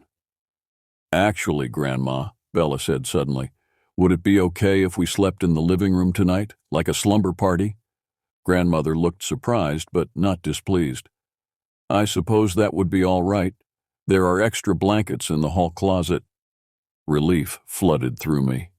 The living room, with its large windows and connections to other parts of the house, felt safer than the enclosed guest room. More escape routes, more light, more openness. We arranged blankets and pillows on the floor, positioning ourselves between the sofa and the television stand. Grandmother wished us good night and retired to her bedroom at the back of the house. "Thank you," I whispered to Bella as we settled into our makeshift beds. She squeezed my hand in response. 2 more nights, she said. We can do this. I nodded, grateful for her presence, for the solidarity of shared fear. Whatever haunted this house, we would face it together. The living room clock ticked steadily, marking the passage of time toward midnight. Despite my exhaustion, sleep remained elusive, held at bay by vigilance and apprehension. Beside me, Bella's breathing eventually deepened into sleep. I envied her ability to surrender to unconsciousness while I remained trapped in wakefulness, jumping at every creak and settling sound. As midnight approached, the house grew unnaturally silent. Even the omnipresent hum of the refrigerator seemed muted, distant. The air thickened, becoming difficult to breathe. I sat up, suddenly alert to a change in the atmosphere. Something was different. Something was wrong. The hallway leading to the attic trapdoor was completely dark. Not the ordinary darkness of a nighttime house, but an absolute absence of light that seemed to swallow the weak glow from the digital clock on the cable box. Within that darkness, something moved. I remained perfectly still as the darkness in the hallway shifted and coalesced. It wasn't simply absence of light. It was something tangible, something with mass and intention. Should I wake Bella? Alert grandmother? My throat had closed with fear, making speech impossible. My limbs felt leaden, unresponsive to my brain's frantic commands to move, to run. The darkness advanced to the threshold of the living room, hovering at the boundary as if awaiting invitation. The temperature plummeted, my breath emerging in visible clouds despite the summer heat outside. The humming began, that same discordant melody from the attic and the guest room. It pulsed in time with the expanding and contracting of the darkness, creating a synesthetic experience of sound and movement intertwined. A shape emerged from the amorphous shadow, vaguely humanoid but wrong in proportions, too tall and too thin to be natural. It had no distinguishable features, just a suggestion of form within the greater darkness. "What do you want?" I whispered, the words escaping before I could consider their wisdom. The humming stopped abruptly. The shape tilted what might have been a head, as if considering my question. When it responded, the voice was the same as before, neither male nor female, young nor old. Freedom. The word hung in the air between us, loaded with implication. I thought of the Ouija board in its trunk, of grandmother's warnings, of the witch who had instructed her never to destroy it. "You're trapped," I said, understanding dawning. "Bound to the board." The shape wavered, stretching taller until it nearly touched the ceiling. "Clever child," it said, the words sliding into my mind rather than my ears.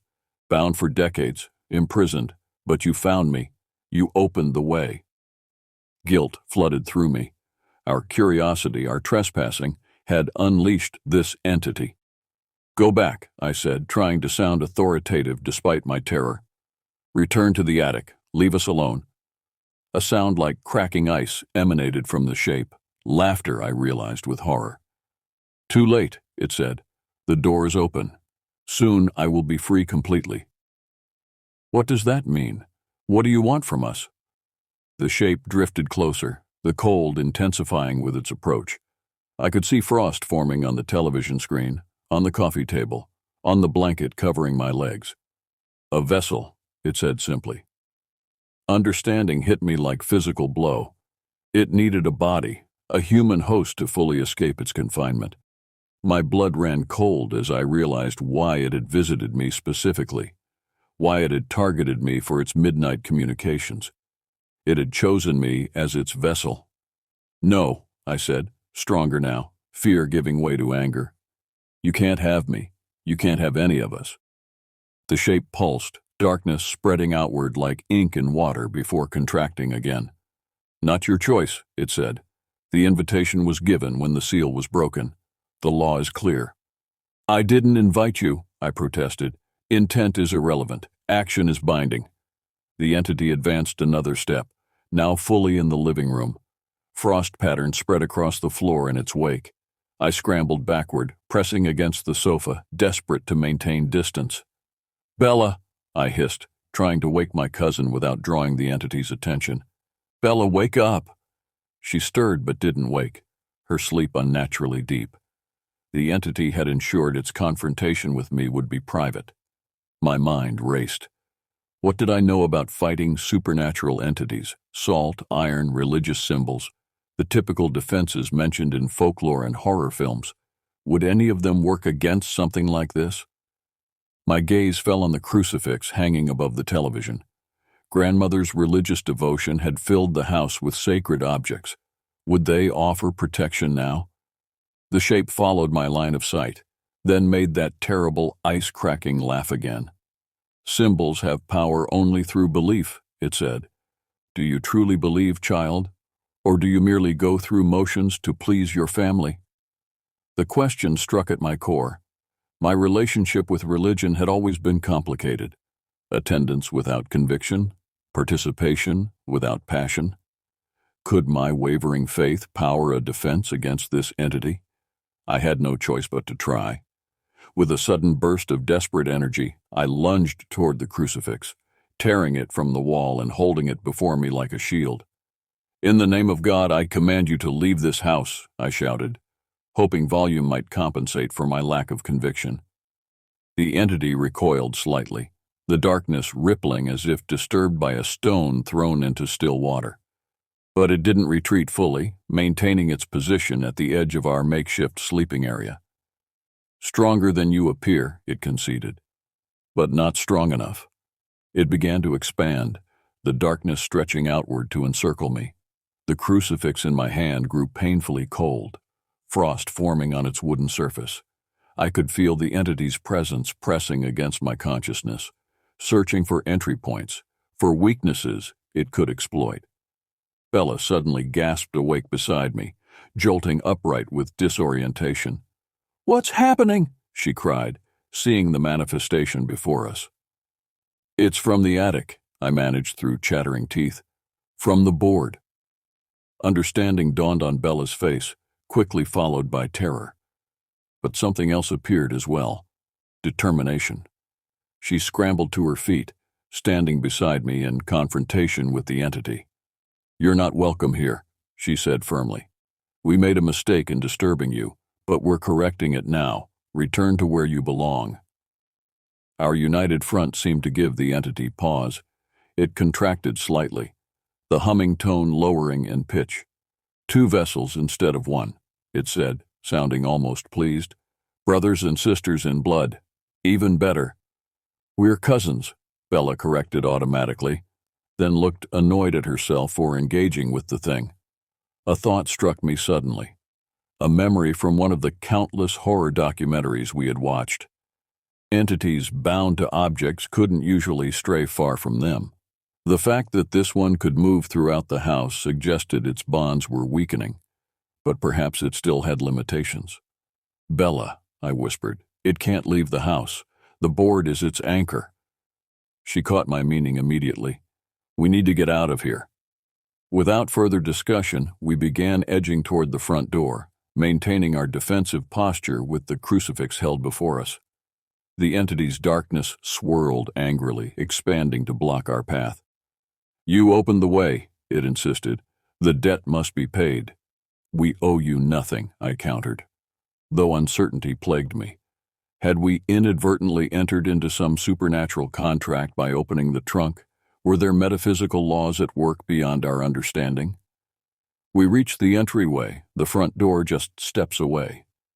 The entity's darkness lashed out like tentacles, wrapping around furniture, climbing walls, attempting to surround us completely. "Grandma!" Bella shouted, abandoning stealth for direct assistance. "Grandma, help us!" The entity's reaction was immediate and violent. A shockwave of cold energy burst outward, knocking us both to the floor. The crucifix flew from my hand, skittering across the hardwood into a corner.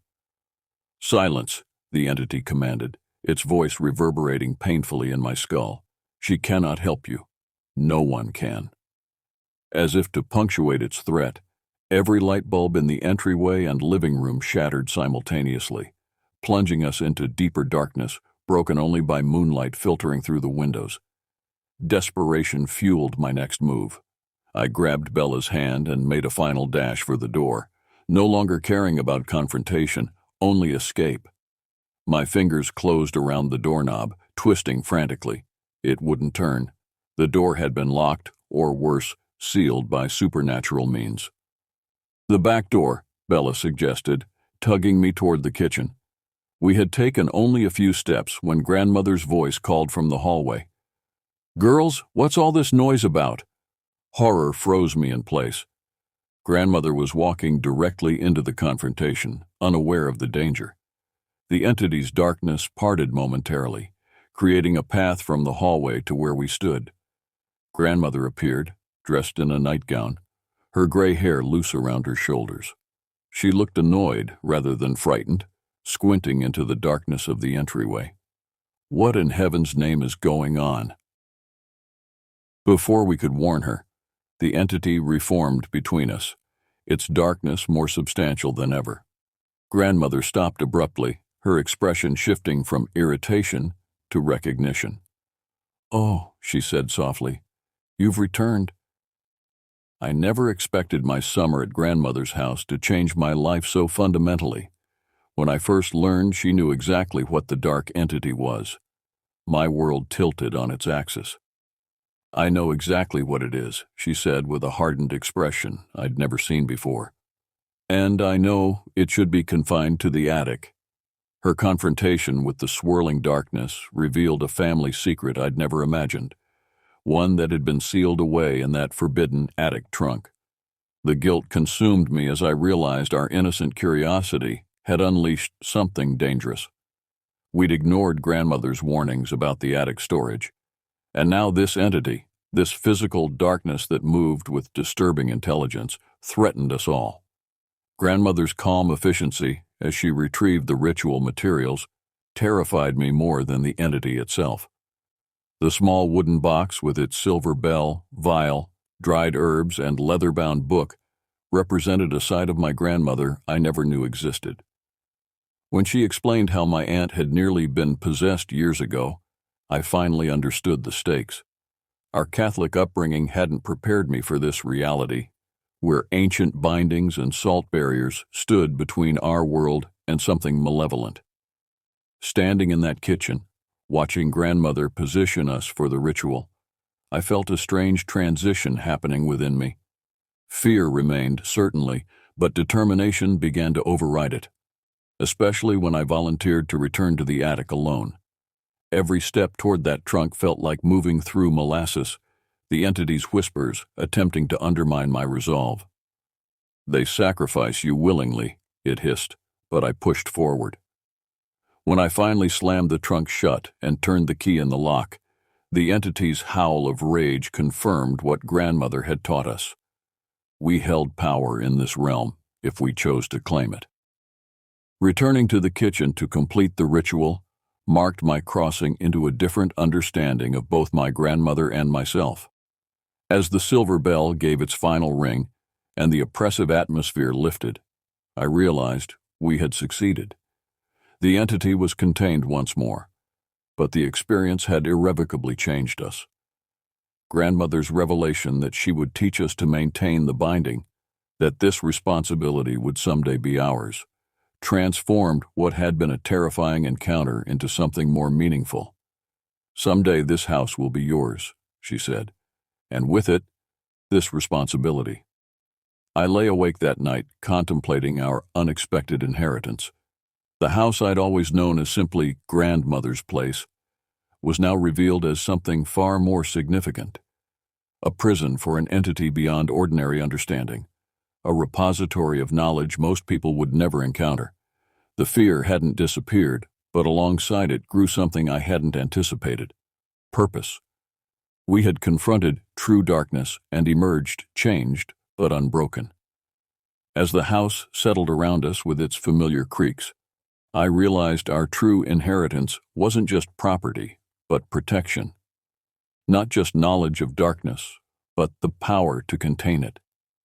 And in that understanding, I finally found peace enough to sleep.